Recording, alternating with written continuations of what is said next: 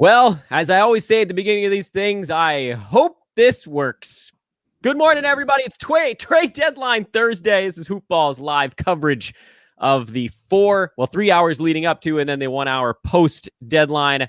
I am Dan Vespers. I will be here with you and exhausted by the end for the full 4 hours. And in segment one, I've got two of my good buddies here from HoopBall, the great Santino Cacone. What's up, Santino? Good morning. Hey, thanks for having me, Dan. It's always a pleasure being on this with you and reuniting with Steve over here. So this is going to be a good one. We're kicking off the trade deadline. Right before we came on, 2 big trades already. We're getting right into it. It's going to be fun.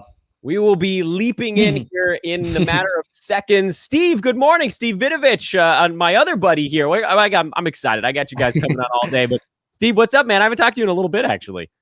Yeah, man, I've been good. I just wish I was in Orlando with all the chaos going on right there right now. But over here in California, drinking a cup of coffee. Glad to be here for the trade deadline. So, Steve, I think, and we'll try to nip this in the bud, I think it might be picking up your internal mic instead of the nice external one. So if you want to piddle with settings while we get things rolling here. Steve, for those who are not aware, is an assistant editor here at HoopBall. Santino runs our DFS division. You've been a part of our fantasy division as well for a couple of years now already. 2 of the best of the best of the best in the biz with their fantasy stuff. What I'll also say here at the outset, and I know everybody's like, tell me about a damn trade already, Dan, is please do, for those of you that are watching here at the outset, I think many of you probably have already done it, but if you have a moment, please click that thumbs up on your YouTube page. Subscribe to our YouTube page. You can follow each of us on the Twitter handles. I think most of the guys coming on here will have the nameplate here at the bottom of the screen with the actual Twitter handles. I went ahead and I pasted them all into the actual description of the show, so you can find it there as well. So please do follow everybody that you see on the show today. Follow our YouTube, hit that thumbs up. All these things are actually really helpful for us in kind of helping to spread the word about HoopBall, about this show. And I'll be bugging you about that. I actually have a timer set on my phone for 20 minutes, and it's going to be looping all day long. So just get used to it, because every 20 minutes, I'm going to be reminding you guys of that. Hello to everyone in the chat room. We're not going to be able to get back with you guys because there's just too much stuff going on. I'm also going to be attempting to keep a running Word document of every trade that goes down today. And also, as we move through topics, I'm going to be trying to tweet about it too. So cut me a tiny bit of slack, cut all of us a little bit of slack as we work through it. But let's go with the big one this morning. The big one is Vooch. And we also have a Delon Wright trade from last night to go over, a JaVale McGee trade from this morning to go over, and Evan Fournier. Those are sort of the 4 that have happened so far, and I'm sure that others will happen as we're breaking down these first few. But Steve, since I introduced you second, that means you get to talk first. Nikola Vucevic to the Chicago Bulls for Wendell Carter Jr. By the way, we don't care about the picks on this show. So I know many of you in the chat and possibly listening will be like, there are picks too. We're breaking this down from a fantasy standpoint. So we're really not going to dive too much into the reality of which team is going to be better 3 years from now. Steve, what do you think about this move? I mean, this is the Bulls pushing their chips in to say, Zach LaVine, we're going to try to win now. Winners, losers. What do you think? How does that Vooch trade shake out? And then Santino, you can just follow him right up. Yeah, from a reality perspective, I like it for both teams. From a fantasy perspective, obviously, Vooch takes a big hit. Let me know if my mic isn't coming through. I think I fixed it. We can still hear you, but it does sound like you're kind of far away from it. But it's clear enough, so I think you can keep rolling. Okay. Well, the Vooch side, I think he takes a hit, unfortunately, in fantasy circles. Wendell Carter Jr. takes a big leap. I think he should be added in all formats. Those are the obvious takeaways. I assume Otto Porter Jr. is getting bought out, but that's just an assumption. I don't know that for sure. I think he was a salary dump, so I don't expect him to play in Orlando. But yeah, I like the move for both teams. I don't really see, from a fantasy perspective, Vooch, I guess, is a slight loser, but obviously you're still holding on. And Wendell Carter Jr. is probably the biggest winner. Santino? Yeah, I think Vooch, I don't think he loses necessarily a ton of value because he is a stud. He's going to be playing with Zach LaVine, and that's what they wanted. He's going to get all the center minutes he can handle because that's literally what they needed. They couldn't make up their mind on who they wanted in Chicago there. Wendell Carter Jr., if he's available now, he's a guy that you want to add. Otto Porter Jr., it's interesting. I know you said he might get bought out, but they might just see what he has left in him to see if they can offer him a low ball veteran contract next year, and see if he'll fit with Isaac and Fultz and Carter Jr. going forward. So we'll have to keep an eye on that. And another guy I would throw out there, if Porter Jr. is bought out, Okeke makes sense. And Mo Bamba is a guy to watch because if this guy sees, I don't think he's going to see a lot of minutes because they are very hesitant to play him, even when Vooch misses time. And he's also a guy who might be traded. But if he ever saw 25 to 30 minutes, he could put up Miles Turner light numbers because of his blocks and threes ability and just the amount of minutes he plays. Yeah, I'm inclined to agree with you guys on this. I think the breakdown on this is somewhat simple. I guess I'll sort of draw a line to someone else that you guys know is a favorite of mine, and that's Thad Young, who had actually been logging a decent number of center minutes for the Bulls. How much does this impact him? I know personally, I'm still holding just to kind of see how this shakes out because he has been such a important piece of what they've done. He'll take presumably whatever minutes Wendell Carter Jr. had before, and then can he, Santino, I'll loop back around the other way here. Can Thad find enough minutes in non-center spots, backing up either Markkanen, backing up Vooch and Markkanen? Is that enough combined? Like, is that 25, 26 minutes? Is that enough for him this year? And yeah, I think that's still enough for him to get a top 100 type value. Depends. I know Lauri Markkanen's a name that's being thrown around in trade rumors still, so he might find himself as a starting power forward. I assume if they still want to, they can put him as now that Otto Porter Jr. is gone, he can steal a couple minutes at backup small forward as well. So I think he has center minutes, power forward minutes, and small forward minutes that he can get, and that's before Lauri Markkanen potentially gets moved. So this guy's been playing great, like you mentioned, and they want to play him as much as they can without taking Vooch out or Levine out of the lineup or Pat Williams. Steve, what do you think about Thad? Yeah, I definitely would hold on Thad and see what happens, how it shakes out. Like Santino said, the Bulls might not be done. Lauri might be on the move. So definitely hold on Thad, see what it looks like. Santino, great point on Markkanen. I hadn't even really considered that the Bulls may not be done here. I mean, it just sort of felt like this was the big one, but they could have other stuff in the mix. Let's pivot to one of our other trades. I kind of want to get the things that happened before we came on air portion of the proceedings done. Rumors are swirling. We'll talk about rumors if we run out of actual things to talk about. The other trade, I don't know. It's hard to describe. It's hard to decide which of the other three is necessarily the most interesting, but I'll probably go to the one from last night when the Kings revealed themselves to maybe, I guess we still have 3 hours to go here, maybe be buyers at the trade deadline. We'd spent the last couple of weeks, I know I have at least, thinking, okay, well, you know, what if Hassan Whiteside moves into a starter's role?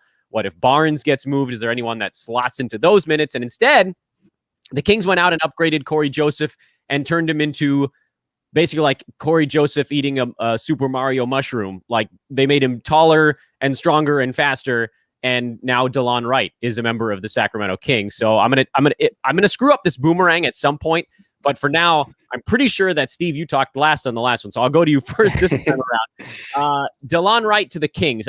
The questions that hit me on Twitter last night were generally the following. Who is the winner in Detroit with Delon leaving? Can Delon Wright hit fantasy value? Is there any reason to look at Cory Joseph? I'm inclined to say you hold on Delon because he can play 3 positions in Sacramento.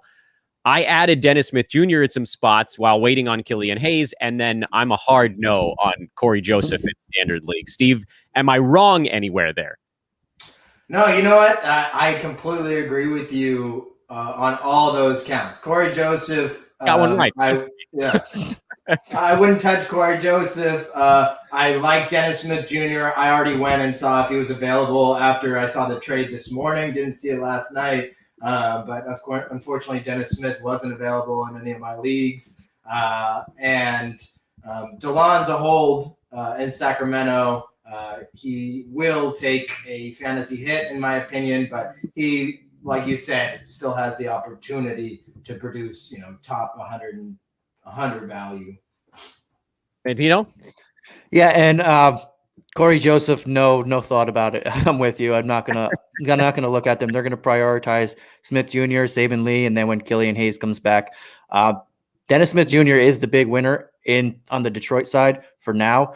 I know Hayes is doing 5-on-5 work. He should be back within 2 weeks, but then it takes like a week to ramp up. So by playoff time, we might have a 3-headed monster there, and I wouldn't hate moving on, but we'll see what happens then. And Wright, I'm holding for now, but I'm not super optimistic that he's going to hold anything higher than top 115. And when during the playoffs, I don't mind streaming that spot if that's the case, just because he does his best work when he is the main point guard for a team.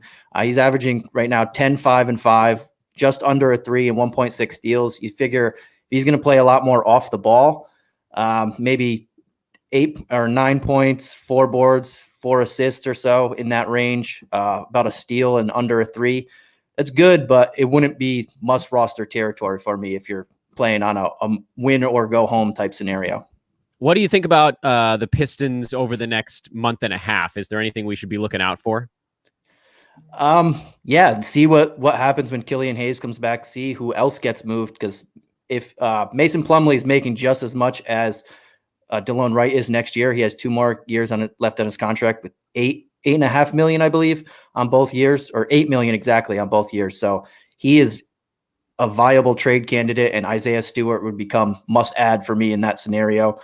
Then you look at what are they going to do with the play, or we mentioned the point guard position. I think DSJ is the best one right now, but Killian Hayes, even as bad as he was, they're still going to want to get him some minutes there. And Dennis Smith Jr. is not a guy who put up huge numbers off the ball. Like when he played with Luka, he was pretty good, but not huge, like must roster type guy. Yeah, you just wonder if there was any adjustment to his game during this sort of humbling he's had over the last, I don't know what it is now, like 2 to 3. What is time, guys? I sort of lost track of what time actually means. Steve, anything to add on the Detroit side? No, I'm definitely keeping my eye on Isaiah Stewart and Sadiq Bey over in Detroit. Those are the 2 young guys that I expect to play big minutes going forward.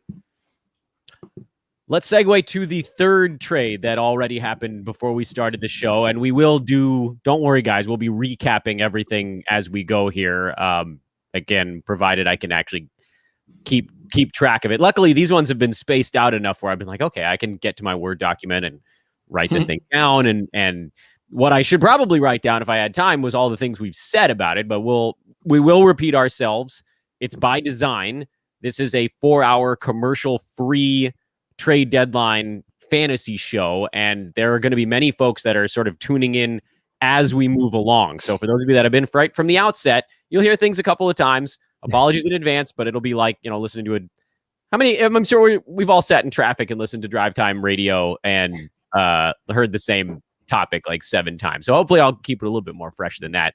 But third trade, and I'm definitely leaving the JaVale McGee one for last, but that actually doesn't mean that it's the least relevant of all of them. Evan Fournier to the Celtics for effectively nothing. The picks. And like I said, we don't give a flying rat's you know what about picks on this show. This is fantasy and fantasy only. Steve, what's going down with that trade? Evan Fournier to the Celtics seems like he's set to be a backup, but is Boston done?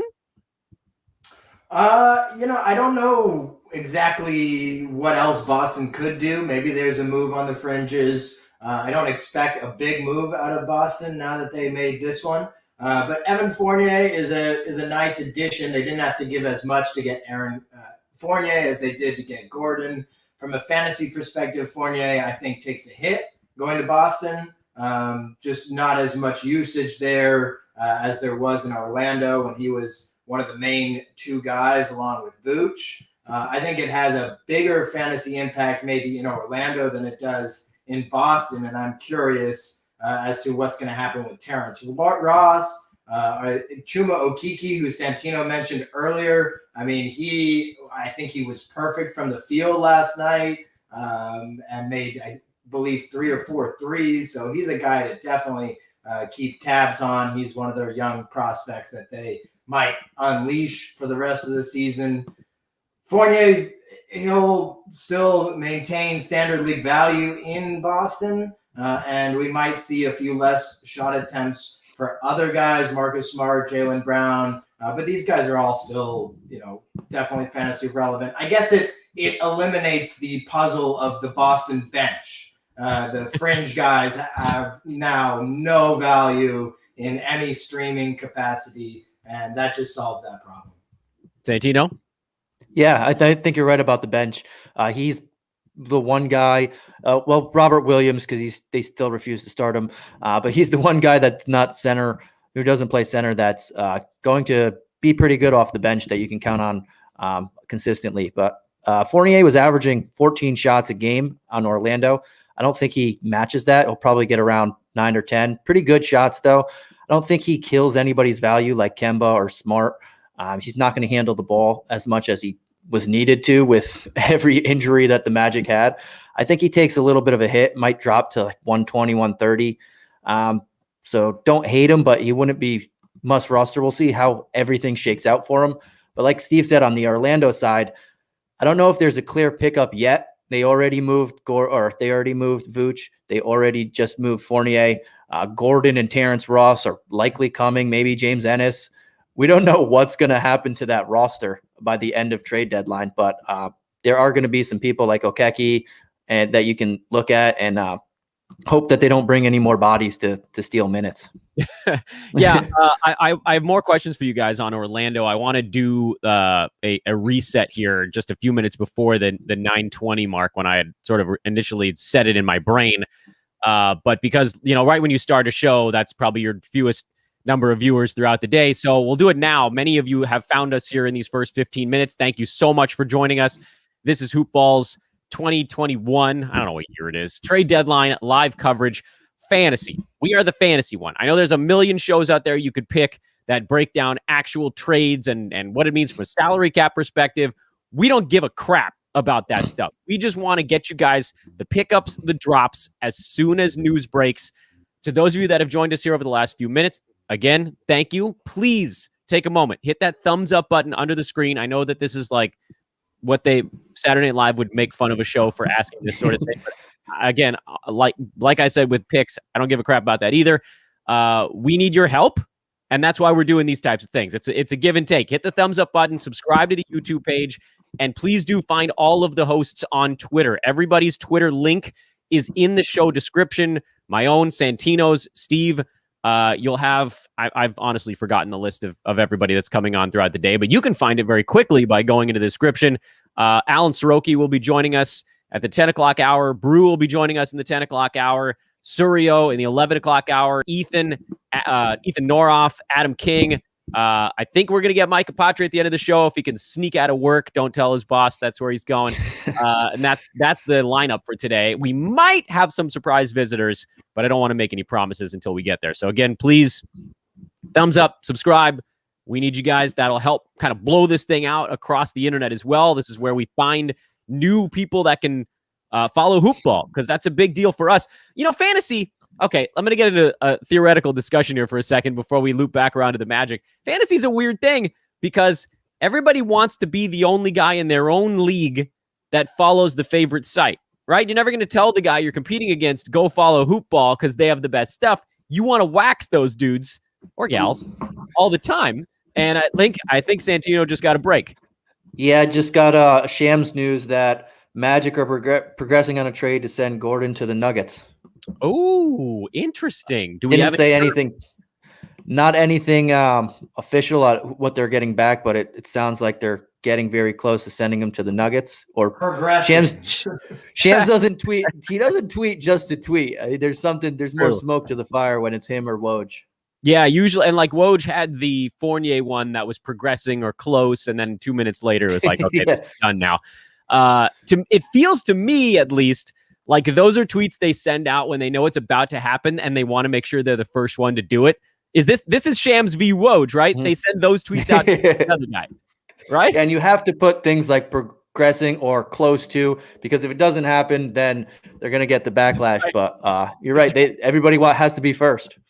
Okay, so let's oh my God. Okay, this is creating a little bit of a mess for me because I wanted to talk about who's going to be left on the Magic. We don't know who'd be going back the other way, and we can't really guess. People are going to think, oh, is it Michael Porter Jr.? Are the Nuggets actually willing to move Michael Porter Jr. for Aaron Gordon? Is that even an upgrade? Is a question. I mean, like, maybe for now, But it feels like Michael Porter Jr. is going to be better than Gordon in what, year and a half? I don't know. Now, yeah, maybe now. I don't know. So let's just wait a few more seconds. I'm sure the follow-up Shams tweet is right behind it. So let's talk about Orlando until we get more details on this. Santino, you had started to mention some of the backups there that could slot into a role. The problem that I've seen with the Magic so far is that a lot of the backups have terrible fantasy game. Do any of them, you mentioned Chuma Okeke, is he the only one? Does he even hit the mark in starters minutes? Like is this going to be Michael Carter Williams taking 34 shots a game? What's actually going to happen in Orlando? Do we know? Yeah, and that's the thing. Gordon, do they get players back for him or just picks? Terrence Ross is probably gone. Do they get players back for him or just picks? I would assume James Ennis is just a pick. But Okeke is a little bit intriguing because he can steal the ball, shoot threes. His field goal percentage has been killer this year, but the more he grows, this is his first real year. He missed all of last year with that injury. The more he plays and grows into himself, I think he'll get a little bit better. And Mo Bamba is a guy, I don't know if they're going to play him more than 15 minutes, but if he can see 19 consistent minutes or even a little bit more than that, I mean, this guy's blocks and threes rate, it's just very, very good. He's more of a deep league ad right now and a guy to watch. I think there's too many just guys to keep your eye on and no one to go out there and add them right now in a standard setting because they don't have the minutes. We don't know if their minutes are going to be there, and we don't know who the hell they're going to get to compete with them. Steve, what are you thinking on this Magic situation? Is anybody, are you grabbing someone here in preparation for the remaining fire sale, or is it just kind of like, well, and does it, okay, let me add a qualifier to that too, Steve. Does it come down to whether or not you have unlimited moves in your league? You know, the unlimited moves doesn't play that big of a role for me at this point right now. Okay. I like to be careful with the moves I make. Okeke is a guy that I would take a flyer on if you want to in a certain league. I do see him playing a lot of minutes as the season winds down. Also, whoever Orlando gets back from Denver, they're obviously in consideration. I assume they're going to get at least one young player back, probably. And my guess would be two young players. I mean, that was what the rumor was before. I think maybe RJ Hampton, Zeke Naji. I don't know if they get Michael Porter Jr. If they do, then obviously, but he's already rostered. I think Bol I wouldn't go and pick up. You got Wendell Carter Jr. He's the big man to pick up in Orlando now. But one of these other guys, like if a Zeke Naji went back there, maybe he could be worth a flyer, worth a pickup. We'll see who they get back, but I wouldn't go out there and just pick up anybody. Okeke's and Wendell Carter Jr. are the two guys for me right now. Woj, by the way, confirming that Aaron Gordon to Denver is very close. Both guys have now sent the very close tweets, which is that means it's about to happen, right? Unless someone sweetens the pot at the last minute. So what does this mean for Aaron Gordon, Steve? I'll come right back to you on this one. He was a little bit of a point forward role in Orlando. It doesn't seem like he's that next to Nikola Jokic. Yeah, it's going to be interesting to see how he does in Denver. It'll be fun to see him on a competitive winning basketball team. Not that Orlando didn't make the playoffs in years past, but this is Aaron Gordon's first chance on a true competitor.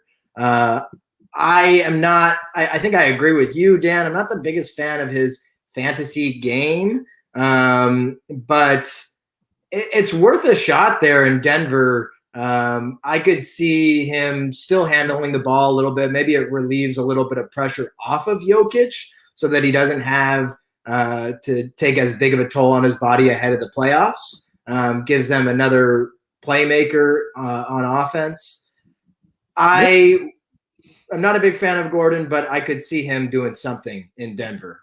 What's he making right now? Because we can start to figure out if someone coming back, there's going to be an old guy going back. Santino, I feel like, who's the old guy going back? Is it like Paul Millsap or Gary Harris or something like that? Is that what we're guessing? They would love to give Gary Harris away. I don't know if they will. Because he has I believe he has another year on his contract. But Gordon's making slightly over 18 this year and 16 next year. So maybe Paul Millsap, because you would assume Aaron Gordon's coming to play power forward because they really needed a power forward. So we're in a waiting pattern here. And I'm also, by the way, I'm trying to figure out a way to get a blip up on the screen, basically to describe what we're talking about at any given time, because it can be a little weird to drop into a live show. Like, what the hell guy are these guys actually talking about? And I'm thinking the only way to do it is, at least simplistically, while hosting a show, is to just type it in the YouTube chat room and put it up on the screen. So that's what I'm going to do right now. And you guys are just going to wait while I do it. But I'm going to do it in a way that's not completely idiotic. So while we're waiting on the news of what's actually shaking out in this Denver possible Gordon pickup, which does seem like it's about to happen, quickly, this would actually be the second move the Nuggets have made this trade deadline. It's the only pre-show move we haven't talked about yet, and that's JaVale McGee to the Nuggets for Isaiah Hartenstein. I'm actually not sure which one it is. Apologies, Isaiah. I'll miss that one up. That's another one. Did we just get something else? Yeah. The notification. It's not a big one, but Washington traded Troy Brown and Mo Wagner for Daniel Gafford and Chandler Hutchinson to the Bulls. Oh my goodness. All right. Okay. Well, this is the fun part, right? Where we have to sort through what we actually want to talk about instead of having a nice slow list of names. I'm trying to decide what's the most important thing to go to first here. Okay, you know what? Let's do a quicker one. Santino, any reason for us to pay any attention at all to the JaVale McGee, Isaiah Hartenstein trade? Is Isaiah going to play in Cleveland? I assume he's Jared Allen's backup out there, and that doesn't generally lead to a whole lot, but you got anything over there, or is that just kind of some centers changed places? Yeah, I think it's just trading places. JaVale McGee, if you have him rostered, you're rostering for his good field goal position and his blocks. I don't think it changes too much there. Isaiah Hartenstein, he just becomes the backup to Jared Allen and not worthy of a pickup. And Steve, I'm actually going to leap straight forward into this most recent Woj one because it actually seems more interesting maybe than I thought. Daniel Gafford. Does he jump onto your radar at all? Because Washington literally wasn't playing. They had three centers, Alex Len, Mo Wagner, Robin Lopez, and not one of them was moving ahead of the others. Is this a chance for Daniel Gafford to maybe try to grab a permanent center job? Yeah, he's had an opportunity in the past, and he disappointed earlier this year when he was the starting center for the Bulls in replacement when Carter Jr. went down. So I don't know if he's ready this season to take on that kind of a role. I wouldn't go out there and add him, but he's definitely in the mix for a starting center job, and I could see it happening. It's definitely a possibility. I wouldn't bet on it at this point. Santino, do we just assume that it's still going to be a three-way center timeshare in Washington? I'm looking for someone to tell me to do something with Daniel Gafford, but I think I'm probably with you guys here. I think Gafford has the highest upside of those three, and if I'm going to take a shot, I don't mind taking a shot with him. More of a deep league shot though, because it's so early in the trade deadline that we're going to get, I believe, better value. And Gafford has a tendency to commit fouls in bunches, so I don't know how much he'll play. And Scott Brooks has a tendency to hate every center that he has, so there are some negative things against him. To where, unless I'm in a deeper league, I'll give it a minute and see what else shakes out on the trade deadline. Okay. So go ahead. Sorry, go ahead. Official trade, by the way. You might have saw it. Yeah, I'm. Do we have all the pieces now? It sounds like Aaron Gordon is for real. Will Barton possibly a third? Is Gary Harris potentially in it? I'm seeing a bunch of different things flashing across my timeline at the same time. Woj, they both. Sham said done deal, didn't have anybody. Woj is saying Harris, Hampton, first round pick for Gordon. Harris, Hampton, first round pick for Gordon. All right, I'm going to write this down on our list. I'm going to put you guys back in the hot seat here. Any thoughts on, Gary Harris has been hurt for the better part of 3 years in a row now, so I'm assuming he's pretty much off the map. But I'm assuming also the Magic were somewhat high on RJ Hampton to make this trade. Is he an ad? Santino, I go to you first on this one. I'm actually intrigued by him, knowing that they don't have any point guards and MCW. Michael Carter-Williams can play off the ball. He's been playing small forward, shooting guard a lot, one of the better defenders. So I'm a little intrigued by him. I don't know how his fantasy game is going to translate. He's probably going to be rough on your percentages, turn the ball over quite a few. But if you're looking for a very low end point guard who can get you 5, maybe 6 assists, about 10 to 12 points, doesn't have any pressure and a couple rebounds, maybe hit a 3, I think he can make for an end of the bench guy. And out of the guys that we mentioned earlier, I think he has the clearest path to value outside of Wendell Carter Jr. and possibly Otto Porter Jr. Of the guys that were still on the team, I should say. Steve? Yeah, RJ Hampton, I would say, especially if you're in a points league, I would definitely go scoop him up. I think he's going to play a lot of minutes for the Magic. They got nothing to play for the rest of the season other than seeing what they have from the young guys. So in a competitive league, maybe you go out and you take a flyer on him. I do like that. He's got an intriguing stat set. Definitely he's gonna be able to score in the NBA. That's for sure.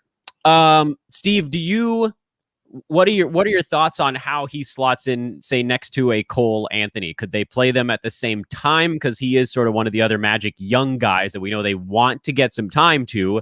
I would assume Michael Carter-Williams is also on the trade block. I don't think they want to play him giant minutes down the stretch. I was sort of being a bit facetious earlier. Steve, can those two guys coexist, Hampton and Anthony? I legitimately don't know enough about either of them because, as you guys know, like Rick Carlisle, I hate rookies. Can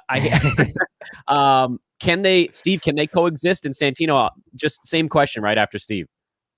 Yeah, I'm not sure if they could play on the same at the same time. They probably, for this Magic team, they probably could. I mean, what do they have to lose in trying it out for 20, 25 games? So they definitely could try it out. Cole Anthony, I think, is still a decent ways away from returning. And perhaps the Magic weren't that high on Cole Anthony in the first place, and that's why they went out and got another intriguing young prospect. I mean, RJ Hampton a few years ago, I think, was one of the highest guys in his class before he went to Australia to play professionally. So I could see them playing together for this Magic team. For a competitive team, probably not. Same question again, Santino. Yeah, and like what Steve just said, if this was a team that was looking to compete or winning games, I don't think they can play together. But I think they're probably going to have to. And I think Cole Anthony is somewhat better as a combo guard off the bench anyway. And RJ Hampton's more natural of a point guard. So it could work. I don't know how many minutes they'll play together. And I don't know when Cole Anthony's coming back. The last couple things I've seen on him, sounds like he's still very far away. So Hampton's going to have all the opportunity in the world to show what he can do. Do we know anything about RJ Hampton's fantasy stat set? I mean, he's playing 9 minutes a game so far. It's pretty tough to know, isn't it? Yeah, he had a couple solid games over there when without all the guys that were missing, like when Campazzo went, we had Gary Harris, Will Barton, a lot of people were missing. I think he could, if he's going to play about 30 minutes a game, he's probably going to, he's going to shoot bad from the field. His free throw shooting is probably 75 to 80% or so. I'm assuming he'll turn the ball over because he's not used to this type of workload against NBA ready point guards. So he'll be bad on your percentages and turnovers, but he'll be a lesser Dennis Smith Jr., I would assume. Like, he can rebound, he'll get a couple assists, maybe hit a 3 or and a half and grab a steal. We've bounced around a little bit, and I'm willing to admit my role in this. Role I've played in bouncing us from trade to trade. A quick recap on the last 5 to 10 minutes of the trade deadline. Aaron Gordon, it seems here, was traded to the Nuggets for Gary Harris and RJ Hampton. Mo Wagner and Troy Brown Jr. to the Chicago Bulls for Daniel Gafford and Chandler Hutchison. Not to be confused with anyone named Hutchinson. There's actually only one N in his last name. I assume he probably has to tell people that all the time. Let's do a little bit of a broad overview here, because we're now 6 trades into the deadline. I think, I don't know if Santino, did I ever ask you about the JaVale McGee trade? I think or one of you I skipped. Oh yeah, you asked us. Okay. I think I skipped one of you on it, so I apologize for that. But then we had breaking news in the middle of it. But I want to give each of you an opportunity here to kind of broad picture what we've gotten to this point. And I'll do it myself as well, because I've sort of, while trying to bounce between Twitter and production on this thing, I haven't offered my own thoughts on it. I think that a lot of us in this moment, in this sort of heat of the trade deadline, and you guys have actually done a really good job of kind of tempering expectations so far.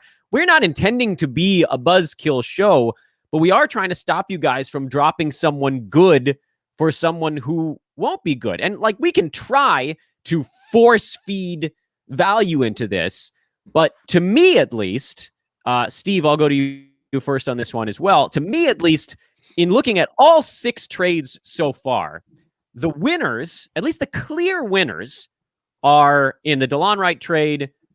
It's Dennis Smith Jr. in the short term is a clear winner. JaVale McGee and Hardenstein, nothing really. Vooch to the Bulls for Wendell Carter Jr. Wendell Carter Jr. is a big winner, going back the other direction in that one. Fournier to the Celtics, there's pretty much only losers in that trade, unless you're looking at the remaining players in Orlando.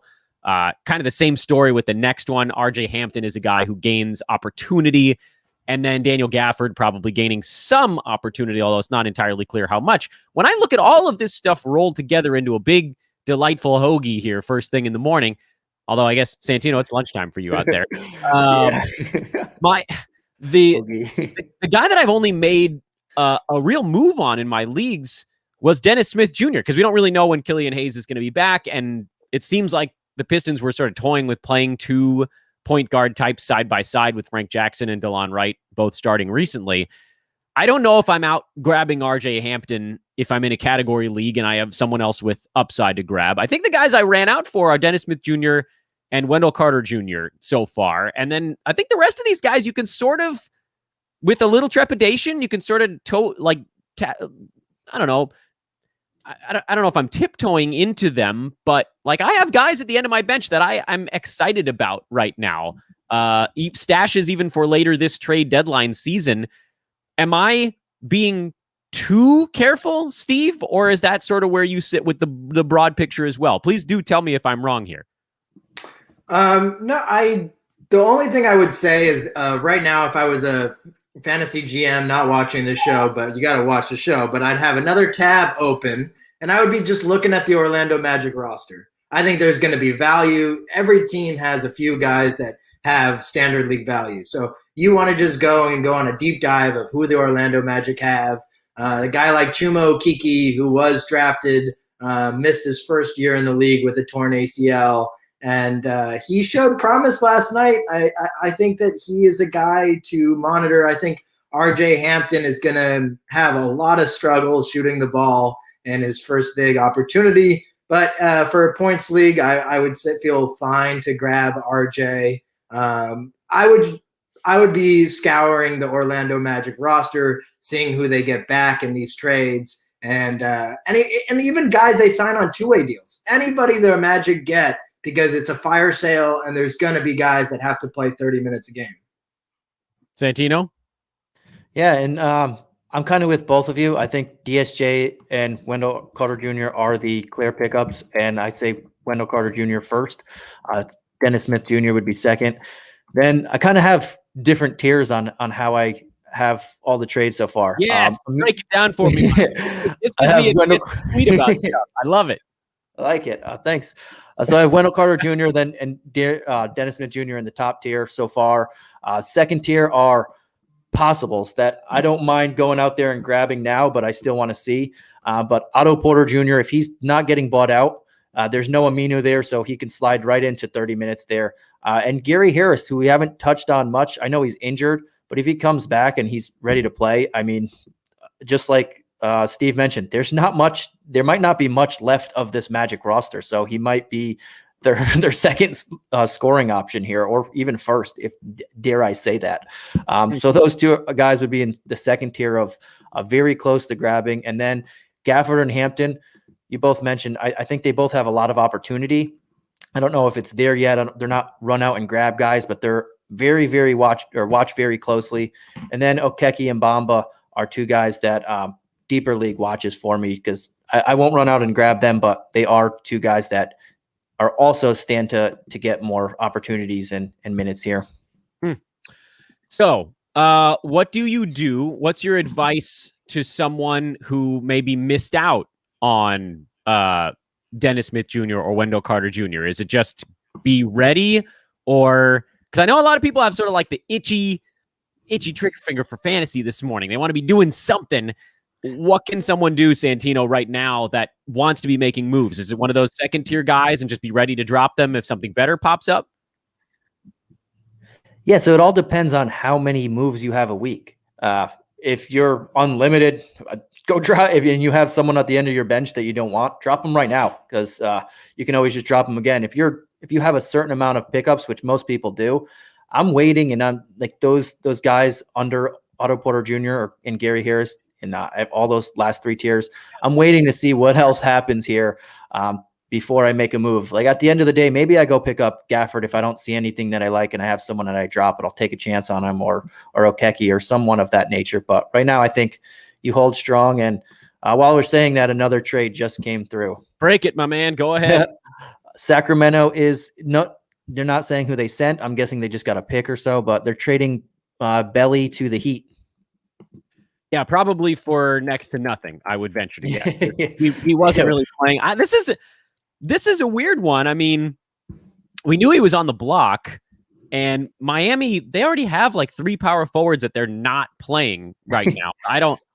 This one strikes me as a big, I don't really care, other than, it's just more available stuff for whoever's remaining in Sacramento. But like, again, Bjelica was playing 10, 11 minutes a ball game here lately. Steve, I didn't mean to ice you out here. Anything from this trade other than like, if you have a king, they just got a little bit more playing time? I mean, like the Kings are, to me, this, like, the only thing this tells me is that the Kings probably aren't trading Harrison Barnes, but I don't really know that for sure. Yeah, this trade doesn't really do anything for me. Bjelica, I don't see him playing much in Miami, if at all. I raise an eyebrow, wonder what this is. Maybe the Kings had to package a second-round pick to get off of Bjelica because they were so they just weren't happy with each other. Bjelica wanted out. Luke Walton didn't want to play Bjelica anymore, so that's possible. I would just ignore this trade. One other comment I would have to say is that this is the anniversary of the Warriors trading D'Angelo Russell for Andrew Wiggins and Minnesota's first-round pick that I was on the trade deadline last year. And I just have to say that that's looked pretty good in retrospect. I remember my immediate reaction was like unsure, uncertainty, and now I am just filled with joy from that trade. So just rehashing the memories of what that was. Memories. Yeah, well, I like it. I think I was on with you. Yeah, I think so. I like you guys because you're free first thing in the morning. Do we need to like play Barbra Streisand's The Way We Were in the background on this one? Shout out to Barbara on this trade deadline show. That was an unexpected reference I was able to make today. You know what I haven't done in 25 minutes is yell at everybody to do the things we need them to do to keep HoopBall chugging the way we have been. There are another trade. All right. Do we get a good one here? Because I was just George Hill to the Sixers, but no players mentioned yet outside of George Hill. Remember when George Hill got hurt like 2 months ago, and then they were just like, we don't need to talk about him anymore. All right. I'm putting a pin in George Hill for just 1 second because I do want to remind everybody that this is the HoopBall trade deadline live fantasy show. We do not break down picks. We don't care about them. We'll touch on reality stuff because it does lend to fantasy analysis, understanding kind of how what players that still exist in a place, how does that translate to fantasy value? But in the general sense, we're looking at these trades from adds and drops in your fantasy league. Who wins, who loses, what does that mean for your teams? And so to all of you that are watching now, a giant thank you as we approach. We are close to 500 live viewers at the moment. So hello to everyone. I am Dan Bespris. I'll be with you here the full 4 hours. I'm joined in this first segment by Santino Cacone and Steve Vidovich, two of HoopBall's finest. Santino running our DFS division. Steve, assistant editor on the full season fantasy side. These guys clearly, as you've seen already, know their stuff. And I am thrilled to be with them. We have an incredible lineup coming up. But what I'll say again is, if you haven't done it already, please, please, please hit that thumbs up button down at the bottom. It's part of what allows the show. I don't know how YouTube's algorithms work, but I do know that the more people are watching something and the more people that are liking it, the more it ends up on other people's feeds. So this is a big day for us to reach new audience, to find HoopBall. So click that thumbs up. Please do subscribe to our YouTube channel because we do have live shows throughout the week. Oftentimes they're sort of like nightly preview type shows, what fantasy things you should be looking for that night. We have some mailbag shows, Q&A stuff that pops up. In this show's description, you can find the Twitter handles of everyone that is currently on it or will be on it throughout the day. So, ours are typed up on the screen. If you're watching live, you can see that. Just type in that or go down and click on the Twitter handles in the show description. Please do give us a follow. HoopBall Fantasy is the Twitter feed for our newswire. And I feel like we may have just had another break. Was that what that noise was? Oh, yeah. Yeah, so they said the players for Miami and the Kings, they said the players who are going to OKC, and then Woj just dropped a Norm Powell for Gary Trent and Rodney Hood. Ooh. Bomb. Oh, here we go. Okay. Steve, break down that most recent one. So that's probably the biggest of the three, while I type all of this into a running document. This is the downside to hosting and producing at the same time. Steve, what do you make of Gary Trent, Rodney Hood going to Toronto? Is Gary Trent a guy you're racing out to grab? Gary Trent on Toronto now, thinking about it, they will probably move on from Kyle Lowry. That seems like what all the indication is. So, yes, I would go out and pick up Gary Trent without Kyle Lowry and Norman Powell. He's going to step into a decent role in Toronto, and he's a bucket getter. I mean, we've seen it in Portland when he's getting opportunity. He just he can score with the best of them, and he's streaky. So there will be times where you're worrying about his efficiency, but I would say Gary Trent is a pickup for me. Not as good as a Wendell Carter Jr. or maybe even a Dennis Smith Jr. I don't know if he's in that tier one. I'd like to get Santino's take on that. You think he's in that tier one for you now, Gary Trent? Or I think as of right now, I put him in that second tier just because I don't know who they're getting back for Kyle Lowry. If they get Tyler Hero or Duncan Robinson or someone from the Sixers, I don't expect him to start. They still need a center, but they might just go back to putting Siakam at the 4, OG at the 3. You have Van Vliet, and then depending on who they get in that Kyle Lowry trade. But if he's going to start and he's starting at the 3 or going to see 30 minutes, I think makes for a really solid pickup here.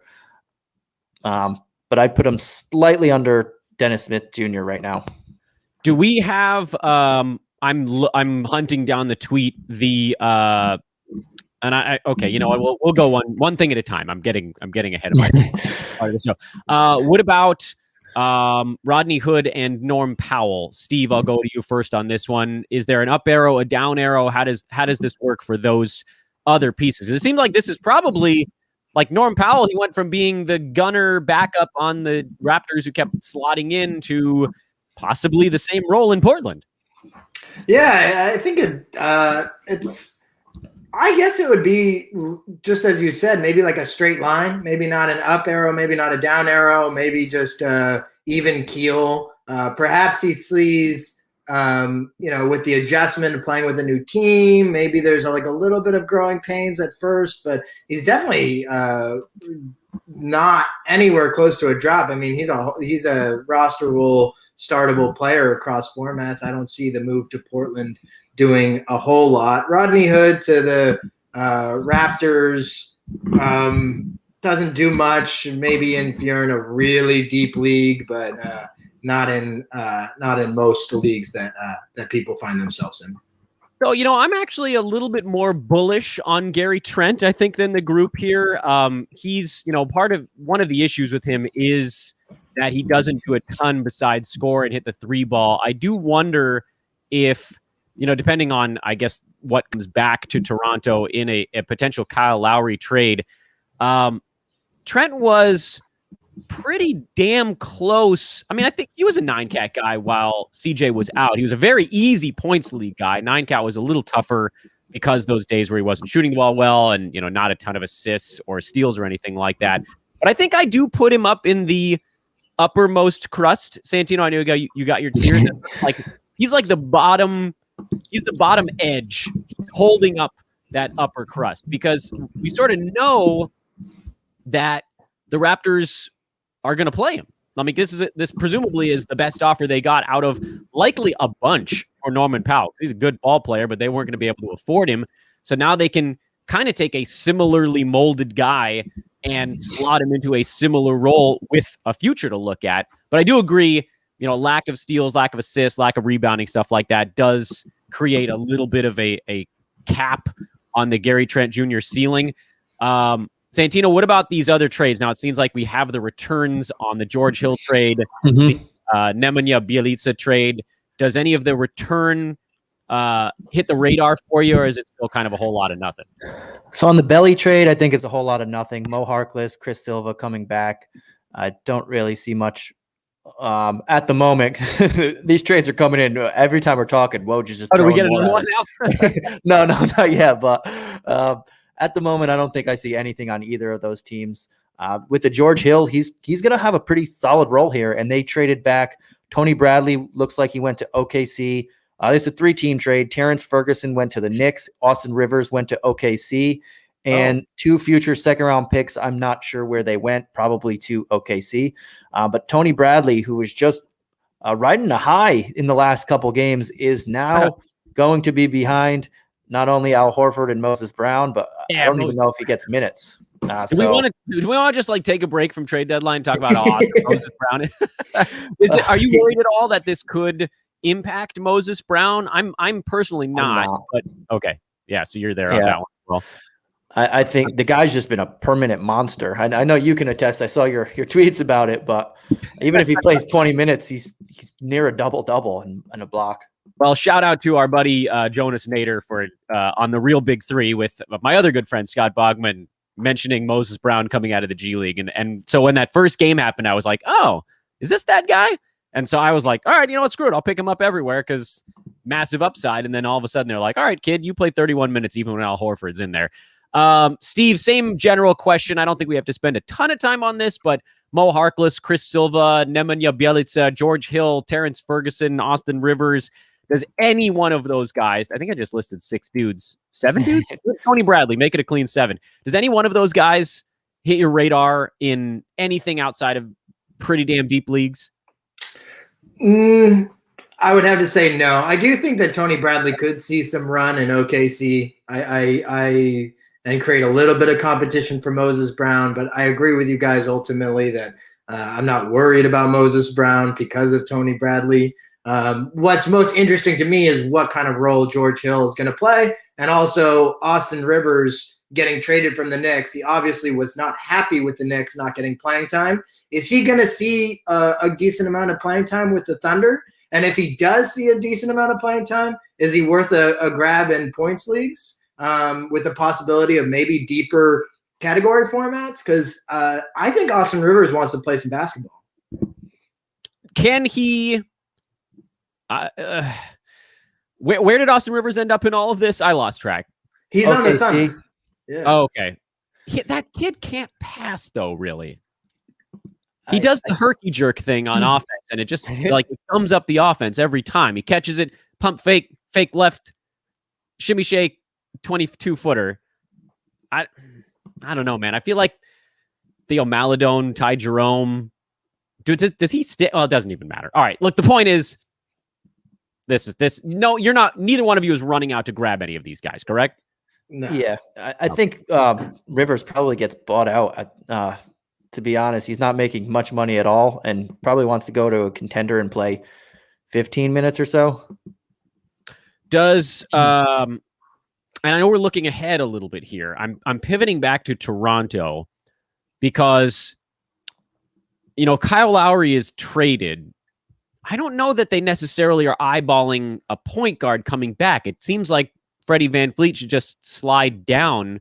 Toronto is probably targeting a big man. So I know I'm spending a lot of time on Gary Trent Jr. here, but it seems like he could just be their starting shooting guard going forward. No, Steve? Yeah, I definitely see that. Gary Trent Jr., I am starting to see him in that like tier 1 bucket with Dennis Smith Jr. and Wendell Carter Jr. The bottom of it. The bottom of it. Like Santino was saying too. I mean, there's a chance that that he is standard league relevant for the rest of the season. I mean, I see it as a real possibility. I still want to see that Kyle Lowry trade happen because, just because something is rumored as intensely as it is doesn't always mean that it's going to happen. But if that Kyle Lowry trade happens, then yes, 100%. Does anybody know the player that Woj just tweeted about to finalize the George Hill deal? Looks like Iggy Brzdakis. Oh, yeah, I didn't get the tweet yet, but I like Iggy. Do you know did they say where he's going? Philly.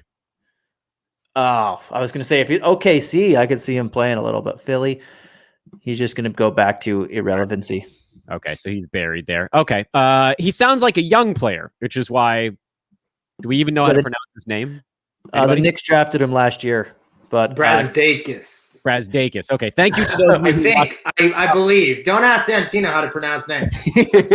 That's why I keep saying nicknames. That works. This is why I don't even fill out a March Madness bracket. I literally watch zero college basketball. So then when guys come in and they're like second rounders who are going to sit on a bench, I'm like, all right, look, I got room in my head for about 400 NBA players. If you're outside that first 400, no, not. I'm not going to be a part of this thing. I know we're running out of time actually with some of you guys, although I don't know, maybe if you're free, you guys can obviously hang out as long as you want. You will not be punted from the show. I just know that this is a long day of grinding out trade stuff. So before we hit the top of the hour, I want to remind everybody once again, please do check out Santino and Steve on Twitter. Their amazing work at HoopBall. Santino, again, running our DFS division with Micah Patria, a lead host on DFS Today, the name of our daily DFS podcast. You guys, Santino, you're nuts because you're doing it 7 damn days a week. Every day, they have a DFS completely free podcast that helps you guys break down the card and set your lineups. Just incredible work over there. Santino is Santino Cacone. You can see his name on your screen on Twitter. Follow him immediately. Immediately. Stop what you're doing. Follow. Same deal for Steve. And Steve, I want to make sure I get your Twitter handle right because I don't think it's just straight through your name. Yeah, Steven. Okay, so it's you've got it on your screen there. STEPHEN Vidovich on Twitter. Steve, again, one of our assistant editors on the full season fantasy side. Behind the scenes, running all of our premium Discord live chats. You ran our live video shows forever. You've got weekly articles that are coming out. These guys are the tops, man. I know that sometimes you're like, you go to the biggest name spot, but that is not always the biggest name writer. Knowledge. That is what we're trying to bring to you guys here at HoopBall every day. We are the scrappy underdog that will win out because we just work harder and know more. And these two guys are a big part of that. So follow them on Twitter immediately. Also, click that thumbs up button on this YouTube show. Thank you to everybody for watching so far as we complete hour 1 of our 4-hour process. Guys, if either of you has to go now, I'm giving you an opportunity to wave and say farewell. If you're just cooling, just do nothing. Okay, then. All right, great. We're rolling with these dudes. We should have Alan Soroki here in a matter of seconds. I think he might even be in the studio waiting area. And boom, there he is. Hey. What's up, Alan? Good day to you. How's it going, y'all? Can you hear me? We can hear you loud and clear. Alan Soroki, rising superstar in the fantasy world, part of our pregame hosting lineup these days. You also have a weekly article, if I'm not mistaken. You can see his Twitter handle on screen as well. I have to refresh my YouTube screen to make sure that I'm getting everything up to date with the rest of it. Although I think the Twitter handles disappear when I put up a topic on the screen. So perhaps I need to take that down. This is how do I even get rid of the topic I put on the screen? See, this is the problem. There we go. Now you guys got your Twitter handles back up there. So that's where you can find these guys. And that's important because Soroki, not the world's easiest last name to find on the internet. But he's out there. Alan, what are you thinking so far? I want to give you guys, because Steven and Santino, we've had a lot of stuff to break here this first hour. Give me the overview so far. We've had what are we at now? 1, 2, 3, 4, 5, 6, 9 trades to this point, assuming nothing's broken while I've been talking here. Who are some of your favorite up arrow guys so far? Yeah, so it's been coming fast and furious like the last 20 minutes, really. They've really been churning out. It's not like there's no obvious pickups here in my mind yet. I mean, we've seen some interesting names float around. You guys had a nice conversation about Gary Trent Jr., which I feel he's like the safest bet at the moment to step into a role where he'll have something going on. Like we got a good taste of him when CJ McCollum was out. He's been a scorer in bunches and he'll get some steals here and there, but not the greatest 9 category league guy. He might still be a top 100 perhaps, but he's like the most obvious. The guy that I'm interested in, that I've taken just a little flyer on to see what happens, is RJ Hampton in Orlando. I just find that to be an interesting situation. Guys getting cleared out. In fantasy, it's always about role and opportunity. That's king at the end of the day to getting towards value. And he's a relative unknown as a pro. But I mean, who's left in Orlando to take opportunity? I mean, I don't know what to expect, but if there's someone on your team who's just not doing anything for you, I don't mind taking the gamble, at least for the moment. If you have ads limits, maybe you hold off, but he's the one that I'm watching with a side eye. Is like, maybe there's more here than we're giving, than we initially feel, just because we don't really know what to expect from him. Santino, reaction to the Allen breakdown so far? Yeah, I have Hampton as in my third tier of a guy that I'm watching, not fully going out there to grab in standard leagues, but he mentioned the opportunity, and that's half the battle in fantasy here. So he's a guy for me that I'll watch, but I still have like him under Gary Trent, Wendell Carter Jr. and that tier. Oh yeah, and I mean Wendell Carter is absolutely going to take the jump up. I mean he should be rostered in a lot of settings as is already. I mean I know he's dropped recently because of the shift in Chicago, but he absolutely steps into a larger role with Vucevic left behind. And yeah, he's in the tier above for me as well. Steve? Yeah, one guy that I'm still like trying to figure out what I think of him is George Hill on the Sixers. That's like something that's just scratching my head fantasy wise. What kind of role does he see with the Sixers while Joel Embiid is out? When Joel Embiid comes back, I mean, he's a great shooter. He has the opportunity maybe to produce low end standard league value. There are rumors flying around that maybe Danny Green is not going to be in Philadelphia much longer. Is George Hill a pickup? I'm like wondering that myself. Like, what tier is he in? I think he might be a low end standard league pickup in Philadelphia. You got any thoughts on George Hill? Alan, I'll pivot back to you here. Yeah, I mean, he remember we were looking at him at the beginning of the year when he was playing 25 minutes a night.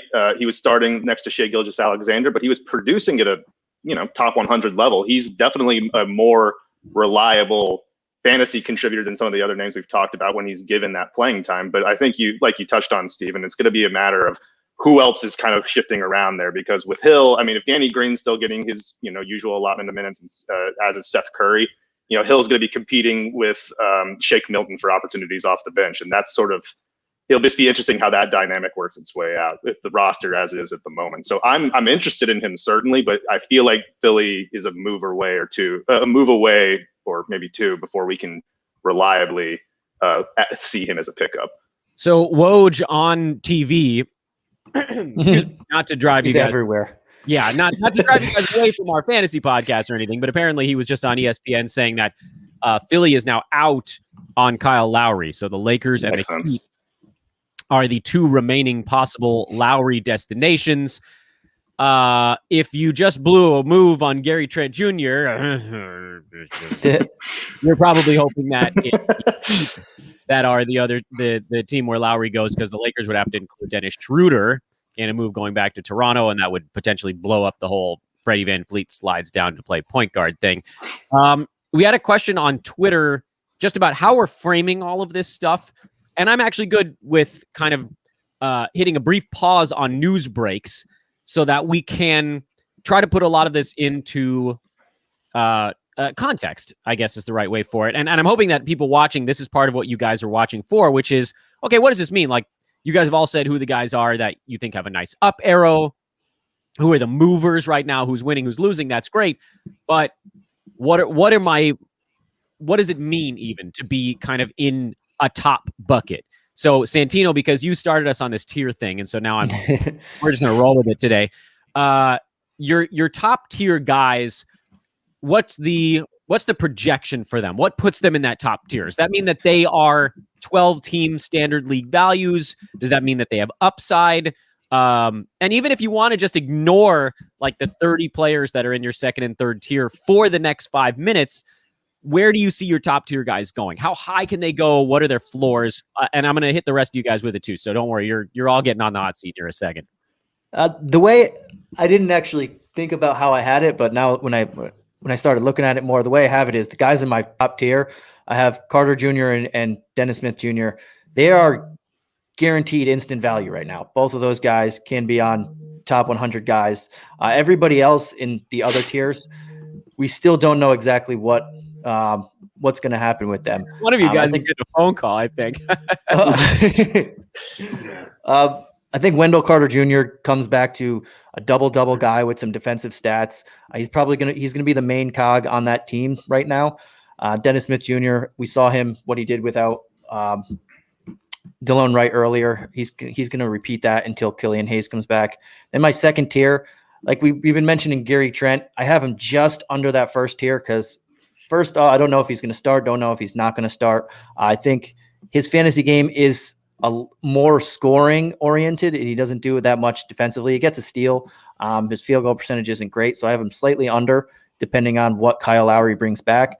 And then two guys that I'm interested in just because of the opportunity in Orlando: Otto Porter Jr., Gary Harris. Not huge on them. Their downside is just as high as their upside, and that's why I have them there. I wouldn't run to grab them. And then in like the third tier, I have Gafford, Hampton, Okeke, guys that very intriguing to me, but in standard leagues, I don't know if I want to run out there and grab them with 2 hours left till the trade deadline, unless you have people that you just don't care about on the end of your bench. And I'm flipping a coin here on who gets to go next. So Alan, we'll go to you on this one. Your heads. What sort of target do you have for your upper tier guys here rest of season? Like what do you need to be expecting from these trade deadline winners to go get them? Who would you be willing to drop to go get them? What is the rest of season outlook? So for me, the guys that I'm prioritizing are the ones I just feel have the best chance at cracking the top 100 window. That's usually where my bar is for whether a guy deserves, more attention than someone else. And the people that I'm sending out are just people who have limited upside, guys that are maybe top 120 players. 20 spots seems arbitrary when we talk about it like this, but there's a notable difference in the type of quality of player. And, as far as what I'm prioritizing, it's just all comes down to opportunity. I mean, let's talk about Gary Trent, why he's in the top tier for us. You look at that stretch without CJ McCollum in Portland. It was about 20 games or so. In that stretch there, 25 or so, Gary Trent was at that mark. He was a top 100 guy in 9 category leagues during that stretch. Now, it was on some extremes. He was averaging 17 points per game, and he was hitting about 3 triples. He was playing 34 minutes. If he's playing that amount of time, you're probably going to get to that threshold that's worth being on your roster and being productive for you for the rest of the season. I mean, we all, like you've noted with Santino last with his holes, he's got the field goal percent is not ideal. The free throw percent's okay, and he does provide, a steal here and there. But if our expectation is that Gary Trent is walking into a Raptors situation where Powell's gone and Lowry's likely gone, we're kind of hoping that he's playing a starter's load to justify grabbing him in one of these spots. So yeah, you're mostly, in my mind, if you're making pickups, you're looking for opportunity to walk into, and you just need to sort of understand these guys' stat sets too, and how they can help your teams and where their deficiencies are in particular that will keep them outside that window to really kind of elevate you. Are any of the guys that we've been talking about, Alan, I'm going right back to you here, and then Steve, you're next. But since I've already got Alan going, I'll follow up. Yeah. Do any of them have upside beyond the top 75, do you think? Or is that like, we don't have that one guy so far that's just blow the roof off the building? Yeah, I don't see it really. It's for me, it's sort of if you're looking at anyone who has even a chance, it's not going to be Gary Trent. I think his upside's kind of limited there. You look at the guys you look at what's going on in Orlando, and with the team just completely shifting everything. I mean, this team ran their offense through Vucevic, through Aaron Gordon, and through Evan Fournier. They're about to change everything. Yeah, they're all gone. By the way, did you guys all see the Terrence Ross tweet? I retweeted it. Yeah, that was stellar. What did he? Terrence Ross gets the official winner of the day award. That was the captain. Yeah, the Captain Phillips meme of "I'm the captain now." Yeah, he is.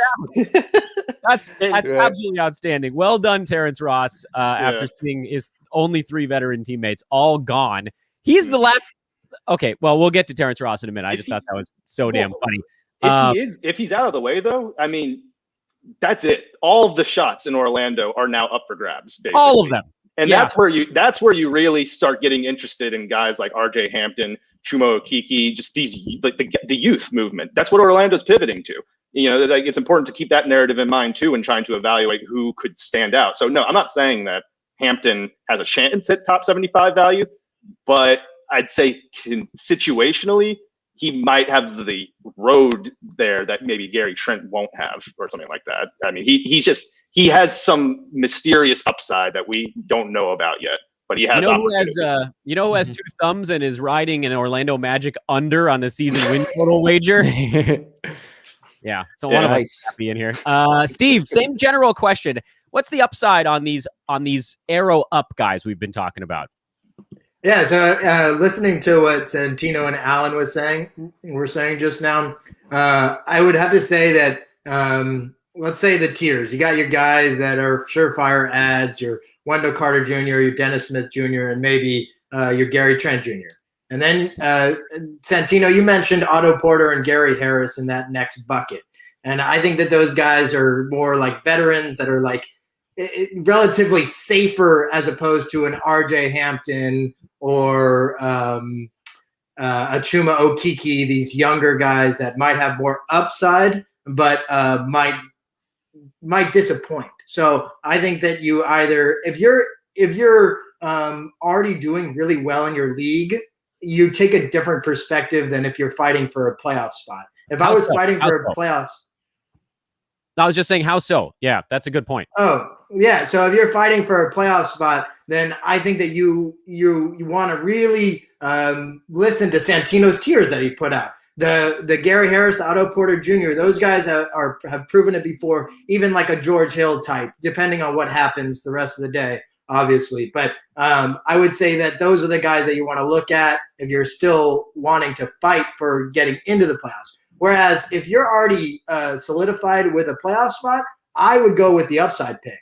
I would go with the basically look at the Orlando Magic roster, try and find where those shots are going to come from, who's going to be the most efficient with them, and I would go with that route. So I think there's a few different ways of looking at the trade deadline from a fantasy perspective, and it always matters where you're at in your standings and who you're going to drop for that said guy. Those are the 2 huge factors in making an add or drop in fantasy. By the way, again, monster thank you to everybody that's watching the show right now and so far. I feel pretty confident in saying we are on pace for our biggest ever trade deadline live fantasy show, and a lot of that is because for the last 2 days I've been basically begging people to pre-like this video. And so a lot of people were able to find it right out of the chute. Many of you watching this show have probably never heard of HoopBall before, and that's awesome. So welcome. This is the most fun 4 hours of the fantasy basketball season. This and I guess during your fantasy draft. So really happy that you guys could join us here. We're a quarter past the hour, 75 minutes into a 4-hour show. Again, monster thank you to everybody that's tuned in, that has liked something, subscribed to something over the years for us here at HoopBall. Please do take a second now to hit that thumbs up just under the video. I know there's many of you that are watching now that weren't 20 minutes ago. So hit that button. That's going to continue to blast this thing out across the internet. Subscribe if you haven't already. We don't do 4-hour shows all the time, but we do actually have 45-minute shows. Alan, you've been a big part of those. Actually, I'm going to give you the floor here. Do you want to tell people what our pregame YouTube shows are like and why someone might want to tune in? Yeah, no, they're a lot of fun. We're trying to churn these out, every weekday. The pregame show is we do it an hour before lineup locks, and we just go through the card. Every single every game, every team.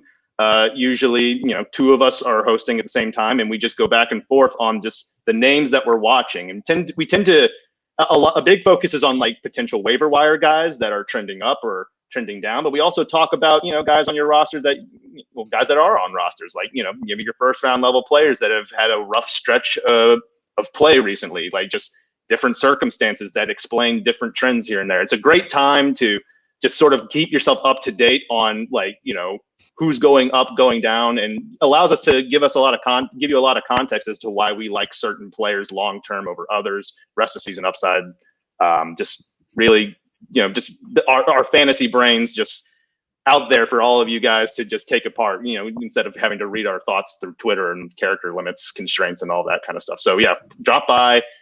We do these shows as often as we can, and there's a lot to learn from them.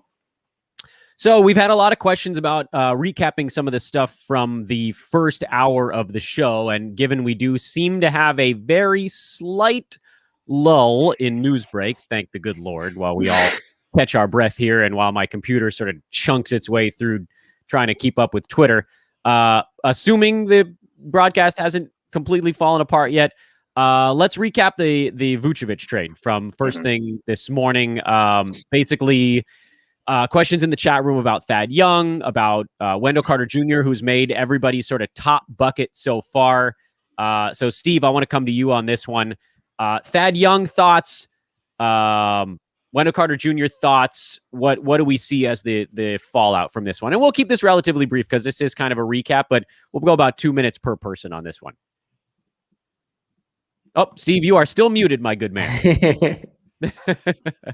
So I'm back. I got a phone call from Comcast trying to sell me something earlier. I'm here now. So Comcast. I'm going to head out after this little tidbit. One thing I wanted to say is that Santino, I wish I was beating you in our fantasy matchup this week. You currently have the edge on me. And I wanted to say that I was beating you on this, but I can't right now. So props to you. On Thaddeus Young, I'd say he's a hold for the Bulls right now for sure. I mean, he's been playing way too great. He's they were not going to trade him because he's just such a great piece of their locker room. He's a great fit. He's just incredible for the Bulls right now. Would not drop him. He's a hold. Wendell Carter Jr. to the Magic. I really like that. It would be nice to see Kem Birch moved somewhere else, just because he seems to soak up a lot of the big man minutes. And I hope it doesn't get to the point where he's starting over Wendell Carter Jr. and Mo Bamba. I just don't see that happening with the way the Magic are blowing it up. But it's something to monitor. I kind of want to see Kem Birch moved to maybe a contender. Maybe he could give them a few minutes off the bench. As far as I think that was the only question you asked me about Wendell Carter, Thaddeus Young. There's so much going on, I do have to say George Hill to the Sixers is intriguing for somebody who maybe is solidified, or maybe you're fighting for a playoff spot, or maybe you're still you're solidified in a playoff spot. I kind of do like George Hill on the Sixers. Like, the more I think about it, the more I think I would take a chance on him as a low-end point guard like he was with the Thunder early on. Ben Simmons isn't your typical point guard. Shake Milton, he's still pretty young. I don't know if he could help them win as many games as George Hill can. And, George Hill is a terrific shooter. So those are my closing thoughts there. And definitely subscribe, thumbs up, all the stuff for HoopBall. Steve, I got one parting question for you before I tell everybody again where they can find you. And that is looking at I want to make sure that I'm phrasing this thing the right way. You know what? Screw it. You got a busy day ahead of you. You got to deal with Comcast. I'll bug you on Twitter. I'll bug the other guys. Steve Vidovich, ladies and gentlemen, a tip of the cap to you, sir. And off he goes. He is Steven Vidovich with a PH on Twitter. Again, everybody's Twitter handles can be found in the show description. I'm going to click off that message so you can see them right there on your screen. At Dan Vespris, at Alan Soroki, at Santino Cacone. If you want to give any of the three of us a follow on Twitter, I would thank you in advance for doing so. He was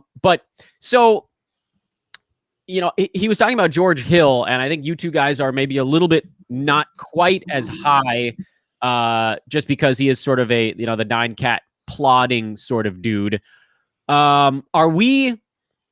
And this is where it's easy to sort of get lost in the weeds a little bit here. Santino, first, again, are the three main guys... I mean, you guys, I guess you can just nod if you agree with this. Are the three main guys so far Wendell Carter Jr., Dennis Smith Jr., Gary Trent Jr., and then, Alan, you may have had some others to sort of add on to the end, but Santino, is that your top three so far? Kind of. I have just the first two in my top tier, and then Trent Jr. is in my second tier with Otto Porter Jr., who, outside of Wendell Carter Jr., I think Wendell, I know you mentioned who's a top 75 guy who can bring top 75 value. I think Wendell Carter can, and him and Otto Porter Jr., to me, right now are the only two that can crack the top 75. Not saying that they will, but Otto Porter Jr. has done it before. And if he's going to be, I don't even know if they keep him. So there's so many questions. That's why he's not in my top tier. But if he manages to stay in Orlando with whatever pieces they still have remaining, and he's healthy enough to play 29, 30 minutes, he's the highest upside of anybody that's traded right now, because we've seen that happen before in Washington and when he first got to Chicago. But he comes with so much baggage and so many question marks that I would rather just go with Wendell Carter Jr. and be a little safer there. Alan? Yeah, Wendell Carter Jr. is the easiest to say is stepping into a situation where he'll see an increase in value and might get close to that top 75 range. And to go back to the names that you listed, I'm like high relatively on Gary Trent Jr. Like I do think that he has a chance to produce the rest of the way. I don't know what degree that will be. Dennis Smith Jr. I'm interested in, but only so far in, as long as he's got that job without Killian Hayes, who sounds like he's coming back pretty soon. They've indicated that he's ramping his activity up in practice, and there's definitely incentive for the Pistons to play him a lot, given the draft capital they invested in him. And I mean, the season's still going nowhere. I'm interested. I'm interested in RJ Hampton and Daniel Gafford purely as upside with unknowns. Hampton, like I mentioned, he's going to step into wing minutes in an Orlando offense that's going to be completely reconfigured. And Gafford, I mean, I've gone on the record numerous times when we do those pregame shows. Whenever we get to the Wizards, I'm just like, let's just skip these guys. I don't care. I don't want to talk about Robin Lopez anymore or Alex Lynn.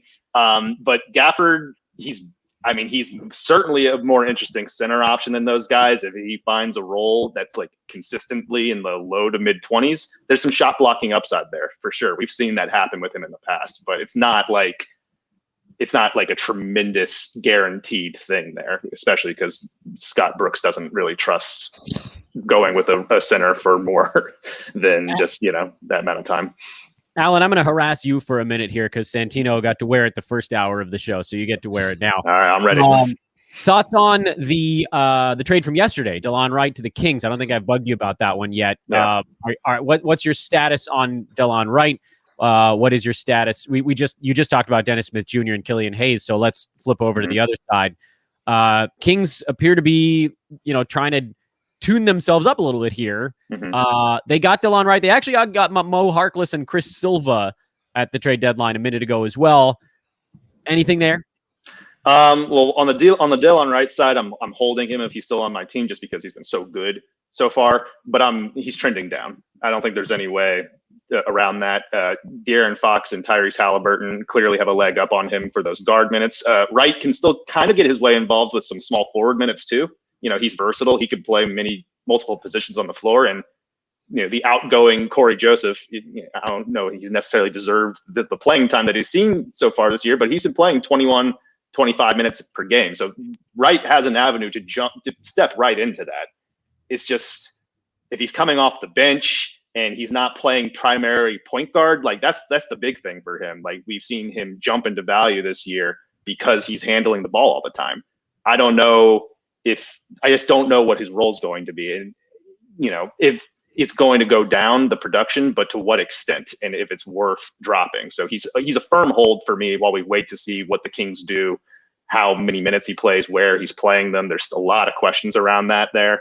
And, the other stuff, the Nemanja Bjelica trade pieces. I mean, Chris Silva can play some backup center minutes if they ship everyone out of town, I guess. But there's nothing really else going on there. And then we've been requested via the chat room to recap the Aaron Gordon trade as well. Alan, I think you've touched on some of these players. We all have kind of tangentially while we're talking about our favorites, biggest winners, biggest losers. What do you see happening to Aaron Gordon in Denver? What about I think you talked about RJ Hampton a little bit already. So Denver also acquiring JaVale McGee. So I guess we can lump all of this together. What do you make of the Nuggets situation going forward? Since we thought there was a tweet that came out that was like, oh, it seems like Will Barton's probably going to be on the move, but he isn't so far. It was Gary Harris, who hasn't played but for a couple months here and there. So what do you make of the Nuggets, Gordon, Hampton, all that stuff? Just quick rehash of that one. So the Gordon trade, it's notable that, Gary Harris hasn't played in over a month. RJ Hampton wasn't playing at all. So you're bringing in a guy in Gordon who's expected to play starters level minutes, and he's not really taking anyone's role that we've been accustomed to so far. So it's going to create questions about just who's going to get phased out here, because that's going to happen. Paul Millsap, he's been starting all year. I'm sure that's not going to continue with Gordon now taking likely the starting power forward job. What's his role in the rotation? Michael Porter Jr., we've seen really take a step up playing power forward primarily because it allows him to rebound a little bit more, focus a little bit more on those big man stats. Is he going to be the primary small forward now? If he is, what does that mean for Will Barton if he's still on the team? It's just, there's a lot of bodies there now that are going to be vying for playing time. Obviously, you trust Jokic and you trust Jamal Murray, and you assume that Michael Porter Jr. is still a top 100 guy. They'll probably find the minutes for him still. But there's some enthusiasm that's kind of been sapped here from a fantasy perspective. Aaron Gordon's such an interesting name because everyone, we see the counting stats and you assume, well, that's a fantasy guy right there. He's 15 points per game, 6.6 rebounds, 4 assists. That's all great stuff. The percentages are bad and the turnovers are bad. He's rough to trust in category leagues. And we don't even know how much playmaking he's going to be doing, stepping into a Nikola Jokic run offense. Do those 4 assists come down? I think the real life fit is fantastic, and that might bring out other elements of Gordon's game. But I don't know if he's a 9 category league reliable player. And I think that as far as questions are concerned, the Nuggets have as many as anyone for the other peripheral guys on the roster. Brief stoppage here. Remind everybody once again, please do click that thumbs up button down at the bottom of your screen. Help us blow this thing out. This is just your fast refresh. Big deal. Subscribe, like. You guys know the drill. If you've been enjoying this thing so far, Alan, I'm just going to keep peppering you here while we play catch up.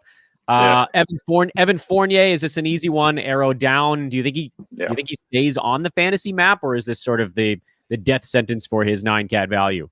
If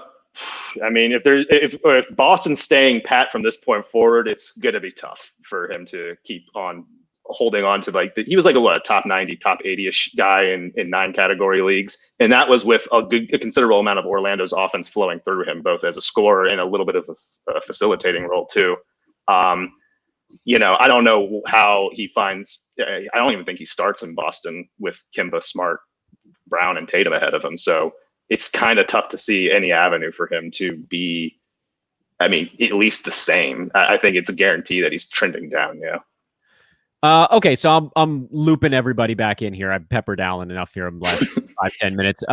One player we haven't really talked about it much because it seems like he's not really in the plans is Otto Porter Jr., who ended up in Orlando as part of the Nikola Vucevic deal.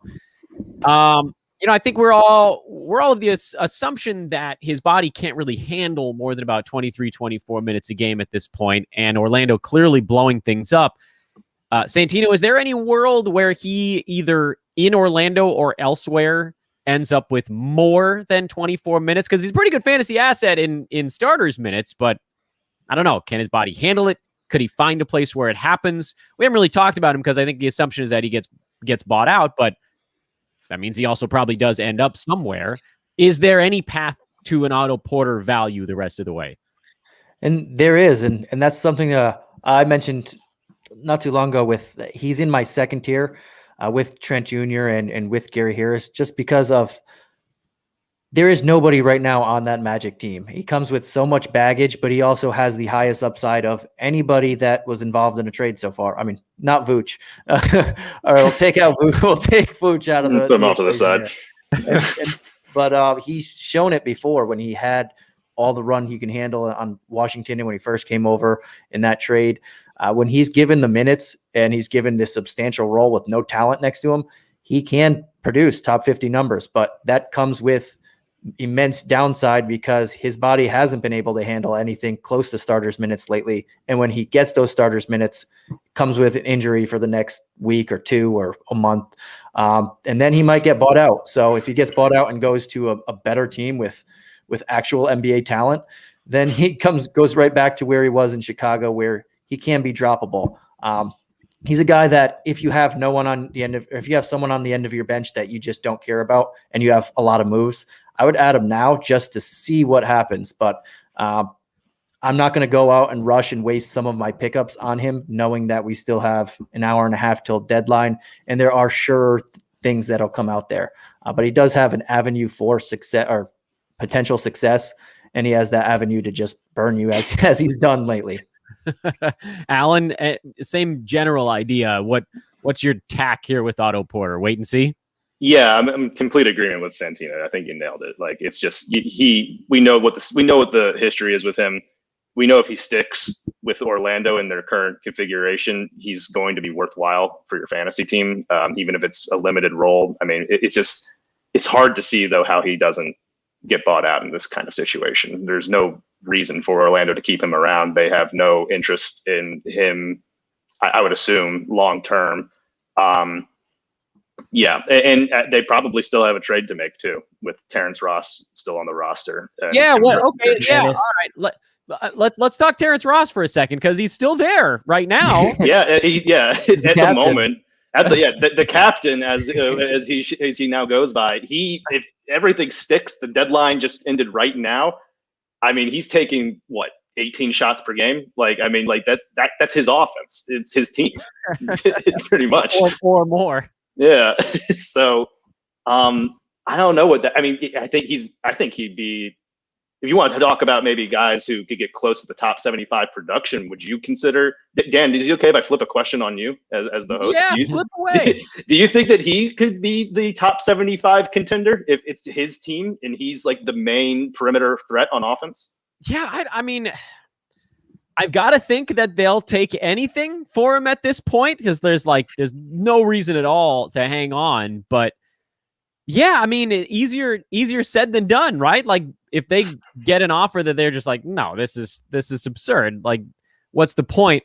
We need to at least put a product out on the floor that's has a veteran leader involved. That we can't lose by 40 every night. That's not actually good for the young players. Yeah. I would say there's like 85% chance he gets moved. Yeah. Wouldn't you think? Something like that. I'm operating on the assumption that he is moved, but I mean, we didn't think that Vucevic was going to get moved today. Maybe we get surprised again, and Ross is just he's left over. He's going to want him. Yeah, I mean, he is pretty solid. It drops $1 million next year, and then $1 million the year after that. So it's like a downward contract where I believe 12.5 next year, 11.5 for a shooter, and a guy who can play defense on the wings. That's what people are looking for. And like you guys said, if he stays. How many shots do you think he takes? 23, 24? Dwayne Bacon. They're going to be taking everything. Oh, my Lord. What a time. What a magical time. I do think that Dwayne Bacon's probably sticking on that roster regardless, though. And he's he actually is probably going to take a considerable amount of shots. Yeah. And I don't think that's a good thing for fantasy purposes. I mean, he needs like 15, 16 shots a game to hit fantasy value, right? Because what else does Wayne Bacon do? Anything else? I mean, we've watched him fill in here from time to time, and he's been not like he had a 21-point game. That was okay, but he doesn't rebound, he doesn't assist, he doesn't get steals, and it's not efficient either. It's of all the pregame shows that we've done with Orlando over the last few weeks, where they've got all these guys out, Dwayne Bacon's name has not come up.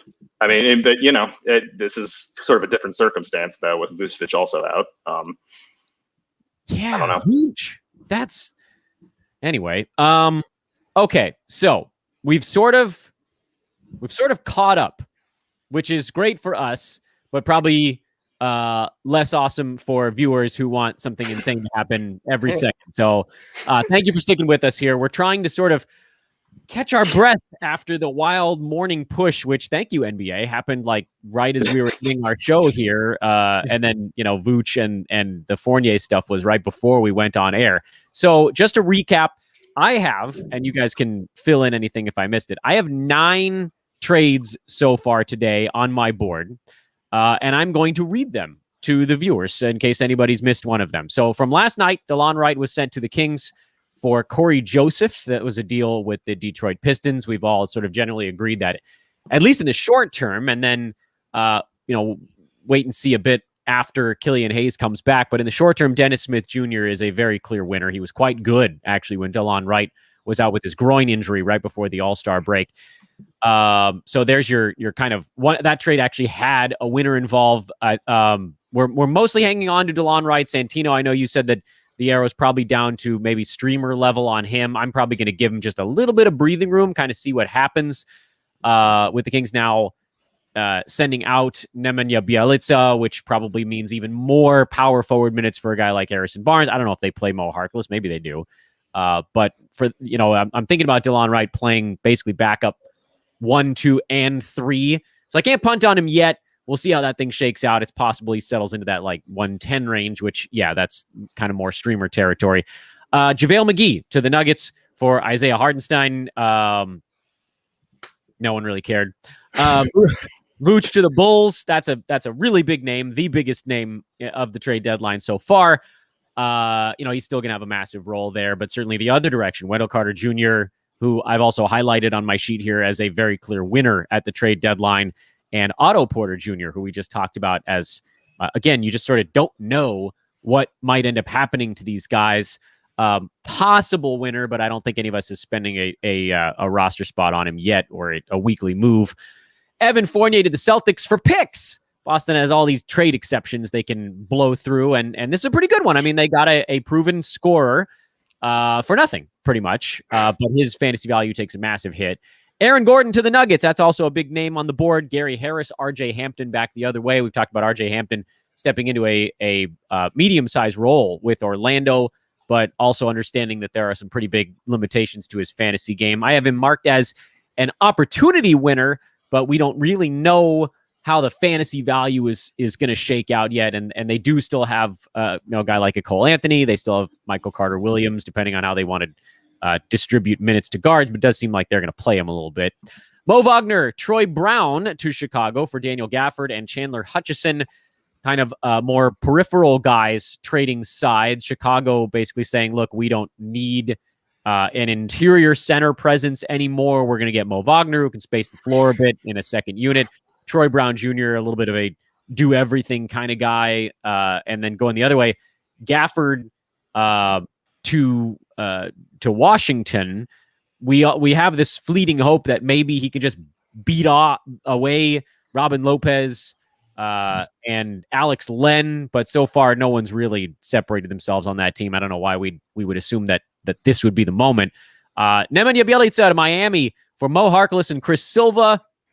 I don't know, maybe the Kings really didn't have a backup center that they wanted to use. It was Hassan Whiteside, but he's awful. And so Silva probably steps into those minutes, presumably Whiteside now.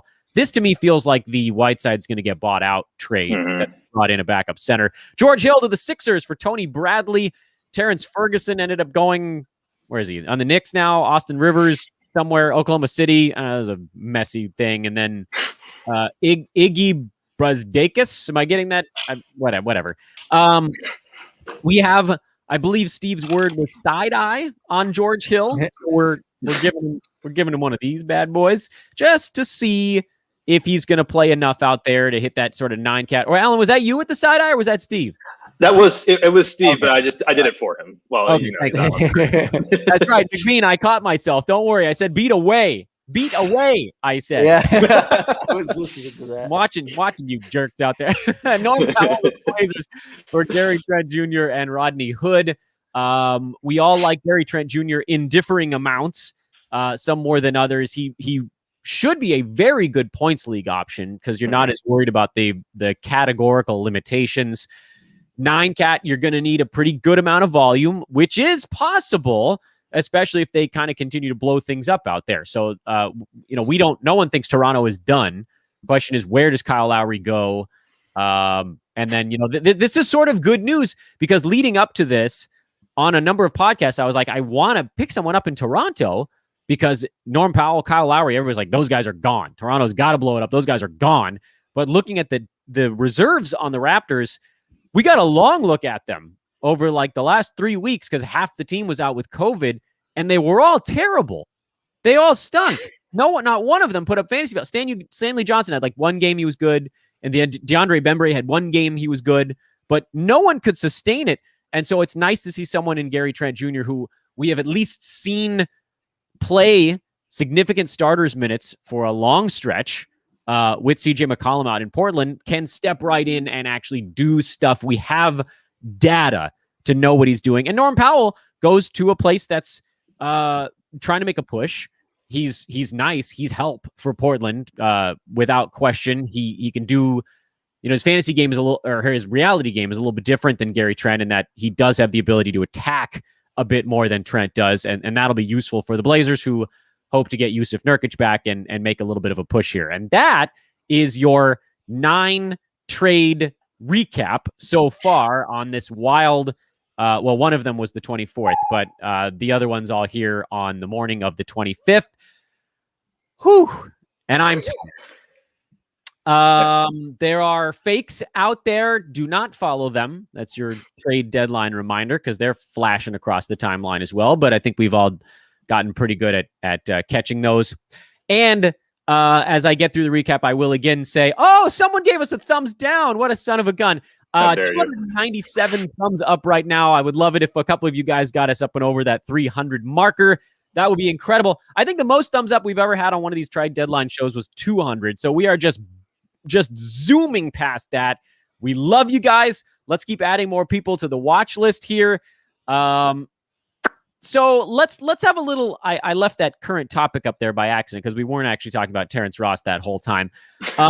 Let's talk about some of the names that haven't moved yet that we've been told basically will be, because that's probably either the next domino or one of them. We're down to about the 77-minute marker here. It trickles past 12 o'clock, so call it like the 90-minute marker on last news breaks of the morning. Thank you, Ben, on your thumbs up, and thank you everyone else that's done it as well. Victor Oladipo, name that seems likely to be on the move. At least, we had heard, and Kyle Lowry being the other one. Those are sort of the two big ones left that we still think are happening here. You know what? Here's a question from our buddy Beans. I will throw it up on the board. Longtime HoopBaller, so he gets a little screen time. Do we have any fear on Rocco? I personally don't. Like, he's turned the corner and he's been top 40 for 2 months now. You guys are shaking your heads. No worries there either. Not really because of Norman Powell jumping in. Not because of that. Yeah, I think he's solidified the power forward job. I think Norm Powell is he's going to play a lot, but he's going to take more of Derek Jones Jr.'s minutes because he can actually stretch the floor and put the ball on the floor. And then questions in the chat room about things that I have and have not said. I'm keeping it PG on this damn thing. Okay, so Oladipo. Santino, by the way, Iron Man over there, sticking with us here for the long haul. Where do we think it sounds like some of the teams that were involved on the Oladipo stuff might be, they've been making moves already. I'm not going to ask where we think he's going because we don't really know. But what about the Rockets? I think we kind of got to look at them last night in sort of a what do they look like without Oladipo. So Santino, I'll go to you on this one. Personally, I'm a fan of Jayshawn Tate. We've seen Daniel House actually kind of play a ton of minutes. Kevin Porter Jr. had that big surge before Wall came back. What's your plan for the Houston Rockets going forward? How do you create your roster? How do you create roster space on your fantasy team? There's a lot of moving pieces there, huh? Yeah, and Kevin Porter Jr. should be rostered, so I'm not even going to include him. Jayshawn Tate, he should be rostered on most people's teams because no matter what, he's going to have a prominent role. Daniel House, he's a name that people are talking about get traded. Victor Oladipo, we don't know what he's going to get back in return for them. Maybe just picks. It's getting close to the deadline, so they might just take whatever they can, or if they don't like it, I can't imagine they keep him because he's not sticking around there next year, and don't let him get away for nothing. John Wall, we know, is in and out of the lineup, so there is some potential outside of that. It all depends for me. It's very hard for me to peg on who I like out of the available options. Kenyon Martin Jr. Is pretty good, but I'm not sure who they're going to get back for Oladipo because it's coming. It's just a matter of which position. It's probably, could it be a big man? Could it be a wing player or is it a guard? And that'll kind of determine if Kenyon Martin Jr. is a hold or keep. I will keep Jayshawn Tate regardless and Kevin Porter, but Daniel House and the other guys like that are questionable for me at the moment. Alan, same general idea. How do you game plan your own fantasy roster around what's likely to take place in Houston? So yeah, I think that we've had a lot of opportunity to see what this team looks like when Oladipo and Wall are out, given the injuries that they've been shuffling through. And you both have noted, Jayshawn Tate is also a guy who should be on standard league rosters in my mind. I think that he's just got a rock solid role rest of the way, and he's been a fantastic steals guy when he's playing big minutes like that.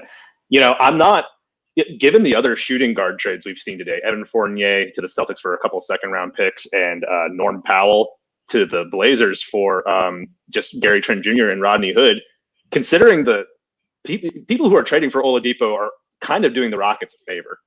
I don't really know if there's going to be significant players coming back in a trade like that for Depot at this point, because he's going to be a free agent in the offseason. You got to be going into a situation where you feel good about him signing long term. There's a lot of elements there that make me feel like even if players come back, they're not going to be of real consequence to the roster. So I'm really I feel confident that in guys like Jayshawn Tate, like Kevin Porter Jr., Daniel House, if he sticks around, they're going to have roles, even if Oladipo's out and someone comes back in return for him. And because those two did get traded, I feel like those were the necessary dominoes to fall for these other teams left over, also looking for shooting guard help, now pivoting towards Oladipo. He seems like if we were to predict anything's going to happen today, it's that he's not on the Rockets in an hour or so. I think that's pretty clear at this point. Yeah, and Santino, it seemed like you had something to add there. Oh yeah, I was going to say the one thing is if they get, because they're going to have to match salary with them, right? With him, what if they're probably going to get a young player and just force feed him minutes though. That's the only thing. And like you were mentioning, I don't, outside of Martin, Tate, Porter Jr., who are probably two of those three. Martin might still be floating around. Everybody else, or in House too, if he's still there, but everybody else didn't really show that they deserve to be rostered when there was no Wall, Oladipo, or Wood. So it'll be interesting to see which young piece, if any, that they get back.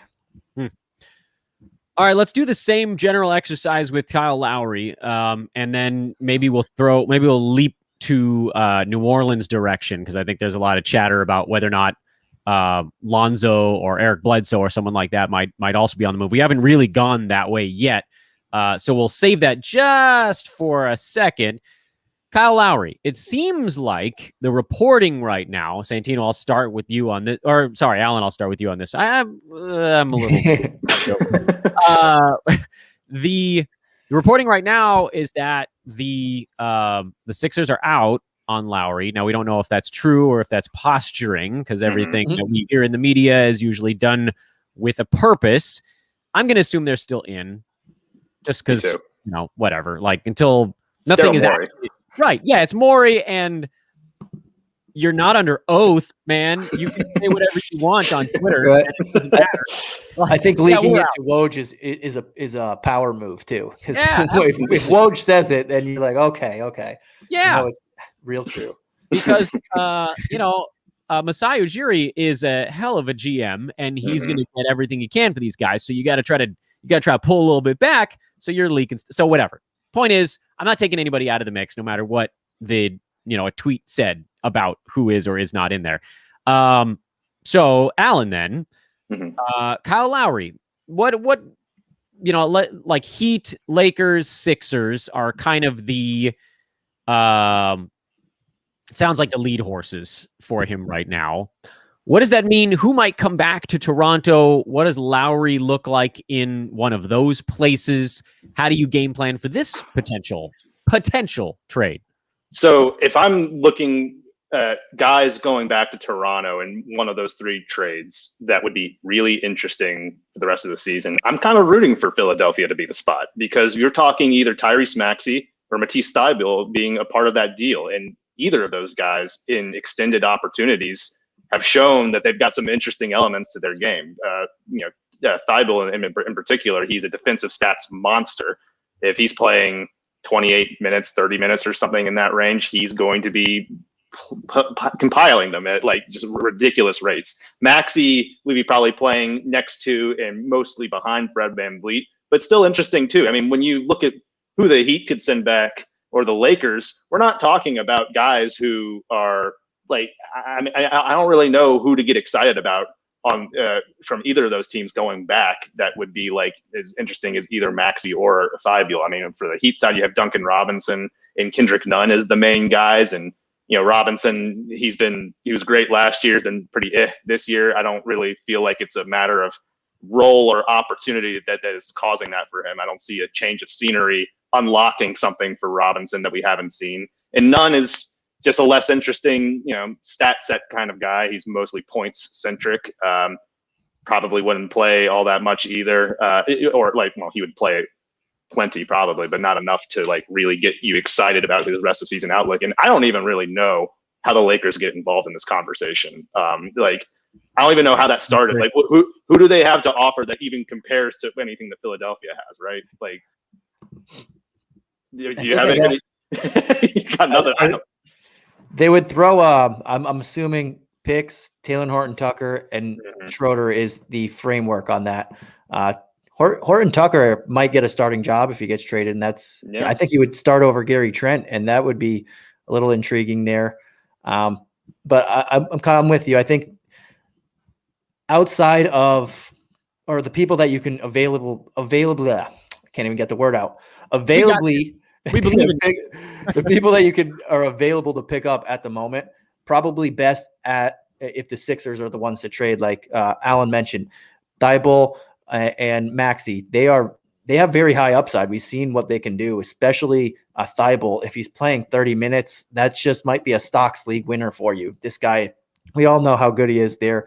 Maxey could or could not start at point guard. And then the Heat, none might be rostered right now, but he would just be a points league guy if he gets moved and gets more minutes. That's what he does. Hero would uptick, and so would Robinson, but both of them are already owned, I would assume. And same with Schroeder. He should be owned right now. So I think the best move for fantasy people and fantasy managers would be if, like Alan said, if the Sixers were able to pull this off. Want to remind all of you guys once again to please follow Alan, Santino, everyone else that has come through or will come through. So far, that's just Steve, but we got a lot more on tap here. We are almost halfway through. I'm getting hungry, so I have pistachios now to my side. I realized that was a bad idea because they're getting stuck in my teeth.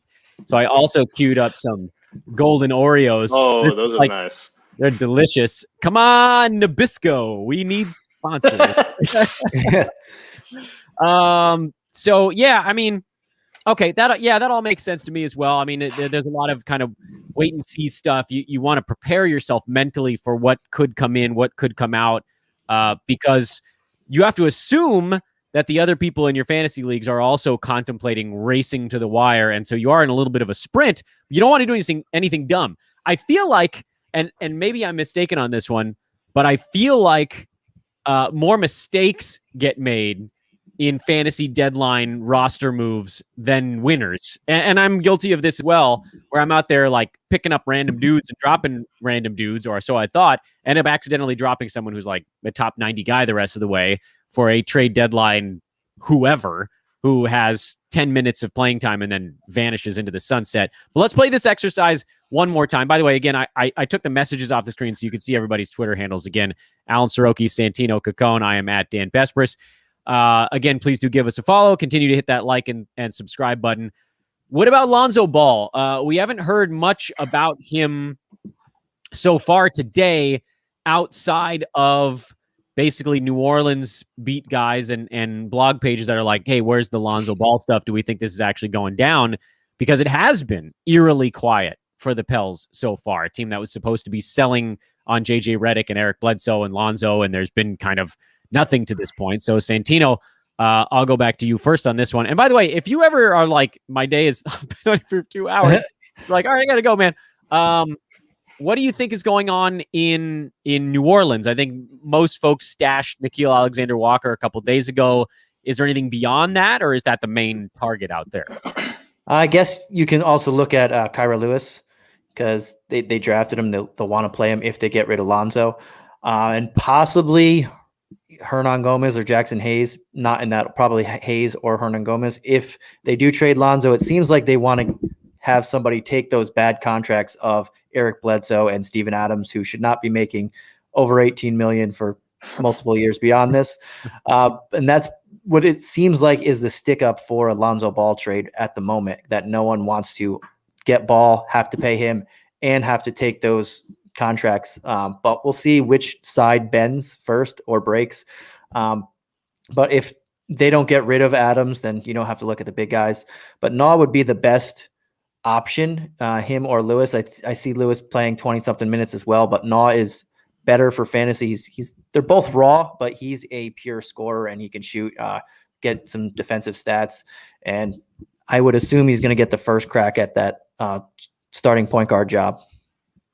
Alan? Yeah, I don't think that the Pelicans should be looking to trade Lonzo, especially not to move off of one of those contracts that David Griffin brought in the offseason. Seems like a dumb idea to try and correct your mistake by making a bigger one. Lonzo's got, he's got a ton of upside. He's 23 and he keeps adding elements to his game. If he is out though of the way, I think it's Nickeil Alexander-Walker, provided who's coming back in that trade, we're not sure yet, but assuming that the shooting guard spot's open, he's clearly a step ahead of Kira Lewis, even though Lewis does have some interesting upside down the road. And I think that sort of gets us putting a little bit of a lid on kind of the first 2 hours of this stuff. We've got, again, the 9 trades that have shaken out. We've prepped ourselves for what's coming, maybe. And now we play a little bit of a waiting game here. I mean, so, this is like the host needs to get this thing pulled together here quickly. We're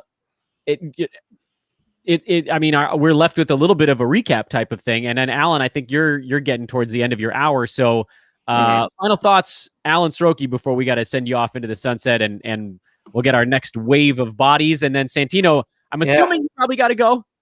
Yeah, I was heading out soon too after this. Yep.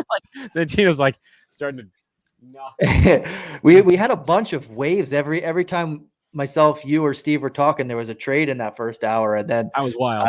It just stopped. I didn't expect it to come so fast and furious, but now it's the calm before the last hour of storm, I guess. Final thoughts, Santino, and then we'll send you out, and then Alan, you'll get your final thoughts here on the first 2 hours before we roll into half number 2 on this bad boy. Yeah, I think we covered a lot of the guys that that moves spots already or move places and where they should be. The more I look at Gafford, the more I I think I like him a little bit more. I still have him in that third tier of wait and watch, but he's a guy for me because I like to play real deep leagues that if 315 hits and there's no more moving and shaking, I'll add him to my end of the bench because I really like him. But I know there's still an hour to go, and there might be other people out there that could draw or that could make it into that higher tier sort of list there. But I did want to ask a question before I left, and it was Delon Wright. If he was in free agency, where would you put him in the tier? Would you put him in the Wendell Carter Jr., Dennis Smith Jr. tier, or near Gary Trent Jr.? Yeah, I think I'm maybe too bullish on Wright. I love his fantasy game, and then the Kings I think will use him because he can back up Fox, he can back up Hield, he can back up Halliburton, or they could even start him if they wanted to. If they wanted to go back to bringing Halliburton as sort of the bench punch guy. So I have him above Gary Trent Jr., probably below Dennis Smith Jr. right now, and then maybe somewhere near Wendell Carter, depending on how probably a little bit below him, I think is where I'd slot that guy in. That's probably where I'm settling with some of this stuff. Alan, parting thoughts? I mean, it's been definitely more exciting than I thought we were going to be heading into the day. I mean, it didn't seem like much of anything was going to materialize, and then we got some ridiculous Chicago Bulls activity. Just continue to just sit on your moves if you have a moves limit. I don't think that there's two obvious trades that are still yet to come with Oladipo and probably Kyle Lowry too.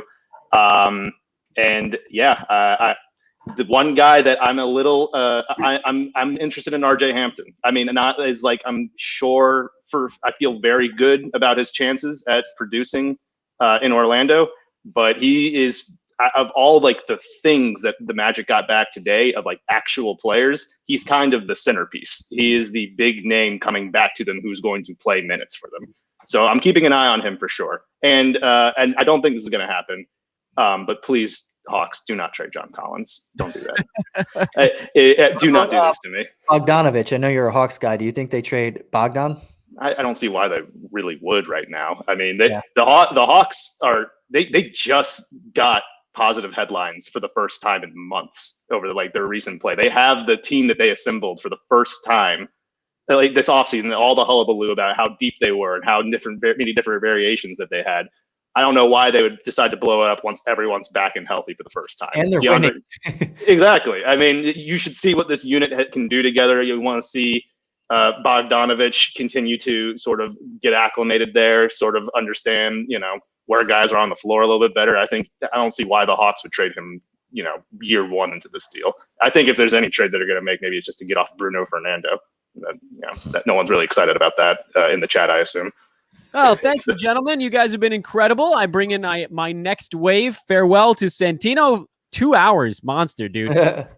Farewell to Alan Soroki. Again, give those guys a follow on Twitter as we now add in the next wave of maniacs on this show. Let me see if I can do this properly. There's one. There's two. Hello, Brew. Hello, Suryo. We got our... Whoa, I need some... Well, I need a rest, honestly. So this is good.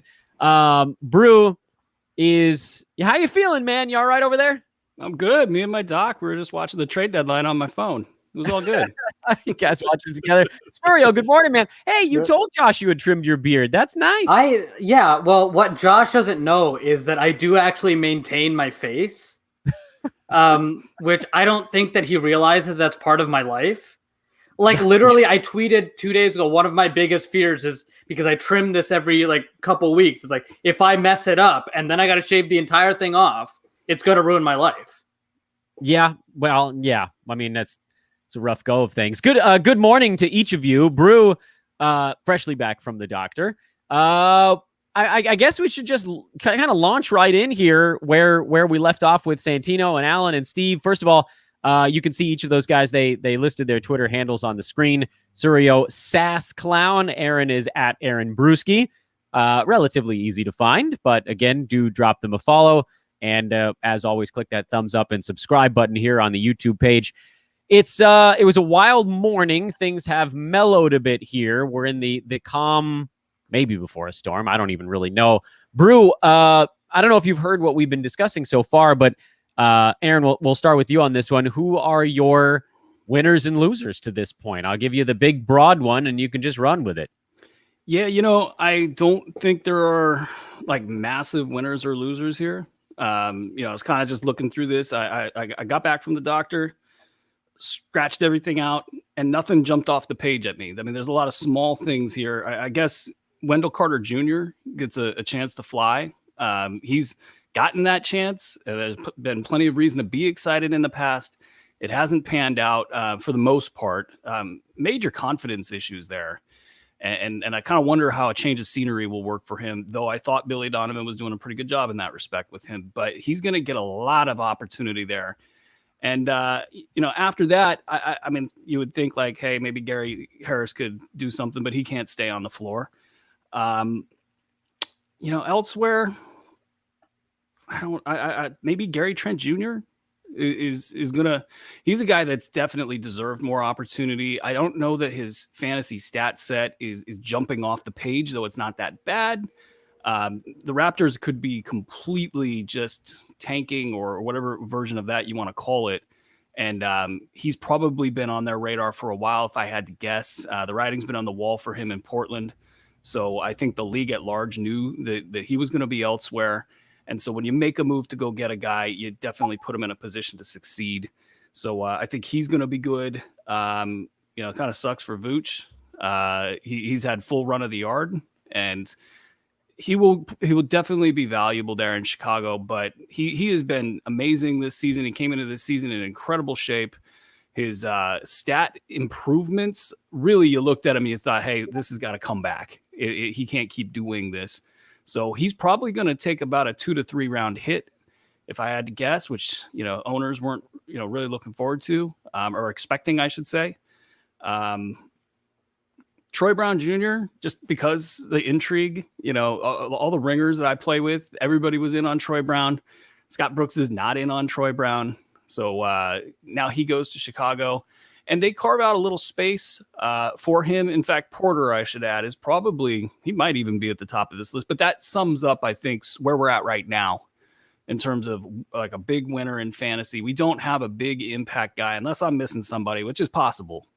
I just got back in to get out there and really, with a good stat set, somebody that's been hovering, like D'Anthony Melton, right? Come on, Grizzlies, make a trade. Get rid of like 3 dudes. And then, somebody like that who's giving you top 100, 110 value in like 20 minutes per game or something ridiculous. Somebody like that getting more opportunity. We just don't have that this season. But it's early. We got another hour and a half to go. There's a couple big pieces that are going to move around the league still. And so hopefully something will shake loose.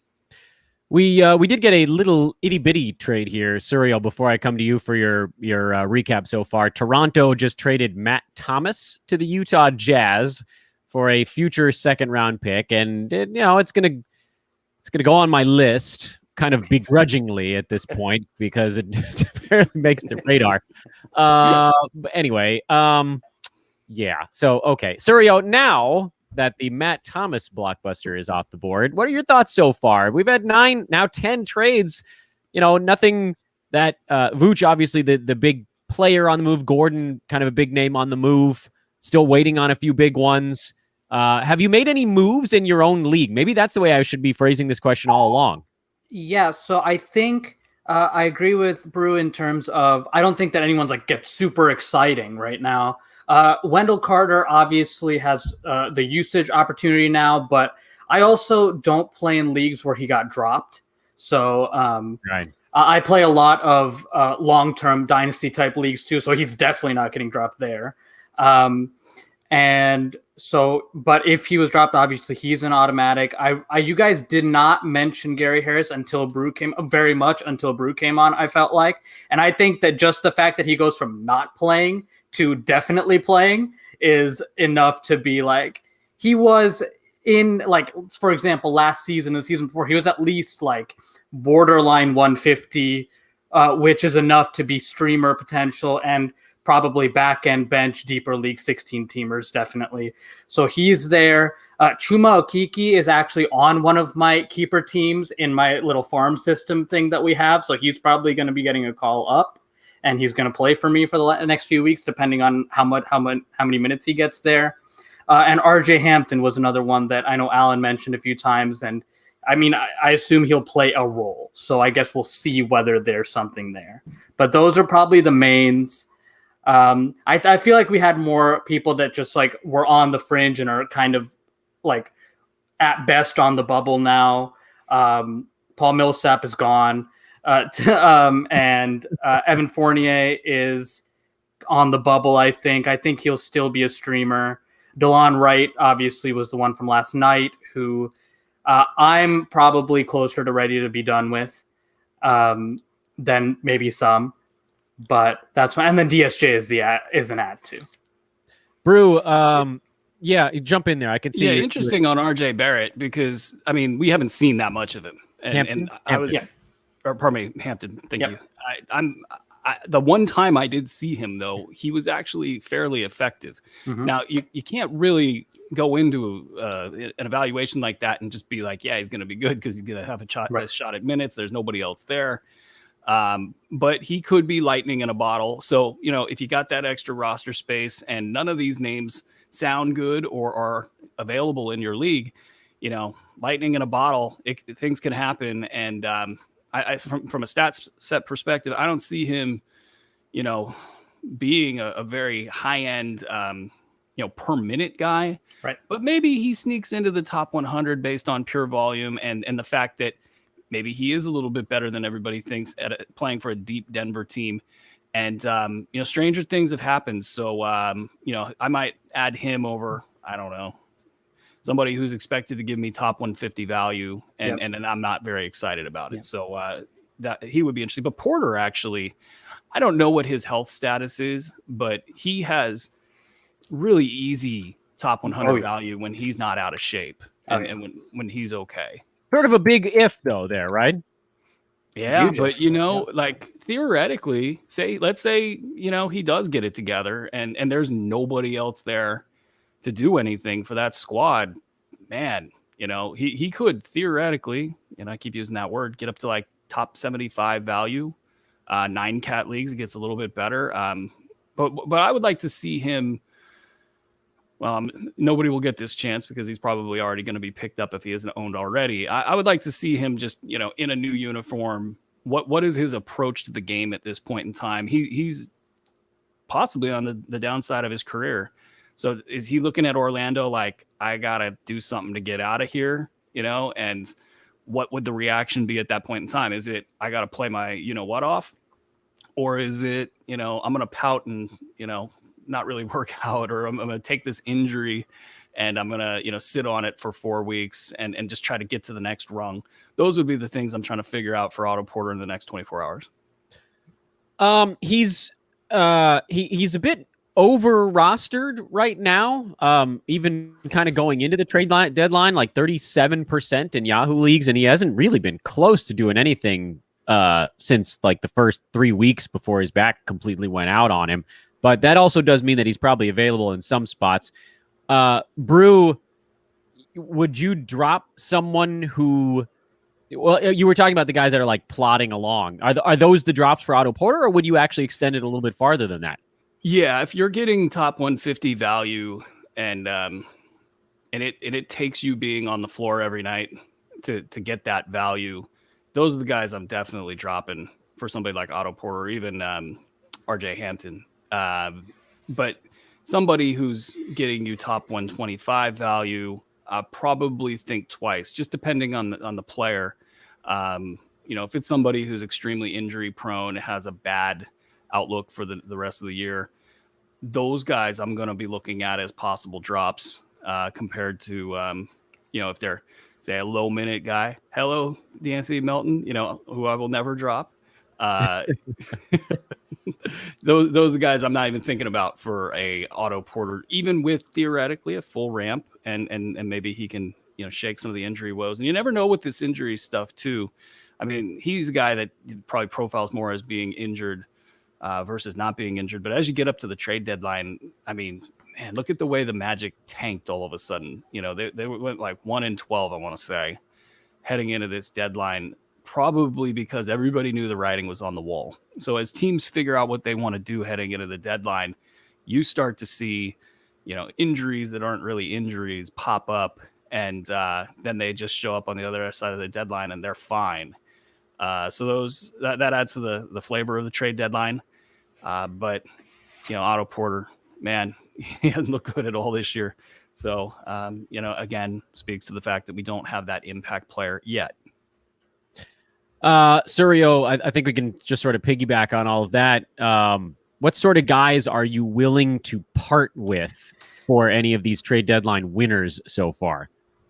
I think that the main looks, I'm kind of lockstep with Brew there in terms of just guys that are that really don't have the upside to do more than just like hang out on the end. Like maybe I'm just scrolling through the list here. Like maybe like the Duncan Robinson type, who's just like doing like the one thing and it's fine and it's like good in the deep league because you have to do it.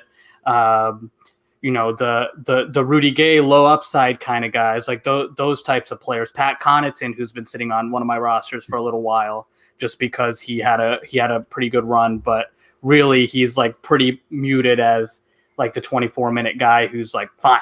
He's fine. He plays a lot. He jumps high, and that's about it. But so those are the kind of guys that I think I will be cycling. Pat Connaughton, for example, I picked up just because of the last good week, but now I held off on dropping him until today to see what I could go get for tomorrow, for example. All right, so let's move through some of this stuff a bit more logically now. We're a little bit caught up with our newest friendly faces here, Aaron and Surio. And about an hour ago, I did kind of a slightly longer form recap, but here's the quick hitter version of the 10 trades so far. And I'm going to bug each of you, not necessarily on all 10, because some of them are probably jump overs, but we can get through most of them, I think, here. Last night, Delon Wright to the Kings for Cory Joseph. Today, JaVale McGee to the Nuggets for Isaiah Hartenstein. Vooch to the Bulls for Wendell Carter Jr. and Otto Porter Jr. Fournier to the Celtics for picks. Aaron Gordon to the Nuggets for Gary Harris and RJ Hampton. Mo Wagner and Troy Brown to Chicago for Daniel Gafford and Chandler Hutchison. Nemanja Bjelica to the Miami Heat for Mo Harkless and Chris Silva. George Hill to the Sixers for Tony Bradley, where Terrence Ferguson and Austin Rivers also rotated through some teams. Norm Powell to the Blazers for Gary Trent Jr. and Rodney Hood. And Matt Thomas to the Jazz for picks.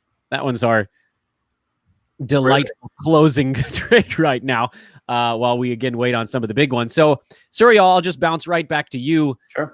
We talked about the trade from last night already. Other stuff going down so far today. Is there anything to pull away from? Well, you know what? Instead of just doing it as broad overview, we'll kind of lightning round our way through it here. So, Surio, we've talked about the Wednesday night trade. JaVale McGee for Isaiah Hartenstein. Are you looking at that in any way? Nothing. Okay. Vooch for Wendell Carter Jr. and Otto Porter. We've talked quite a bit about that. What do you see as the Wendell Carter Jr. Rest of season range for him? What's the floor? What's the ceiling? I think that the floor may be 125. The ceiling, I don't think that he goes far into the top 100 because we haven't like really seen that. And even this year, I don't think we really saw the steps that we needed even early on before all this was going down. The defensive stuff came down a lot, and that's kind of where we need it. Even the rebounding came down, and so we're not really. He definitely hasn't taken the steps. So maybe with higher usage, he sneaks in the top 100 to me, but I don't know that this year is the year that he's suddenly, top 50, top 60, top 75. Bruce, same question as we work our way through these. Did you have any thoughts on JaVale and Isaiah Hartenstein before I leap past that one?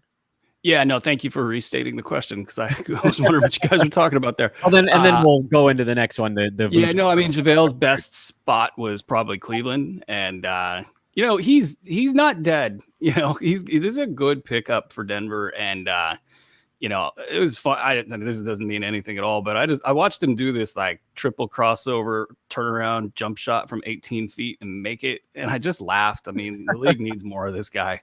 But they were really thin in Denver. I mean, Bol can't play, bottom line. And so to get that back, they've had a decent day, even though the players involved, I'm not extremely high on, the big picture. And then the other one was the Wendell Carter Jr. side, floor ceiling for Wendell Carter Jr. going forward this year. What's the low water? What's the high water mark? I'll tell you, he is really hard to project. He landed, I want to say, like 60 in the Brewski 150. And it was a lot of just like heartburn seeing where he was landing and projecting improvements and then not seeing them and then seeing flashes. And even in these high stakes leagues that I'm in, one of the most respected guys in the industry, when he became available on the wire, he dropped half his fab budget into Wendell Carter. And I was shaking my head and I was like, what did I miss? What did I forget here? Because I didn't think that he was worth that much. So we'll see now. I think he could, if he puts it all together. I mean, this is the hugest if in the world. He's going top 50 per game, but probably more than likely. And given the fact that Orlando, and I don't have their pick situation in front of me, so I don't know exactly how much they want to tank, but generally speaking, these teams do. He could be sat for any number of reasons. And so no matter how good his situation is, no matter how good he performs, his injury history combined with that incentive would make me a little bit not hesitant to grab him, but hesitant to project, hey, if he goes top 50 the rest of the way, we'll be talking about an entirely different story at that point. But if he goes top 75, top 100, stays on the floor, that to me would be his upside scenario right there. Middle of the road scenario, he's going to kind of plod along at top 100 value, miss a couple games, and probably finish, if I had to guess, in the top 85 range. We're 20 minutes into the hour, which you guys know is my personal alarm bell. So if there are any of you that have not done it yet, please do click that thumbs up button at the bottom of your window and subscribe to the HoopBall YouTube page, where we do have live shows throughout the week previewing cards. We have breaking news type shows where, again, we break it all down from a fantasy standpoint. So please do click on that here before we go any further. Follow the guys on Twitter. Let me make sure I can get rid of that message on the screen so we can get everybody's handles back up. It's also very easy to find everyone because it's in the show description. I see Brew making a face. Something is happening. Yeah, I'm not all the way caught up, but this idea that Kyle Lowry could make it to the Lakers, that was positioned as a low likelihood. I forget by who, but a newsbreaker, of the kind you might listen to. But now what Shams is reporting is that the holdup on both teams is the inclusion of Talon Horton-Tucker from the Lakers and Tyler Hero from the Heat. And it also sounds like Rajon Rondo might be a Clipper here shortly. We want to do a bar on Rajon Rondo. Well, we're going to have to. Surprised you guys didn't go right at the Bielitsa Kojo stuff. Well, I'm just happy to see Suryo, by the way. I don't know if we've ever met. Hello. Yeah, maybe not in video form. Yeah, not in video, but you're one of my favorite hoop ballers. Oh, so thank you. That's exciting. So until we get confirmation on the, now both Woj and Shams have said that the Hawks and Clippers are in serious talks on a Rajon Rondo deal. So that seems like it's on the precipice. And if or when it does happen, let's just talk about it now, because the odds are it's going to happen if they both tweeted that it's about to happen. What does this mean? Because the Clippers, there's been this rumbling outside of Clippers coverage that they need a pass first point guard. Inside of Clippers coverage, a lot of it has just been they need to be more focused. They have what they need already. It's not a personnel thing like Paul George, Kawhi. They should be able to lead an offense. Brew, I'm sure you have relatively strong feelings on Rajon Rondo. So I'll start with you, but I want both of your thoughts. Is there a world where he plays a decent role on the Clippers? Is this a mentorship thing? Like what what would this be? And what do the Clippers even have to send back? Although, admittedly, with the Hawks, not that Rondo was playing a ton anyway, so it could be sort of spare parts. But, Brew, I'll go to you first on this one. What do you think of the Rondo to Clippers situation? For Rondo to work for a team, you got to have really strong leadership. So he had a best case scenario with LeBron James and Anthony Davis, both on the leadership sides. They can basically, I mean, it was hilarious in the playoffs. We all saw it. Like Rondo would run up to the guy taking the ball out after a made bucket with his hands out, like, gimme, gimme, gimme. And LeBron and the guy passing the ball would look at him like, are you serious? This is going to LeBron. Go away, and then run up the court. So, I mean, he is just there. And, when I covered him with the Kings, it's like he took over the building. And so that can have a bad effect. He's respected around the league. The reputation for Rondo is definitely bigger than what he brings to the floor.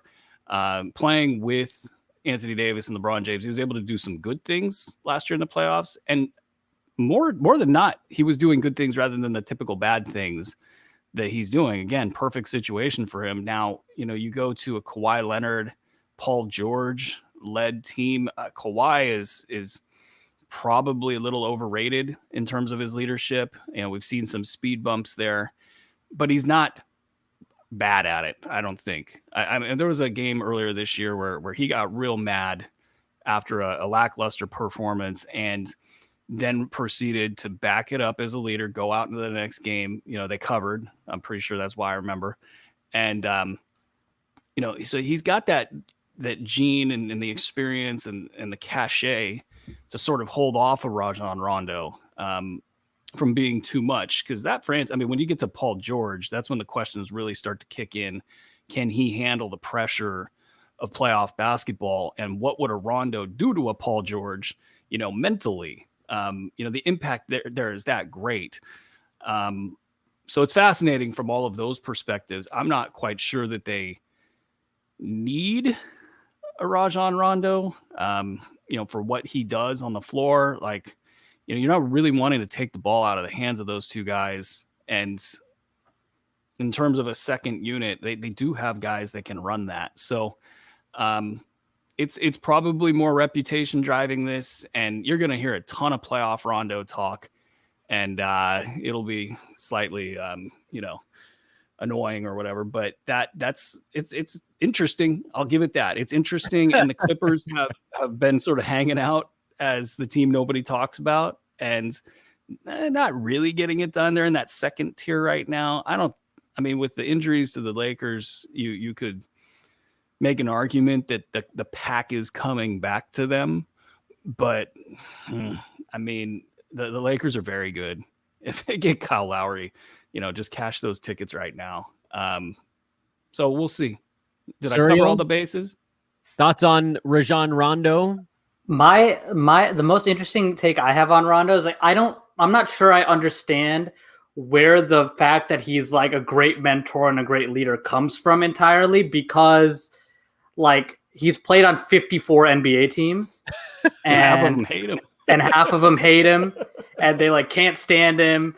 And he's not a nice guy on the floor, to put it lightly.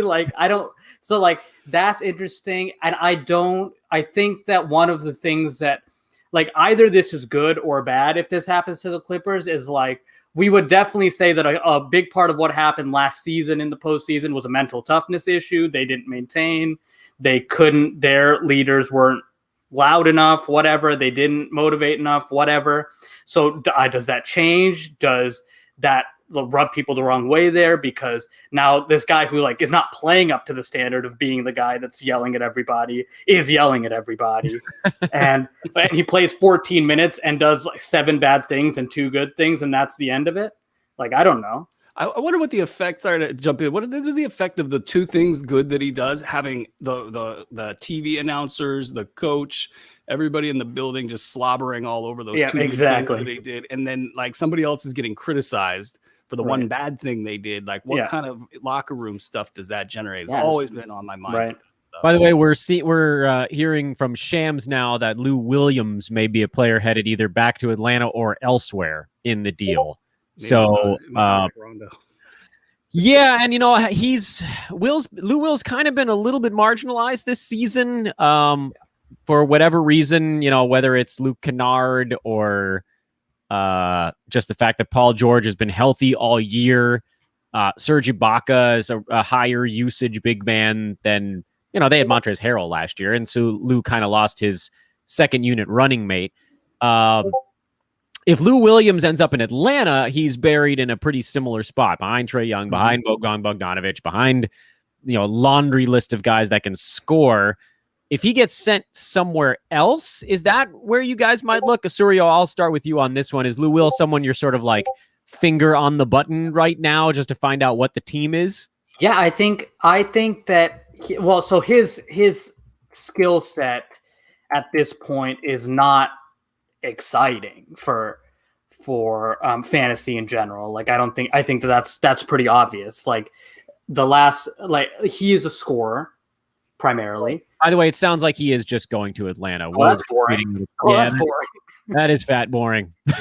Yeah, he's also probably overowned. I would say, because I just looked at the ownership percentages. He's like still at 45-50%, which seems a little bit high to me. Based on what we're getting now at this point. I know like maybe 3 years ago he was right there, top 45, top 50, just on scoring in bunches, with good efficiency from the line and making threes. Go ahead, Brew. It feels like Lou Williams might not have been fitting in. And when I say that, I'm not saying it's on him or it's on, I don't know who it's on, but like some of his stat lines, you can tell a lot about the health of a team or the health of a player in, not the injury status of a player, but how is a player doing when you see their stat lines zigzagging and they've been fairly consistent throughout the years. Yeah. I mean, Lou Williams has been a guy that you could almost just like get right on the spot with a prediction. Mm-hmm. Interesting. He's going to Atlanta, those Magic Wings or whatever the place is. He's going to, of course, wing time. Yeah. Unfettered access there. And, as restrictions recede, he could have a good time there. But more importantly, I kind of it's weird that the Hawks, at the beginning of the year, they were completely packed with players, and I faded a lot of them, if not all. I'm trying to think of one I did not fade. John Collins, there you go. But now you got, DeAndre Hunter. I don't think he's in the clear for injury stuff. I mean, I'm actually pretty active and have him in a lot of places. So I'm thinking that it's not going to be the case. But Cam Reddish, kind of question mark. What's up with him? Gallo, huge injury risk.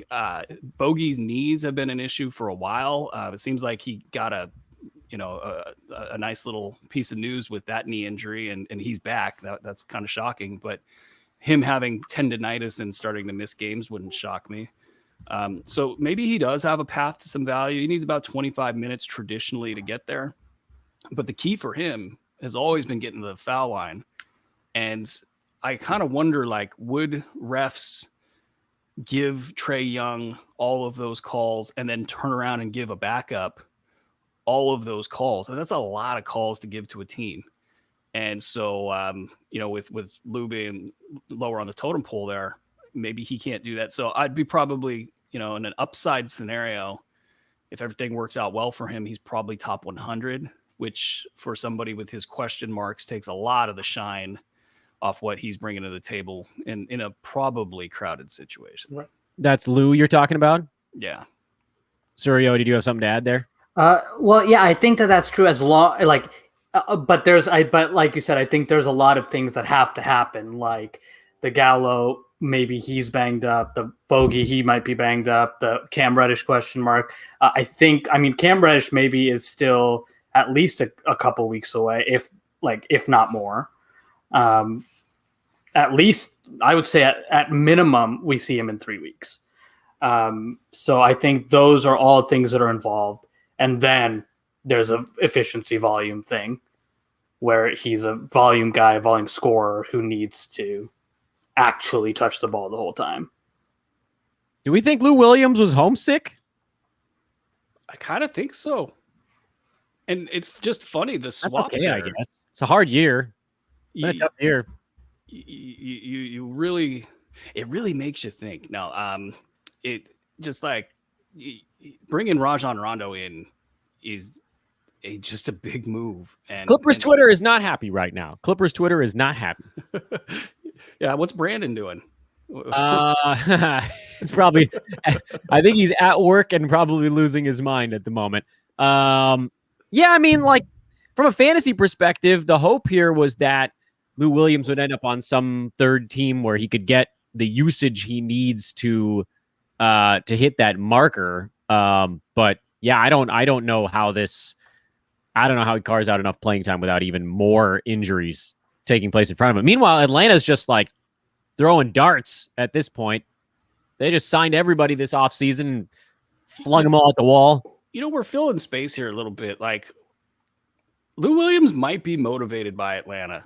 I'm just going to throw that out there. This is a man who he was not comfortable playing in the bubble, you know, for many different reasons. And now he goes to a place that I believe he likes, you know. I maybe he gets a little pep in his step. Meanwhile, Draymond Green is live tweeting the trade deadline here. What's Draymond he likes it. Dre likes Rondo to the Clippers. Of course, because they're twins. So like, the louder you yell, the more Draymond likes you. Yeah, that is really something. The disconnect there, and then Rondo was actually quite good for the Lakers in the playoffs. That's fine. And you could just assume that playoff Rondo will happen again. I don't know. I mean, well, whatever. Dre's really like live streaming his thoughts. He didn't know Lou Will was attached to trade, so he's taking a step back. Yeah, he's like, oh, that's not as good now. Maybe I should stop live tweeting. Well, I kind of like it though. And then I asked the previous guys on the show, did you guys see the Terrence Ross "I'm the captain now" yeah, tweet? that's funny. I saw that. That's it. fantastic. Fournier telling people to Google him. That's That's fantastic. All these guys that have just been marooned in Orlando were like, okay, like you guys are gonna have to hear about me now. Fournier going to Boston? Yeah, I mean that's a big step up for him in terms of who's gonna hear about his name. That's a great move for Boston. I mean, I don't know the exact cap situation there, so know the total. Not so much fantasy wise, but reality. Yeah, they just need another player that is sort of, get to the basket and also be able to pass and not be such a isolation guy. They've been very unhappy there, which is weird. That's not something that you would normally attribute to a Brad Stevens team, where like they just don't seem to play to their potential and they don't seem to like the game of basketball. So we'll see what that does for them. They had to do something there. It was fun seeing Danny Ainge pay a little price for all of his shenanigans. Yeah, people just putting it out there that they don't trust the Celtics on any deals, which makes sense. But between them and Denver, those were important moves that we saw made. The Denver one to me is fascinating because I am not in on Aaron Gordon at all. No. Is he better than Paul Millsap though? That I had to pause there. By default, yes. I would say by default. By default. Yeah. I mean, you look at what they're going to face in LeBron and AD, and it's funny because you can throw Paul Millsap out there against LeBron and kind of just have him like roll over and get in the way. I was wondering what you were going to say next. I was like, I'm pretty sure LeBron just ran lock him down in the playoffs last year. And then the same thing with JaMychal Green. You've seen him defend LeBron, and when he's got a better shot than Millsap. Sure, does. and when he was held at his peak of athleticism, I want to say season and a half ago, ballpark. There are a couple. Which guy? Who was it? JaMychal. Oh, okay, I was going to say Millsap that times 5. Yeah. Oh, he actually had a couple good series of defenses, but no, they got no shot. And then you throw Anthony Davis into the mix and what he's going to be doing, to Jokic. You had to do something there, and now you do get a credible, for what Aaron Gordon lacks in so many different ways. He's actually probably one of the few body types in the NBA that you could throw on LeBron and get some value there. So I mean, it's really it's you got it when you have a window, you got to take a shot. Sometimes it's not pretty. I'm sure they probably don't want to make that move in a vacuum, but they absolutely needed to do something, and they did it. So props. Yeah. So let's talk reality here for a second, because we've covered every trade 3 or 4 times on the show so far. And for those watching now that missed it earlier, don't worry. This whole thing is going to be sitting on YouTube. I'm going to try to get kind of a recap portion that'll go out as today, or Fantasy NBA Today. My podcast episode will be from this show. And hopefully I can enlist the services of someone who understands how to clip YouTube stuff better than I. And we'll try to get some snippets that we can get here on our YouTube page as well. So that that'll all be floating around. Reality standpoint, sounds like Brew is digging on the Nuggets. Surio, are the Nuggets your team that got the most better today? That was not my greatest grammar moment, but you know what I mean. The Nuggets got the most better today so far. Yes. They didn't get the most better with the guy that I would have wanted them to get the most better with if I was a fan of their team. Who was that? Could have been Harrison Barnes. I think that would have been interesting. He's had a good year. He's had a real good year. He's had a really good year. He knows how to play playoff basketball. I think that he is probably undervalued in a general sense at this point. He's not that old. People think he's real old. He's not that old. So that would have been an interesting move, I think, for them. I think Boston got better, much to my chagrin, because they almost beat my dumb team last night after being down 25.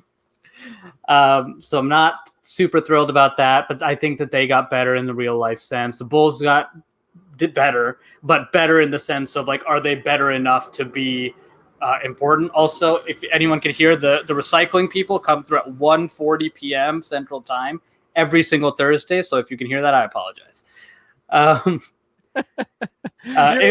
We're all living, man. So far, I haven't had any children scream on the show. So it's better than yesterday. It was raining, and this man came to blow leaves in the rain in our parking lot for 45 minutes right outside the window. What are we doing? Why? What are you doing? It's raining. Yeah, I've been done many a podcast with Brew over the years where the leaf blower at the window, that's like running joke at this point. I'm looking at Brew like, what are you talking about, Dan? You know what I'm talking about. No, I was just expecting my wife's mother to come in with a big fat salad. This is her awesome move. She comes in and it's like, meeting central. There's all sorts of important stuff going on. I don't have I have a choice. I can put up the stop sign and she's going to look at me like, what do you mean? I have a salad for you. I'm going to bring that in. What happened to the sandwich? You had a sandwich on air the other time. Yeah, she brought me I get fed well. I mean, I'm sure you guys can tell. We're talking like we're all 15 years old here on this thing. I just flashed my golden Oreos on the show. By the way, guys, it's kind of sneaking up on us here a little bit. The trade deadline is 18 minutes away. Yeah, nothing is happening. But let's be, 5, 6, 7, 8, 9 years ago, I forget what it was. Nothing happened 1 year. I mean, there was not like maybe one trade. I don't know. I don't remember. And then the deadline hit, and after, for an hour, we just went on a ride. And I think a third of the league got traded that year. So I'll never wait. Right. Or I'll never think it's over. 12:15 is the real deadline, or whatever. Yeah, about then. 12:15 Pacific time. Hey, you know what I haven't done on the show while we wait on these last minute breaks is I got to wish my kid a first birthday. Happy first birthday. Boom. Pandemic baby. He was born exactly 2 weeks after the Rudy Gobert lockdown. That's not fair. I'm joking. Obviously, the whole world went into lockdown. It's not Rudy's fault. It was just sort of a dumb thing to do. That was the first night that was the first night that it became real. Yeah, hit us. You were like, uh-oh. Like I had already gone pandemic shopping prior to that. I had not. So then you were like, okay, how long can I make this toilet paper last? Remember that? That was a year ago, guys. Holy crap.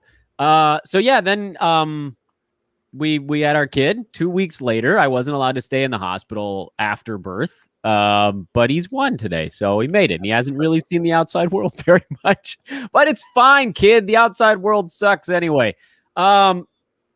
What are we going to get here? When are we going to get the Lowry news? When are we going to get something? There's Lowry. There's Drummond. There's LaMarcus Aldridge. There's I mean, John Collins is staying, I think. Like I yesterday, I think we knew that just based on how everybody was talking. That would have been, I mean, if the Nuggets, to your point, Suryo, about the Barnes thing, like Barnes, I've obviously, as covering the Kings, I've watched him for a while. He showed up this season in incredible shape, and he has developed a deceleration move that you'll see a lot of in the league in the next 2 to 4 years, because what guys are realizing is, like Top Gun, they hit the brakes and they just fly right by, but it gives them a lot of options with the really long Euro step.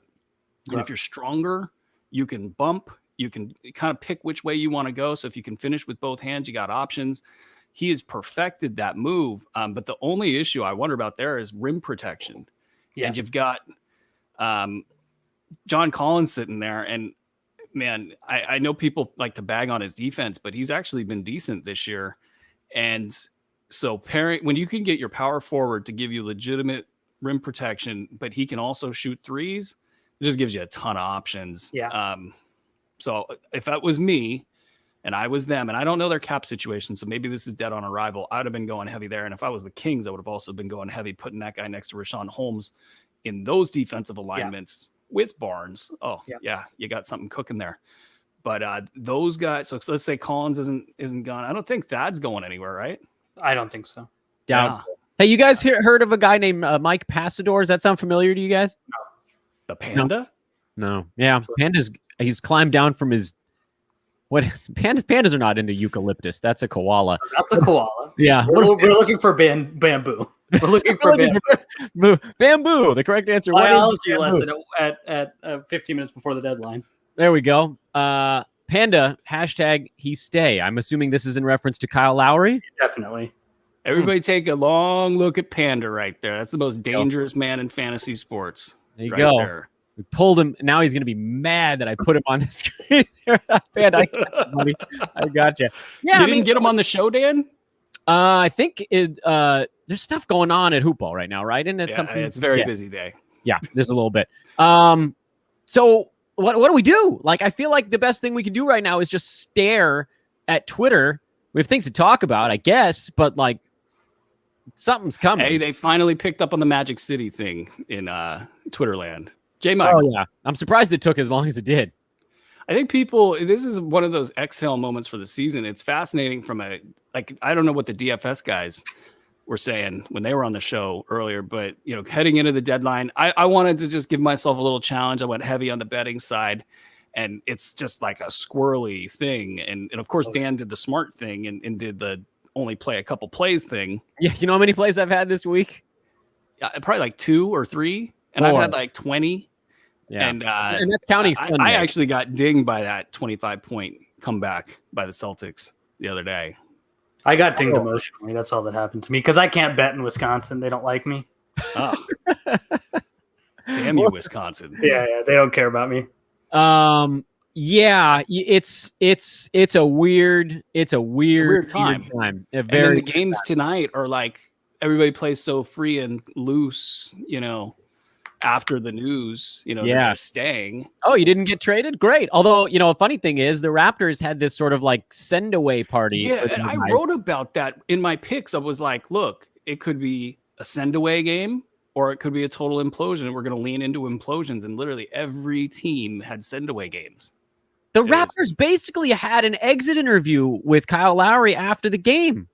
I mean, that press conference was an exit interview. What was your favorite time here? Talk about when you showed up. Talk about Steve Nash, who's coaching another team in the NBA now. How do you go? I mean, I guess, like, obviously the fans would be thrilled if he stayed, but emotionally, everyone's prepared themselves for him to be gone. And that stuff doesn't happen, by the way, unless everybody knows he's gone. Like, so PR wouldn't set it up that way, and the reporters wouldn't approach it that way. Yeah, if that was the case. So he gone. You'd think so, but now they're dropping their leaks. They're comfortable keeping him. Just like the Rockets. Remember when the Rockets were comfortable keeping James Harden? Well, we got Oladipo. Oladipo to me is very interesting because I haven't seen anything good on film from him at all. No, he's looked real slow this year. Yeah. And I mean, there's only so much you can do with the kinds of injuries. And so I wonder kind of like, does Houston, whether they sit there if they get no takers. Because it's another thing when you bring in a piece like that or Aaron Gordon, where there's expectations that the guy needs to get paid and get a big role. That's what makes it tough. To pull the trigger and get one of these guys. You're seeing similar stuff with like Marvin Bagley in Sacramento. Like, what do you do with him? He's clearly his value is at the lowest point it's going to be. There's upside there. So, you have other players that if you wanted to pursue them and he was on your team, they would be asking, okay, what are you going to do with him? And so all these guys that are like that, they have this inertia that makes them hard to deal with. But Oladipo, if you had this conversation 2 years ago, he'd have been, had a ton of suitors, but it sounds like he doesn't understand his value. Perhaps his agent doesn't understand his value. And then Houston may not understand his value, but Houston might also just be trying to find money under couch cushions. I think his agent probably does understand his value, but he can't say it out loud. That's the case with a lot of guys. Yeah. Suryo, any thoughts on that? We didn't mean to box you out here. No, Brooke Lopez style. Oladipo is super interesting. I have an anecdote about the Rona. All the fun we were about to get is gone because I said the Rona on air. But I actually, so the league shut down on March 11th. Is that true? Yeah, correct. Yes. So on March 10th, I was in Indianapolis to watch the Celtics and Pacers, and Victor Oladipo, who had been a shell of himself, obviously, since return, had probably hit maybe 4 3-pointers in the fourth quarter to bring the Pacers back from like 15 down. I remember that game because I thought about drafting him for the bubble season. Yeah. And I was in the crowd in Indianapolis for that game. I drove back home to Milwaukee to go to work the next day, and I come back from work and I turn on the basketball and it's like, oh, we're done. We're just done. This is over. So you got basically the last bucket. Yeah, it was like a very surreal thing because I'm like watching the game. Like, it's a packed house in Indiana. Nobody has any like real inkling of what's about to happen. And then, literally less than 24 hours later, everything kind of changes. That week was weird. There was a slow march to that inevitability where, it was kind of spooky. I don't know what you felt like going into that arena, just sort of knowing that there was stuff coming down the pipeline. But, that 24 hours, it's funny that the league and even the Players Association have really gone out of their way to paint or to retell the story of how that all went down. But they were just guns blazing. Like, we're going to sell tickets until you guys tell us we can't. Yeah. And it was so spooky, the whole thing. Right. Yeah. We didn't really know.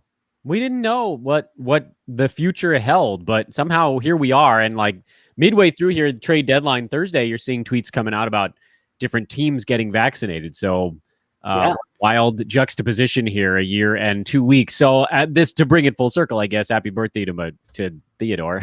Yep. That's how we started. That's how we got here. 1 year in this insanity. We are now 8 minutes from the deadline. Brian Windhorst reporting on ESPN that the Raptors have told the teams to make their final offers on Kyle Lowry. So here's the thing. By the way, Brew, this is one of the points you were making earlier. I want to follow up on it.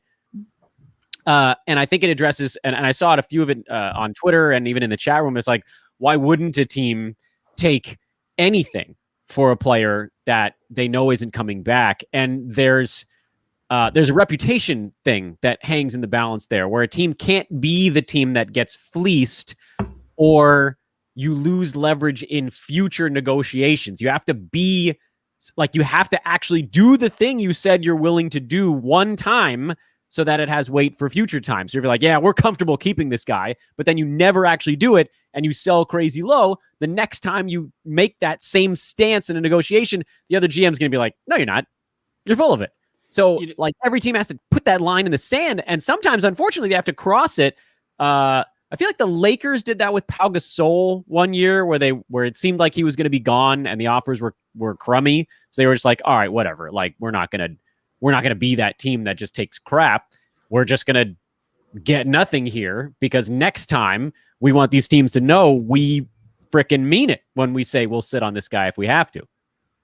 it's the fantasy managers deal with this all the time. Like crafting a trade is really hard. I'll be honest. I don't spend a lot of time on it because I don't have time for that back and forth of trying to get somebody interested and then have a good deal that benefits, either me or both sides. And you have to, God, we have a Toronto.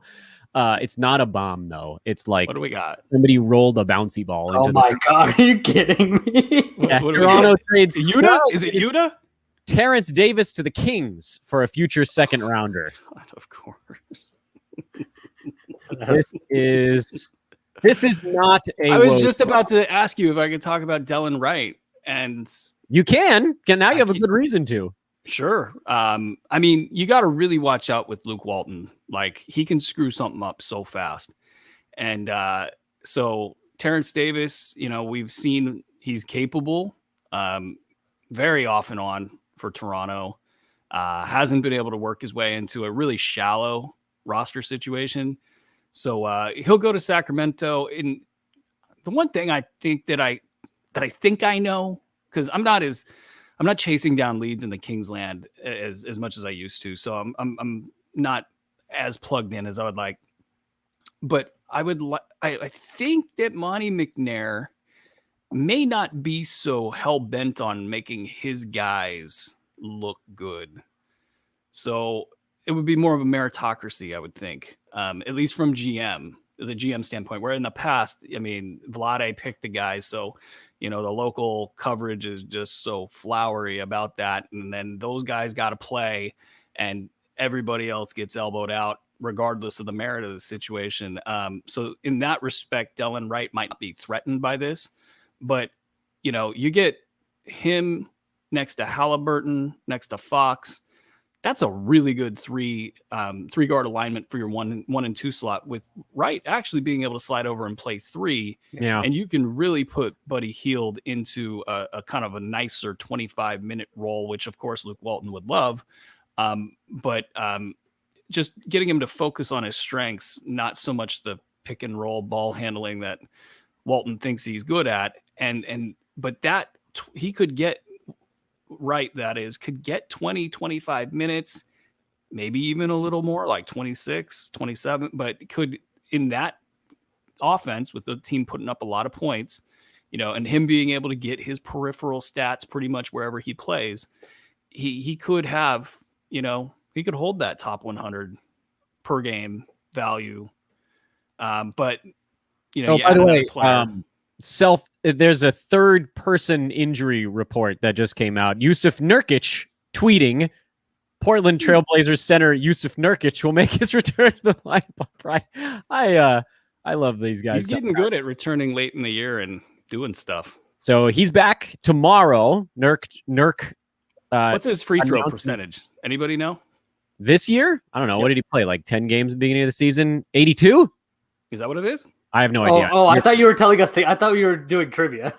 Yeah, I am doing trivia. Does anybody know? I was guessing. Fully guessing. I guessed. I'll get on it. Let me figure this out, because his free throw shooting performance in the 56, guys. It's 56. Well, but so he was shooting like, I want to say 90% in the bubble. Yeah, that did never really seem like it was going to stick. Like high 70s felt doable, even low 80s, but 90s was crazy. He wasn't missing. By the way, Woj now tweeting no Lonzo Ball trade. Sources tell ESPN he will stay in New Orleans. So your Nickeil Alexander-Walker stashes just went down in value a little bit. Although we're not totally done out there, because Shams tweets just moments after that the Pelicans are close to a deal sending JJ Redick to the Dallas Mavericks, but he really wasn't playing anyway. So he's going to the Mavs? It's a little bit of a who cares. Why? Yeah, that's my question exactly. Why? Yeah. Does Mark Cuban need somebody to hang out with? Right. Now we need Bledsoe gone, right? Is that Surio to get Nickeil Alexander-Walker? Oh yeah. Okay. Yeah, I thought there was a chance that both could go, but now one of them has to go. You'd think so, wouldn't you? I mean, Bledsoe's been terrible. Horrible this year. Do we make anything of this Redick to the Mavs situation? Either one of you guys feel free to jump in there. anything. Oh, hey, Ethan, what's up, buddy? How we doing? No, I mean, I think Mark Cuban just wants to show somebody somewhere that the Mavericks are like actually interested in this trade deadline, that they're trying to do something. I don't really understand where it fits, especially if you still got THJ, you've got Josh Richardson still around. Doesn't elevate the ceiling of your team. Maybe a second round pick, but anything more than that seems like an overpay, especially given where the Mavs are. You guys are Lakers guys. Do you think that the THJ is the what did I almost say? THC. Do you think this THC? No, it's. Do you think he's holding? Drew's having a long morning. Easy, Dano. No, like, do you think that's holding this up? Like, are the Lakers going to scuttle a Lowry deal over him? I mean, you'd have to think, right, that THT is somebody who's THT, obviously thank you. He's had a lot of value to the Lakers, right? 46 overall pick. You always like to hit on those second round picks. I think of Jordan Clarkson as a guy who's since moved on and signed two $50 million contracts. The Lakers have drafted well. They've seen their draft picks sort of flourish in other destinations. And as a team that's not exactly going to be developing from within, especially given all of the assets they traded off for AD and in subsequent deals, there's going to have to be some iteration of talent coming from within that pipeline. But if you're telling me that THT is the only sort of hang up to trading for and possibly extending Lowry, like, here's my question. If Schroeder's looking for $20 million a year and Lowry's looking for 25, give me Lowry for the next 2 years, especially on the AD and LeBron timeline. What do you guys think of Schroeder's play this year? Pretty good, right? I mean, I think he's been solid. I think the beginning of the year, he was really excellent. He was shooting well from behind the three-point line. That has sort of since fallen off a cliff in terms of the three-point efficiency. Overall, I love his ability to get to the rim, make aggressive plays, kind of like what so many lauded Rondo now on the Clippers for last season, especially in the bubble with the Lakers. But I think for Schroeder, if he's not hitting that outside shot and they're struggling with Matthews and KCP, all these guys who are supposed to hit threes, it's going to be tough, especially in this interim without LeBron and AD, because where's the offense going to come from? Lowry, the bigger piece with Lowry for me is he takes pressure off of LeBron James as a primary ball handler in the event that they're able to all play together. I've been skeptical on the Lowry front all around. If Rob Pelinka is able to pull it off, it's just another sort of feather in his cap. Let me quickly, Surio, you're next on the docket here. Let me quickly reset things. We are now officially past the trade deadline, although as Bobby Marks reports, teams just need to be on a call together by 3:00. It doesn't need to be a call with the league. It doesn't need to be paperwork submitted. The teams that are making a trade just need to start their call before noon Pacific time. So we will continue to monitor the wire here while we get these last few tidbits of news. And I'm going to report those here in just a second. But this is also when folks listening on Fantasy NBA Today are likely to tune in. So we will have a recap segment here mid-show. Welcome to the After the Fact podcast listeners. Hello once again to everybody watching our 4-hour trade deadline live special on YouTube.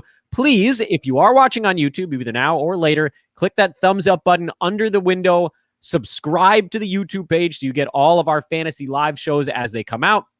We also have all of our podcasts, or many of them, that get sort of simulcast here on YouTube. Those are via the automated upload system. So you get lots of our stuff over here as well.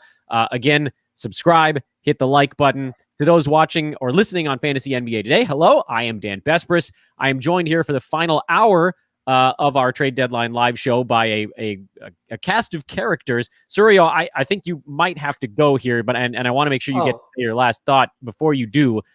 So that's going to be the welcome to everyone on Fantasy NBA Today. Surio, what's up, man? Oh, I was going to say we had news that what you got? Andre Drummond's done he got bought out. That's done. Okay then. Well, so no trade on the Drummond front.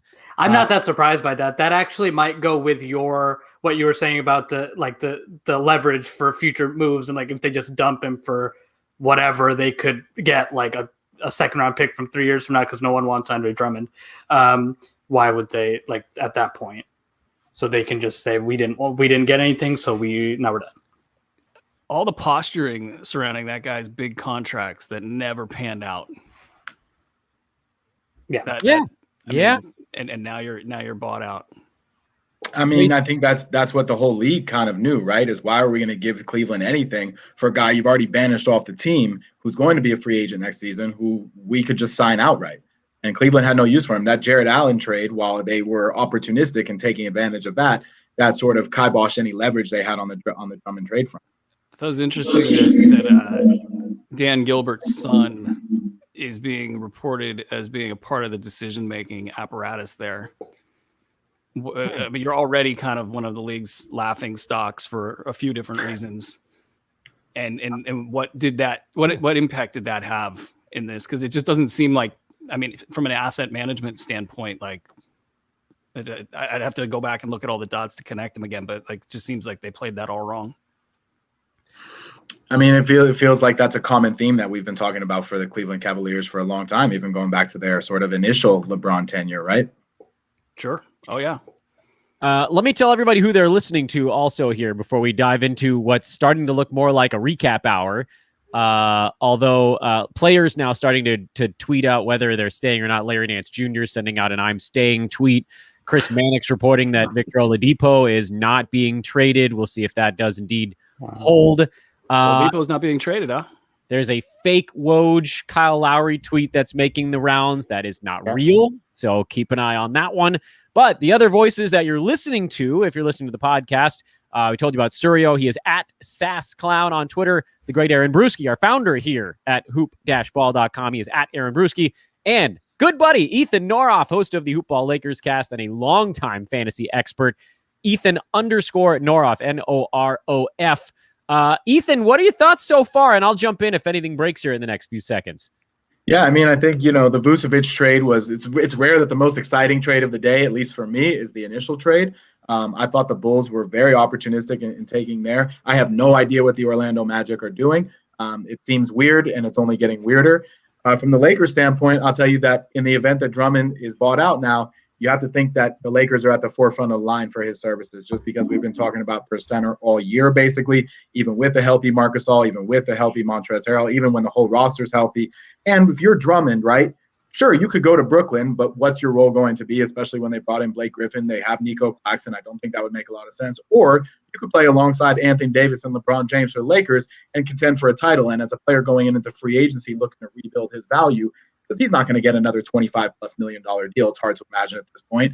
You'd think the Lakers make the most sense for that. I mean, I think this is why the Lakers were sort of hesitant in re-signing Damian Jones for the rest of the season deal. They wanted to keep those open roster spots. They wanted to have that flexibility. And the Lakers need help. I mean, look, LeBron and AD, as constructed, this team is good enough, but they need some help. They need a little wing depth. So if that's feasible, I'd say that that's a priority. But that rim protector in the middle, Andre Drummond, I don't know that so many call him the rim protector du jour, but it's clear that this team for most of the season has missed the element that they had previously in Dwight Howard and JaVale McGee, having those guys who can rim run a little bit. Marc Gasol is a very intelligent player, but his vertical jump is about what mine is these days, and Montrezl Harrell is an undersized energy center, so neither of those guys bring that element. Even if Drummond plays 20 minutes a game for this Lakers team, I think it would be a significant boost to their overall ceiling.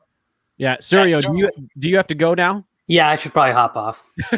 Thanks, Surio. Yeah. He is at SassClown on Twitter. Big thank you to Surio for the 11 to 12 hour here. And good morning, Adam King, the sun rising in Australia. You can see he is at Adam King 91 on Twitter, half awake. So the lack of anything happening at noon Pacific didn't finish waking you up today? No, I've actually been up since about 3:30 a.m. my time. So my good God, that's why I've got this with me. No one else is awake. I'm probably going to wake them up by being on this. Awesome. And the sun isn't even up yet. It's still pitch black outside. Oh my. The dedication. The great Adam King here joining us for Can I shout out the shirt and the cat in the background? Yeah, my cat's waiting for his food to come out. Are those pickles? They are, yes. Yes. We call them gherkins. Oh, sure, yeah. Yes, they are pickles. This is a strong divergence from the topic at hand. But by the way, Brad Wanamaker was traded to the Hornets here as one of the 12 o'clock news breaks. That's a little bit of a letdown. There's a cartoon called Blazing the Monster Machines where there's a character named Pickle, and he has a younger brother. And we do, by the way, have the massive Oladipo news break that just came out. Anyway, Pickles' kid brother is named Baby Gherkin, so it's where we stateside learn our lingo. Houston is trading Victor Oladipo to the Miami Heat. This is from the actual. Wow. There we go. Wow. There we go. We got our 12:08 news break.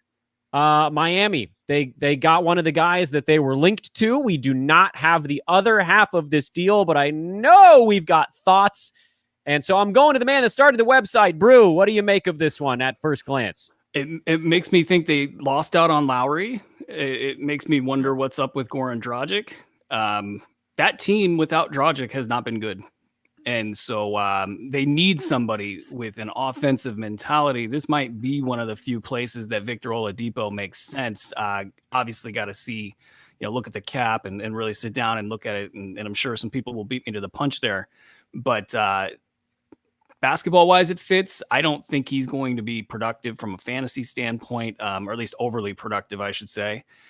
This opens things up for Kevin Porter. I put a big fab bid in for Kevin Porter and in a very important high-stakes league, and just sort of waiting for John Wall, who probably will clear himself out of the equation to some degree via games off, or if not, an outright shutdown.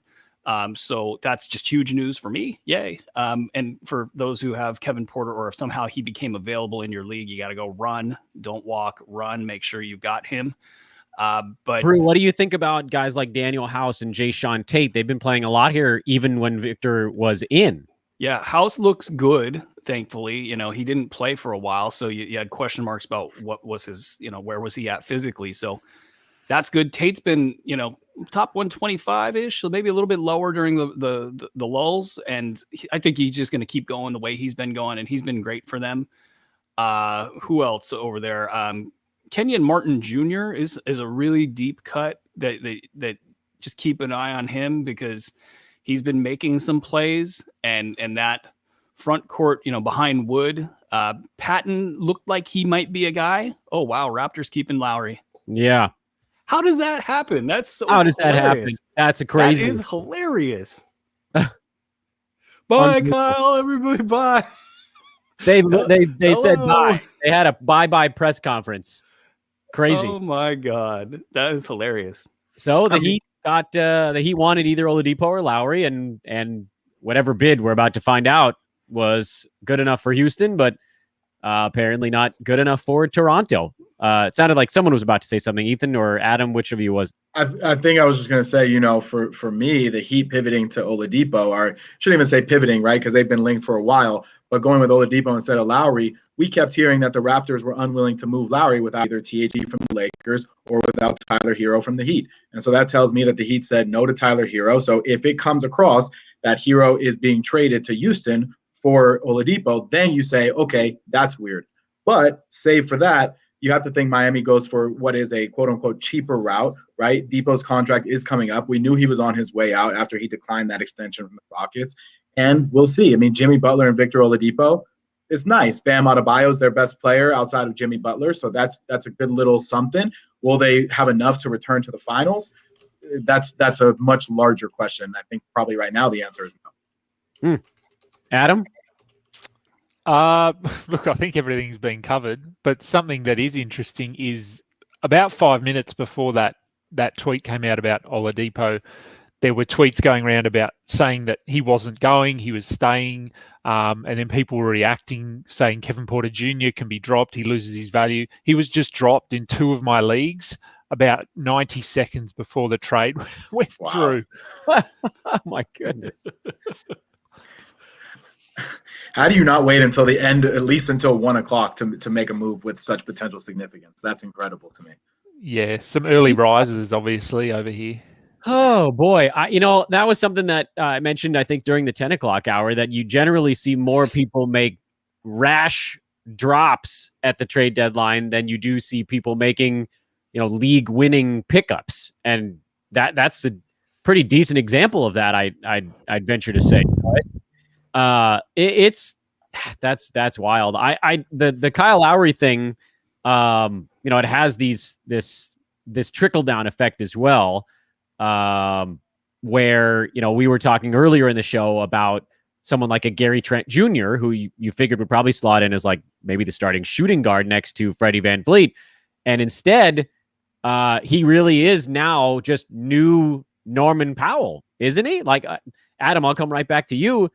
The path to a bigger role in Toronto than what Powell had before kind of got slammed shut with no Lowry trade.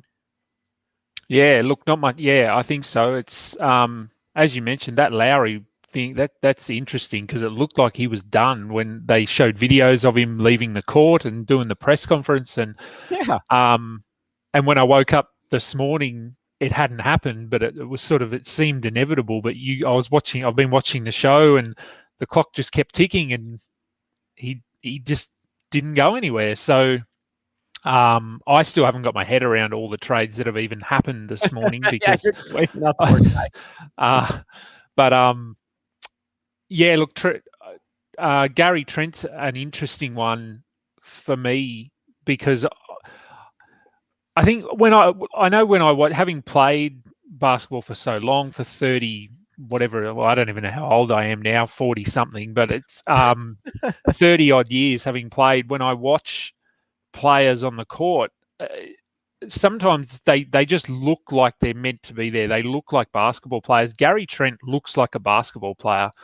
And I think he has a lot more to offer than he has yet. And so I'm really intrigued to see what he does now that he's been moved. Oh, this Rockets trade. Are you guys seeing the return? Oh, it's popping up. Hang on. Oh, Yes. my Lord. Avery Bradley, Kelly Olynyk, and a 2022 pick swap.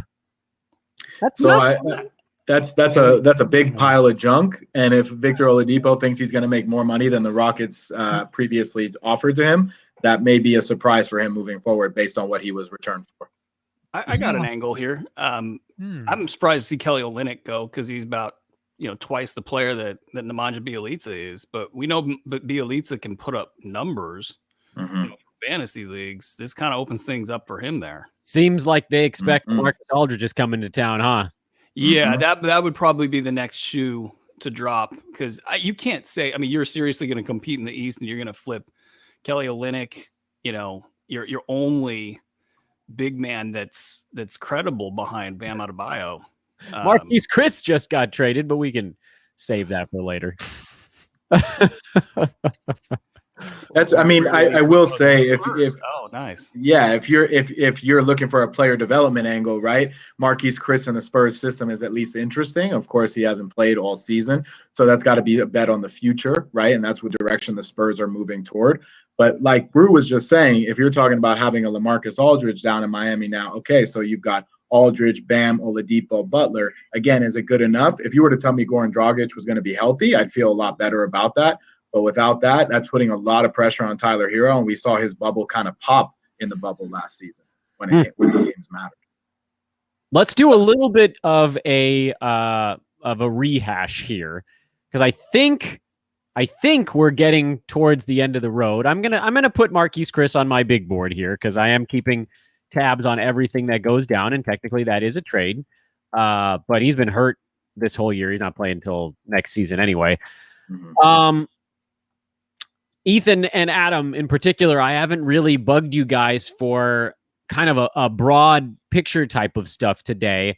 Here is the quick hitter version, and you guys just yell at me if something breaks while I'm talking about everything that's gone on so far. Lightning round style. Delon Wright to the Kings for Corey Joseph last night. JaVale McGee to the Nuggets for Isaiah Hartenstein. Vooch to the Bulls for Wendell Carter Jr. and Otto Porter Jr. Got to get those juniors. The Magic collecting them. Evan Fournier to the Celtics for picks. Aaron Gordon to the Nuggets for Gary Harris and RJ Hampton. Mo Wagner, Troy Brown Jr. to Chicago for Daniel Gafford and Chandler Hutchison. Nemanja Bjelica to Miami for Mo Harkless and Chris Silva. George Hill to the Sixers. Tony Bradley back. I've lost track. He's to the OKC. Terrence Ferguson to the Knicks. Austin Rivers, OKC. Their three-way trade. Confusing one a little bit. Norm Powell to the Blazers for Gary Trent Jr. and Rodney Hood. Matt Thomas to the Jazz for picks. Terrence Davis to the Kings for picks. JJ Redick to the Mavs for, I don't know if we've seen the return on that yet. Brad Wanamaker to the Hornets, same deal. Victor Oladipo to Miami for Kelly Olynyk Avery Bradley and Marquise Chris to the Spurs. Ethan, who are your fantasy winners? I guess the ones that really jump out at you. I like the role Rondo's about to assume in Los Angeles with the Clippers. I mean, I think that's a team that should have probably just signed him in free agency right off the bat. You know, Lou Williams goes down to Atlanta where he can go to Magic City anytime. Pat Beverly's been hurt for the majority of this year, and this gives the Clippers a legitimate playmaker, starts to take the pressure off of PG and Kawhi exclusively, but also a guy who can rack up assists. I mean, if we were playing fantasy bubble ball in the finals last year, Rondo would have been an MVP candidate, right? So Tice has just been traded. Yeah, Daniel. Yes. I was going to ask you guys about that. Do you see Robert Williams available in any of your leagues? He has not been available in any of my leagues for some period of time now. And I think, you know, this is about two things for the Celtics, right? Because obviously Time Lord has come on, but also by taking Fournier's contract for those 2 picks, they got themselves to find they have luxury tax concerns, right? So I think by trading Tice and taking back Mo Wagner, they get themselves back under that luxury tax line. Is that what's going on? I was asking because, I mean, there's been stretches where Time Lord's been a top 25 guy. He's been tremendous. Yeah, but when he's getting 14 minutes a game and like he had an empty stat line last night, you just don't know. Like, are people sleeping in some maybe intermediate or beginner leagues out there? And if Tice is gone, and that appears to be the case, right? I mean, that just opens it all up. And from the Celtics standpoint, though, I kind of thought they needed all 3 big men because each one does a different thing. And so I guess Wagner will probably in some ways be better than Tice, but maybe that's not a true statement, just given the experience that Tice has had doing battle with those guys. He's just really a little slow, very brittle, has probably lost his confidence from the 3-point line, if I had to guess, and not quite as good as they need. So now they take a little bit of a step back maybe there. So that's a little bit of an interesting angle from a competition standpoint for the Celtics. So we got this flurry here, right, at the tail end. Adam, do you see any obvious winners among these names? Does Kelly Olynyk see any kind of role? Is Time Lord getting path cleared out? Maybe the one thing from these late pushes. What about Oladipo in Miami without them having to give up any of their young scoring wing types? Like, this is, I feel like teams just got a bit more cluttered other than Boston's center spot, where you have to assume Wagner sees less of a role than Daniel Tice does. I'll go Adam first on this one. Yeah, I mean, I like Time Lord here. And I think Tristan Thompson is still out as far as I know. So Williams is the only center there, because I'm assuming it'll take a couple of days for Wagner to clear and get across and play. So Robert Williams could play more than 30 minutes in at least one game. That'll be really exciting to see what he can do. It won't last. Well, I hope he doesn't break is the problem. Well, that's all foul out. So we'll see. We'll see what happens. Yeah, look, I mean, I don't mind Olynyk in Houston there. I mean, I think he'll play. I think the winners for me today, which sort of harps back to your question about before Tice was traded and we went off on a tangent. Wendell Carter Jr. is a big winner for me today. Otto Porter is probably a winner as well. And for deep leagues, I think Hartenstein could be interesting because going across to Cleveland there, JaVale McGee was playing minutes. He had been sort of seeing 18 to 20 minutes. So Hartenstein, I think if he can get 18 to 20 minutes a night somehow in deep leagues, I think he's worth a look. Brew, any thoughts on these last little tidbits flipping in? I'm currently looking at the odds for tonight's games. So I don't have I'm not paying attention per se. I'm trying to see if there's an angle there. I need to catch up after last night. These last few deals that have come through. Here's an interesting angle. Chris Boucher, as I was looking at this trade deadline and thinking that there was going to be an exodus from Toronto, I was just kind of wondering what Chris Boucher could be. He's got I don't want to say the best fantasy stat set that I've ever seen, but like it made me think like is it better than Anthony Davis's stat set? And these are obviously two different players. Like they're not in the same hemisphere in terms of overall talent, but it just seems like Boucher pours everything he has into the things that matter in standard fantasy leagues. So I don't know that happens now. If they're still in this kind of same sort of rotation, they're going to try to make a playoff run. Heck, you might ride, the Raptors for the next couple of weeks because they get that feeling of, okay, hey, we didn't blow it up and now we're going to make a go at it. Maybe that's not true. We'll see. But he's not going to get cut loose like that anymore. It's just going to be more of the same where he has big games followed up by, small games that are, better than a lot of guys' best games. So that's an angle there. I don't know. What was the recent move that was made? Are we talking Marquise Chris? We could talk some Marquise Chris.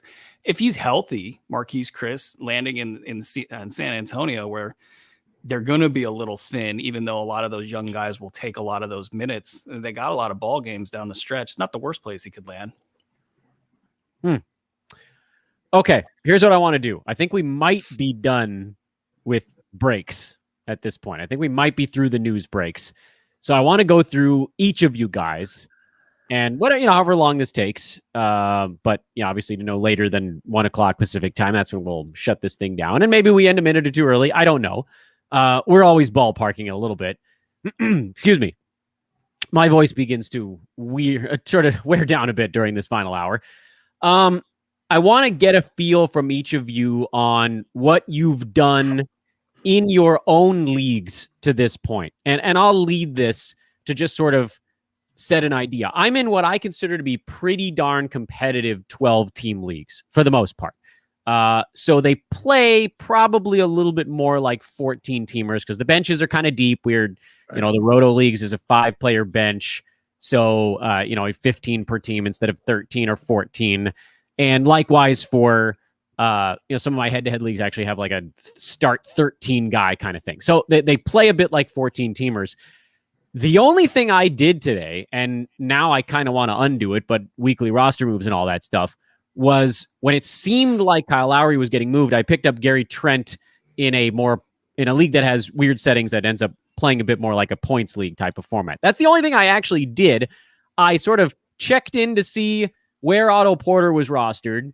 I checked in to see where Wendell Carter Jr. was rostered, and generally these guys are on teams in every league. So I think Otto was available in one, but it was not a spot where I had someone I wanted to drop. I kicked the tires on RJ Hampton, but I didn't end up making a move there. I picked up Dennis Smith Jr. in some places last night, but as far as the last 3.5 hours have gone, I really didn't do very much to my teams to this point, other than checking on some guys that were generally already rostered. So, Brew, I'm going to have you go last on this one because I know you're in maybe the most competitive leagues out of everyone, so we'll kind of work our way up the board a little. So, Ethan, I'll come to you first. I basically flipped a coin between you and Adam on this one. What kind of leagues are you in? What have you done today, and what have you seen happen in your leagues, and kind of how do you feel about it? So very similarly to the leagues that you described, 12-team heavily competitive leagues with longer benches and longer starting lineups, which leaves the waiver wire bare. A guy who I did pick up today as a result of both the Vucevic and Aaron Gordon trades, Chuma Okeke, who's a guy who I have flirted with previously this year in particular. He's coming off of a 17-point game. He dealt with some health issues earlier in his career, but as the Magic look to rebuild, you're not going to have Jonathan Isaac for the remainder of the season. Okeke's a guy who should be able to contribute so long as he's not capped by his own sort of playing time restrictions. I like it. Big man who can shoot the three, can score the basketball, gets a few rebounds, can contribute defensively, though I wouldn't rely on him. So Okeke's a guy for me who I think should be garnering a little bit more consideration than he probably is. I know a lot of people were sort of looking at the other sides of those trades, right? Because when you're looking at Vucevic, okay, Wendell Carter Jr. doesn't really excite me, right? Otto Porter Jr. definitely doesn't excite me.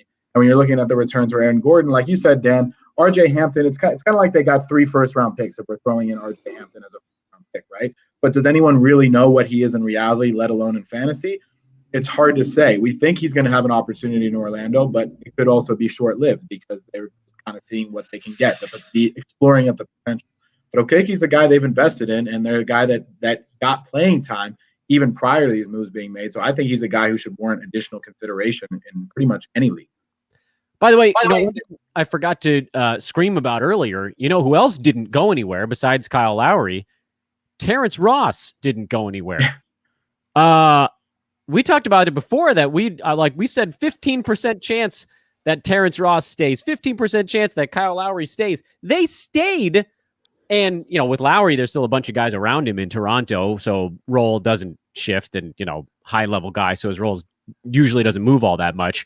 By the way, we found out the J.J. Redick trade deals. They just came out recently. Dallas is sending James Johnson and Wesley Iwundu to the Pelicans for J.J. Redick, and Nikola Melli are going back the other way. Terrence Ross might take 25 shots a night the rest of the way because they sent out everyone. And his tweet that he is the captain now is absolutely right. Vooch gone, Gordon gone, Fournier gone. It's Ross versus the world. Kingmaker, what do you got on today? What did you do in your leagues? What did your league mates do? What do you think about the stuff that happened in your leagues? Yeah, look, I mean, the Kevin Porter Jr. thing that I mentioned was interesting. It's not something I did. I think for me, it was probably more about what I didn't do than what I did. So a lot of people last night my time, afternoon your time, whatever it was, dropped Delon Wright. I didn't drop Delon Wright. I've held on to him everywhere. I've got Thad Young in a couple of leagues. I'm not sure what his value looks like now going forward, but I mean, the last few games he's only played sort of minutes in the low 20s, and he's still been able to put up value. So, and I mean, I don't need to convince you that Thad Young is worth holding. He's your captain. He has long time been the captain of my ship. Yeah. So, yeah. Look, I think I haven't. There's a couple of players that I've sort of had my eye on, that sort of thing, but I don't know. No one that I rushed out to grab, or when I woke up this morning at 3:30, I went, I've got to get this guy before everyone else wakes up. It's more about these guys that I didn't drop. I'm glad I didn't drop Wendell Carter Jr. in any of my leagues yet, and Chris Boucher.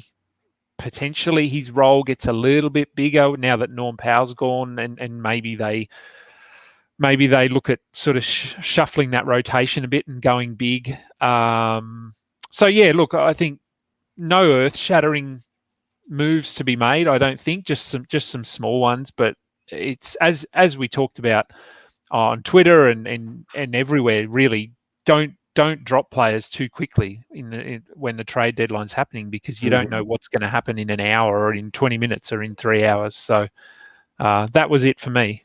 Yeah, you will more likely regret the guys you dropped than appreciate the guys that you add and your trade deadline moves. That's happened very often. Not a lot of activity actually in my leagues this trade deadline. I thought somebody would do something harebrained and wild, but for the most part, things have been relatively mellow. Brew, you're in leagues where you really got to go digging. What have you seen happen in yours today, trade deadline day? And I know you're in like 32 of them, so feel free to pick your favorites. It's funny because I purposely pick leagues that I don't have to do a lot of work in. So a lot of the 32 are I don't do anything. So I also try to stay away from daily formats because there's too many leagues and there's not enough hours in the day. So the leagues that matter to me, actually, we do weekly fab runs. So that takes a lot of the first come, first serve element out of this equation for me. So you're chill on trade deadline morning. I am. I mean, there are probably one or two leagues I could be more aggressive in. And I just coast in those leagues, and it is what it is, and I have no problem taking everybody's money in that way as well. But the thing that I did this deadline is similar to a lot of deadlines. Is I'm looking at players and hoping that their situations improve. These are people like Melton is going to be, and unfortunately, there's no relief in sight for Melton. At least right now, as it seems. And, this is somebody that's been at about a 120 value and doing it in like 21 minutes per game, just guessing right there. And that investment, I don't know if it's going to pan out or not. We'll see. You know, he could have a huge finish and then it absolutely pans out. But in relation to like the early season COVID absence and then some of the injury stuff and then the not getting played, you know, that stuff, he's been in my lineup a lot actually and been good in my lineup a lot. So I don't want to completely sell him short here, but, you know, I'm looking at hopefully something, you know, jiggles him loose there. Kevin Porter Jr. We're looking at, I don't know what's going on in the background here. I should look, but Kevin Porter. I just like the idea of something jiggling DeAnthony Melton loose. That would be lovely. Dan, I love you. Please. We're all like we could do the last 26 minutes where we just scream about the Memphis Grizzlies. Don't tempt us on this one. Don't tempt Adam on that. He's an expert in that field. But Adam, by all means, take the floor because I've done enough screaming on it. All I do is I point out every game where he's got like a plus 19, you know, plus minus in 16 minutes, and he's the top 10 net rating guy in the league, next to the top names in the league, including Dante DiVincenzo. What up? It's so fascinating what they're doing in Memphis because they kind of keep winning games. Not a lot, but enough to make it to where it's like, all right, you played in 10 minutes or 15 minutes or whatever you did, and you won. Well, that doesn't make it smart. Well, I just don't watch them anymore. Yeah, I was going to say, your guy Brandon Clark did have a 5-block game, though. He did. I look at the stats, but if I'm watching it, I find it less frustrating if I simply just look at a box score than if I actually watch the game. So I just monitor the box score and watch the stats go up and don't get as frustrated. Our Memphis Grizz guys, it feels like nobody can put a finger on what is actually going on. Like, is it that management wants their picks to look good? That's my theory. The whole thing is nuts because if you watch, like Adam was talking about, if you watch the Grizzlies games, and he actually wasn't as good in the first half yesterday, so I'll cut them a little bit of slack. He had a bad first half, 3 quick turnovers, fine. Bad half, get him out. There's too many games where he comes in, like Bruce said, he's like a plus 12 in 7 minutes. He has like 9 points, 2 3-pointers, 2 steals, 3 whatever. Grizzlies go on this run where they're from 2 down to 8 up, and then he's just out. It's like, okay, fine, he's out of the ball game, and then he's not to be heard from again for 16 game minutes. The whole thing is Holmes thing all over again. Remember how many times Holmes brought the Suns back last year? Yep. But the guys they're taking him out, like DeAndre Ayton was a first overall pick. I get it. Like I've worked in minor league baseball long enough to know when you invest your money in someone, that's the guy that's going to get the reps. We're talking about him losing his playing time to Grayson Allen and Desmond Bane. They just paid Melton. Whatever. Anyway, I fell right into the trap. You got me. A lot of questions, by the way, on Kevin Porter Jr. in our live chat. So let's cycle back through Houston here for a minute. We did talk about them briefly right as the Oladipo trade came through. Personally, I am probably a little more bullish on Jayshawn Tate than the average guy, but my love for steals and blocks and field goal percent outweighs my distaste for his not great free throw percent and general lack of 3-pointers. Daniel House is sort of more your high floor, low ceiling guy because he's never going to explode, but he's going to be out there getting you his 1 steal a game and his 2 threes, and maybe he bungles into a few assists one of those nights. But Kevin Porter, who's been out right now, and that's created this weird little pocket. Brew, I'm going to come right back to you on this one because actually the question in the thread, someone was like, what was Brew saying on KPJ? So we'll loop back around. You almost have this little pocket because of his injury, because Depot played a couple of games, because Wall is still in there, where you could almost buy on him. I don't think he's going to get dropped, but what would you give up? Let me here, instead of just saying, what are all of your thoughts? Because that's a lazy way to ask a question. What would you give up right now to buy on Kevin Porter Jr., knowing that he's hurt, knowing that there's going to be this John Wall ramp up? How much would you give up? I mean, this is big business here. Yeah, it's a hard question. He was rocking top 25 value there for a couple games. That's 2-game sample from what I recall. So I mean, it is what it is. So they're referring to him as one of their point guards, which I just find fascinating in of itself. This guy's always been sort of a small forward classification obviously can handle, but they're really looking at him as a point guard. And John Wall, man, he put up some stinkers, in the last week or so. And it really, there was the spat. I don't know if it was a spat, but he had a early exit from his typical shift in the last game. And there was just a lot of like kind of shrugs and, kind of like just, I think for as good as Wall's been, in his comeback, so to speak, he took a couple shots during the 19th game that they lost that I think it really pissed off Christian Wood. I mean, Christian Wood talked about needing the ball more, and it was just this sort of selfishness that you're not that good, right? So it's time to not do that anymore. And you might see them moving on and making him the prime guy in the backcourt to set everything up and make all the plays. So, I think you're going to see a lot of, say, like 16, 17.8 assists, 4 rebound type lines, with money counting stats where you get these games where there's, kind of a little bit of a garbage time element to them. And that said, the Rockets have had a good defense in spurts this year. So they have a little bit of ability to deflect and generate those steals and blocks numbers that you like to see. To answer your question, I'll put it to you this way. He's probably acquirable for like, do the Rockets play tonight?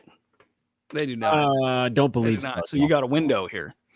He's probably acquirable for a top 90. That was the number I was going to guess. So here are some guys around, and apologies to Adam and Ethan for this segment that's, again, Brooke Lopez box out style. But I want to see this thing through, because this is a really interesting big time difference maker sort of move. Colin Sexton Brew is number 100. Would you trade him away for Kevin Porter Jr.? No, that's 9 cat, right? Correct. Yeah. Yeah. Colin Sexton is going to be one of the next really good guards in this league. And he is going to continue being better and better with every passing game.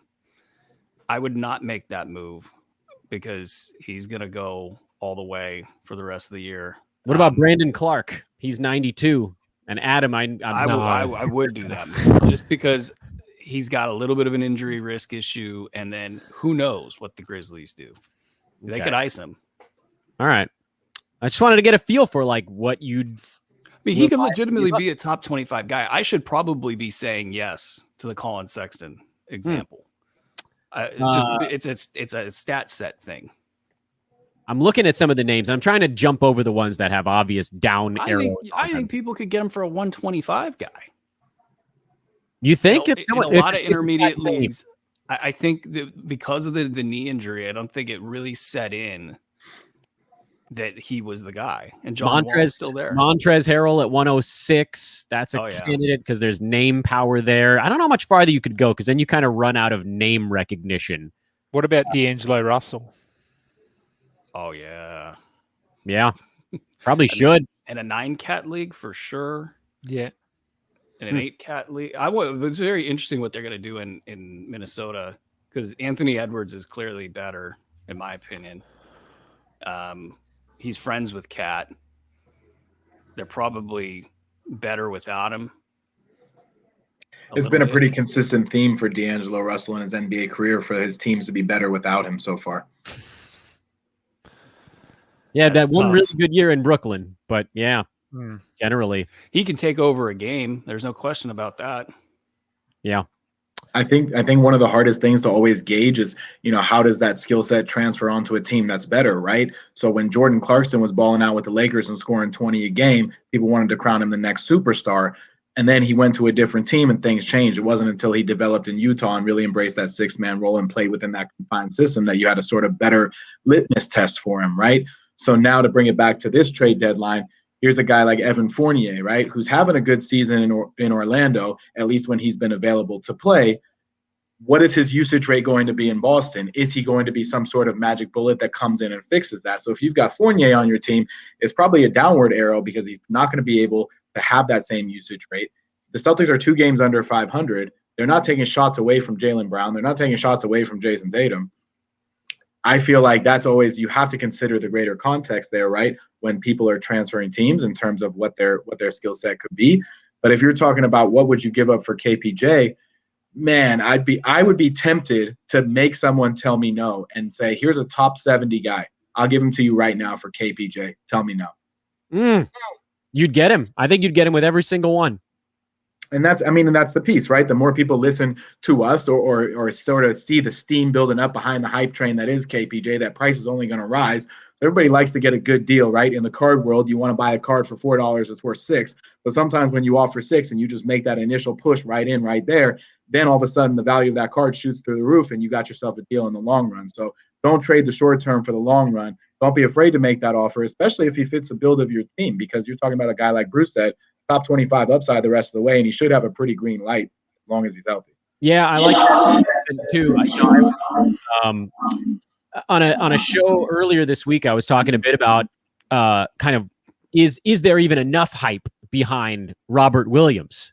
And it was the same discussion we're having right now about Kevin Porter Jr., where it was like, hey, would you trade a top 75 guy for Robert Williams right now? And there was a little bit of hesitation, but at the end of the day, the answer had to be yes, because his floor was top 90. And now they just cleared out Daniel Tice. So that looks like an even less insane thing to think, where like these guys you're talking about, top 75, top 80 range guys, it's not even a comparison at this point with a Time Lord who's already up to number 72 in 9-cat in 17 minutes a game. And there's just no way he's not going to be at least that high, or like worst case scenario feels like about 19 minutes for him. He's a top 30 guy now. He's a monster. 7 games, 21 minutes, 3 blocks. Plunge. You got to be willing to take the plunge, though. And that's the thing. We're like, well, what if Robert Williams gets yanked around a little bit? Yeah, but the chance to go so much higher, and it's a similar discussion with Kevin Porter Jr., although it's maybe not quite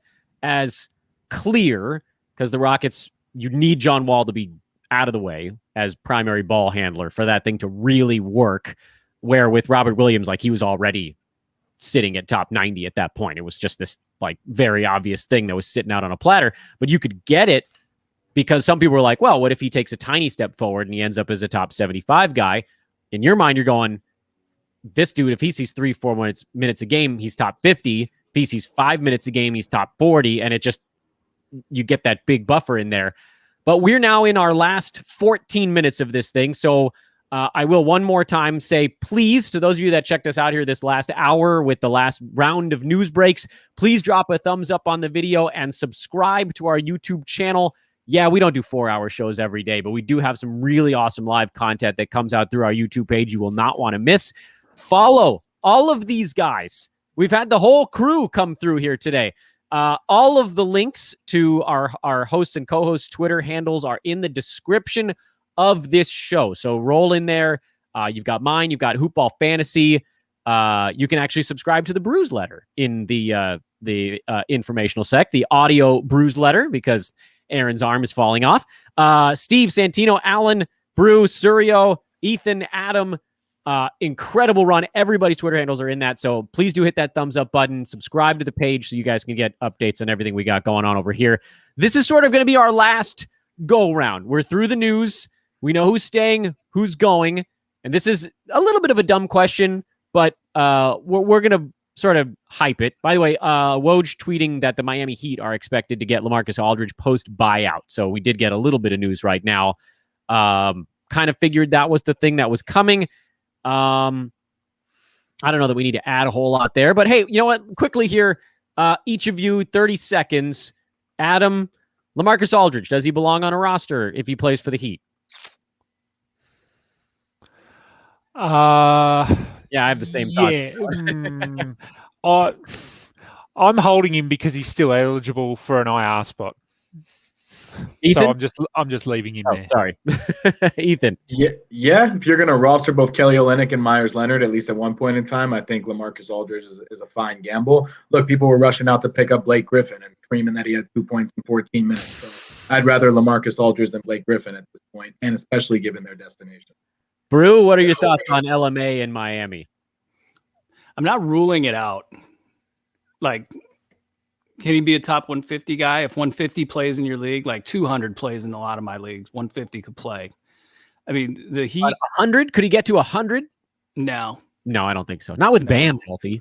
No, but what's interesting is they struggle on offense. It's like you can just watch it. It's like instantaneously. You just know that they're going to struggle on offense because Jimmy Butler doesn't want to shoot, Bam doesn't want to shoot, and then they bring in a Victor Oladipo, and then with LaMarcus, if you're not using him on offense, he shouldn't be on the floor. So Right. I mean, you might get 23 minutes of really just like a ton of LaMarcus Aldridge. Maybe that works out. Could he? I mean, I guess that's Bam playing the 4, kind of like when they went to the Bam Myers Leonard lineups last year, something to that effect. Okay, fair enough. We can do some more LaMarcus Aldridge stuff on social media if anybody wants additional thoughts on interesting Teague to the Magic. I mean, Teague's blown several opportunities to be good. It looks like he's going to get bought out too. I was going to get bought out there. Okay. No intention for him to report, so he'll be another name in the buyout pile there. Good. Well, he'll go. I wouldn't want to have to consider that ad. Yeah, it's like, they don't want to play that dude. Okay, so let me give me your quick hitters, each of you, in our final 10 minutes. And Brew, you get to go last on this one. On the winners and losers of the trade deadline. Now that we've got it all rolled together, it doesn't need to be a comprehensive list, just the names that really leap out to you. We're going to tie it all together. And then after I send you guys off to get a little bit of a breather, then I'll wrap up the show myself. So, Ethan, your biggest couple of winners, your biggest couple of losers, things that you're sort of keeping a really close watch on. It's wrap up time, guys. I love the Bulls getting Vucevic. I don't think they were going to acquire a player of that caliber through free agency. I think the acquisition cost is more than reasonable. He's probably the most underappreciated star in the NBA in terms of what he does night in, night out. I think they still got to solve the Lowry marketing problem. Like giving up Wendell Carter Jr. and Otto Porter Jr. and a couple of picks for Vucevic, that's an easy win for me. I actually love what the Blazers did, getting Norman Powell for Gary Trent and Rodney Hood. Trent's going into restricted free agency. Powell has a player option. He's probably going to decline. Immediately improves the ceiling of their team. And we saw in the bubble last year, even though they kind of snuck into the playoffs back door, they're a team that can compete with any other, especially when they're shooting the ball out from three-point land. So I like Portland and I like Chicago. The Magic are losers to me. I just don't know what they're doing. I know they had to reset it, but this is not the way I would have gone about it. And I'm intrigued by Denver. I don't know that they're a winner. I don't know that they're a loser. I'm just intrigued by Denver, which I feel like is a consistent theme. I'm very curious to see how they're going to use Aaron Gordon, and I think that gives them a player who can defend a LeBron or a Kawhi or those types in the playoffs. So it just adds to their sort of arsenal and their approach. Adam, we get to go to you second on this one. Yeah, Ethan sort of took my teams there. I sort of agree with what he said. I don't mind. I don't mind what Miami did. I think they're sort of viewed as this defensive team who can just shut other teams down, but scoring has been somewhat of an issue. So I think bringing Oladipo in there helps, and potentially Aldridge as well. Well, I'm not. Yeah, I mean, as we've sort of touched on, we're not sure how that rotation is going to look. And I mean, he's not officially with the Heat yet, but I think we're all assuming that he's going. But yeah, look, he's shown this season and a little bit last season that he can stretch the floor a bit, which is something Bam doesn't do. So they could play him at the 4, play him a little bit like in the Kelly Olynyk role. And so, yeah, look, I think their offense has improved to a point where they can compete with some of those higher scoring teams now and not have to rely on their defense quite as much. And yeah, again, I'm intrigued by Denver, just to see what Aaron Gordon can do there, and how it changes their makeup. And Brew, what do you got for me, man? This is a weird little trade deadline because I thought you put it perfectly, Ethan, about Denver. Intrigued. I'm happy to see teams take a shot when they have to take a shot. So, I mean, to that end, I think that they did well. The hand that they get dealt is Aaron Gordon and how they kind of recover from the Gordon and the Michael Porter Jr. To me, like, I feel like you got to sell Michael Porter Jr. high before he sort of shows the league that he doesn't have as much upside as you legitimately have to assign to him when you don't know what you haven't seen yet. So they've lost a little on the margins there. Miami, I think they had to make a move. So I think that getting these guys that are offensive minded, we've covered that. I think that that's a mild win. Boston, mild win. And it's hilarious because they had this treasure chest of assets that everybody just talked about for so long. And here they are sort of grabbing at the bottom of the barrel, just trying to survive. They getting Evan Fournier will address a lot of what ails that team. So maybe they'll start to get it going here as we get going in the post-trade deadline scenario. The low-key winner might be the Lakers. They didn't get Lowry. Okay, cool. That seemed like it was a long shot anyway. But if they do get Andre Drummond in the buyout market, that's a lot of weight, man. Especially being able to actually play balanced basketball, while having such a big team, man, I don't know who beats those guys. So them and I kind of had the Hawks as winners of the deadline, maybe just because it wasn't a spectacular explosion.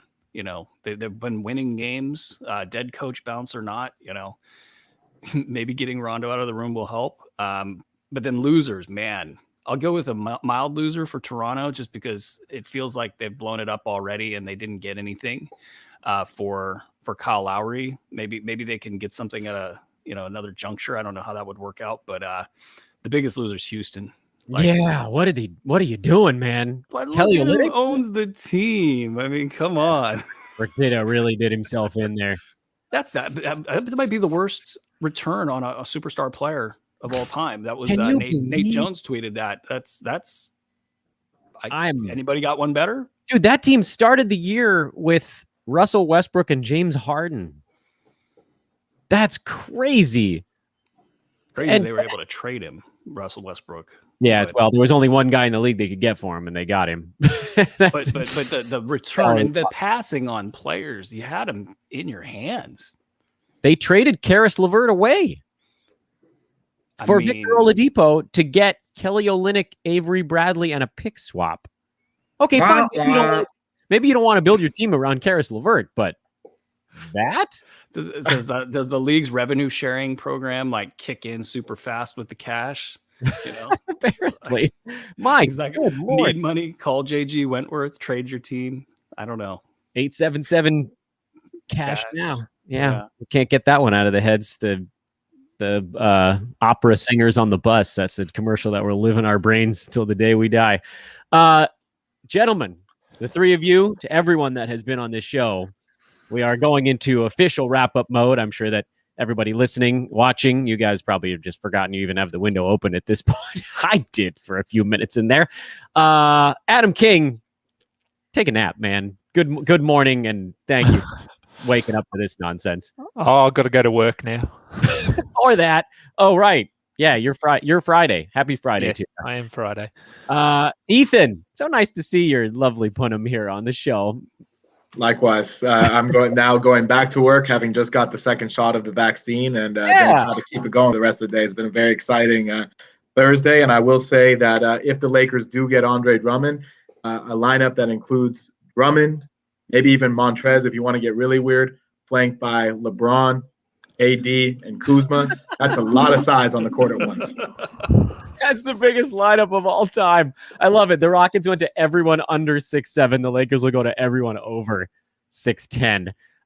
You can follow Adam and Ethan. Adam is at AdamKing91. Ethan is Ethan_Noroff on Twitter. Aaron Bruski, the final few hours with you, my good man, the founder of hoop-ball.com. You go take a rest as well. I know you got a long morning as well. Aaron, parting thoughts before I tune this thing out? No, it's just a big time for fantasy GMs to really take this next 2-3 weeks as the last good non-silly season ramp. And then it'll be silly season, maybe a little less than normal because of the play-in spots. But you're going to see some good basketball here for 3 weeks, and then it'll get real bad. And then we'll declare our league winners based on all that bad basketball. Well, if we can make it to the last day, then it'll be better than last time around. Gentlemen, I bid you all adieu as I figure out how to take faces off of this screen, and then I will do the last little bit myself. And it goes into a full screen mode, which really highlights how absurd I look these days. Unkempt, pandemic haircut style. Thank you once again to everyone that has been involved in this 4-hour monster of a trade deadline special. Thank you to the viewers. We had, I think, our second highest live viewership in the history of HoopBall on this show. The only one, believe it or not, that was higher was the first ever trade deadline live show we did, because no one else on the planet was doing one at that point. So we had every single person watching our own show at this one time. So the fact that since then, it's just been this steady upswing. We love you guys. Thank you for hitting that like and subscribe button early on. That helped this show kind of explode the first hour. When we opened up, people were waiting. You guys were active. It's been incredible. I am going to eat something besides the Oreos and the pistachios on my table in front of me. I'm also going to stretch my back because I am hurting. This is like it's like doing a baseball game, I guess. I don't know what I'm complaining about. Those are 4-hour broadcasts. This is also the end of the Fantasy NBA Today segment of the proceedings. So thank you to all those that have been listening. The Friday Fantasy NBA Today show will be an afternoon release, most likely as well, with kind of a weekend review, and maybe we get a little bit more information on the buyout season. What else we got going on? Go to hoop-ball.com. Check out the premium content over there as well. You can get yourself a fantasy pass for $4.99 a month. Follow me on Twitter at Dan Besbris. And again, if you're looking for the Twitter feeds of all of our hosts, they are in the description of this show on YouTube. But I think, let's see if I can rattle those off real quick to you guys before we go. Steve Vidovich is Steven Vidovich, StephenVidovich. Santino is at Santino Caccone. Last name is Caccone. Alan Soroki, last name Srochi. Aaron Bruski, Bruski. Surio, Sass Clown, Sass Clown. Ethan _Noroff, Norof. Adam King 91. That's an easy one. And that is your lineup for today. Thursday, March the 25th. Done. Let's go make some very small adjustments to our fantasy teams. So long, everybody. Have a great rest of your day. We'll talk to you real soon.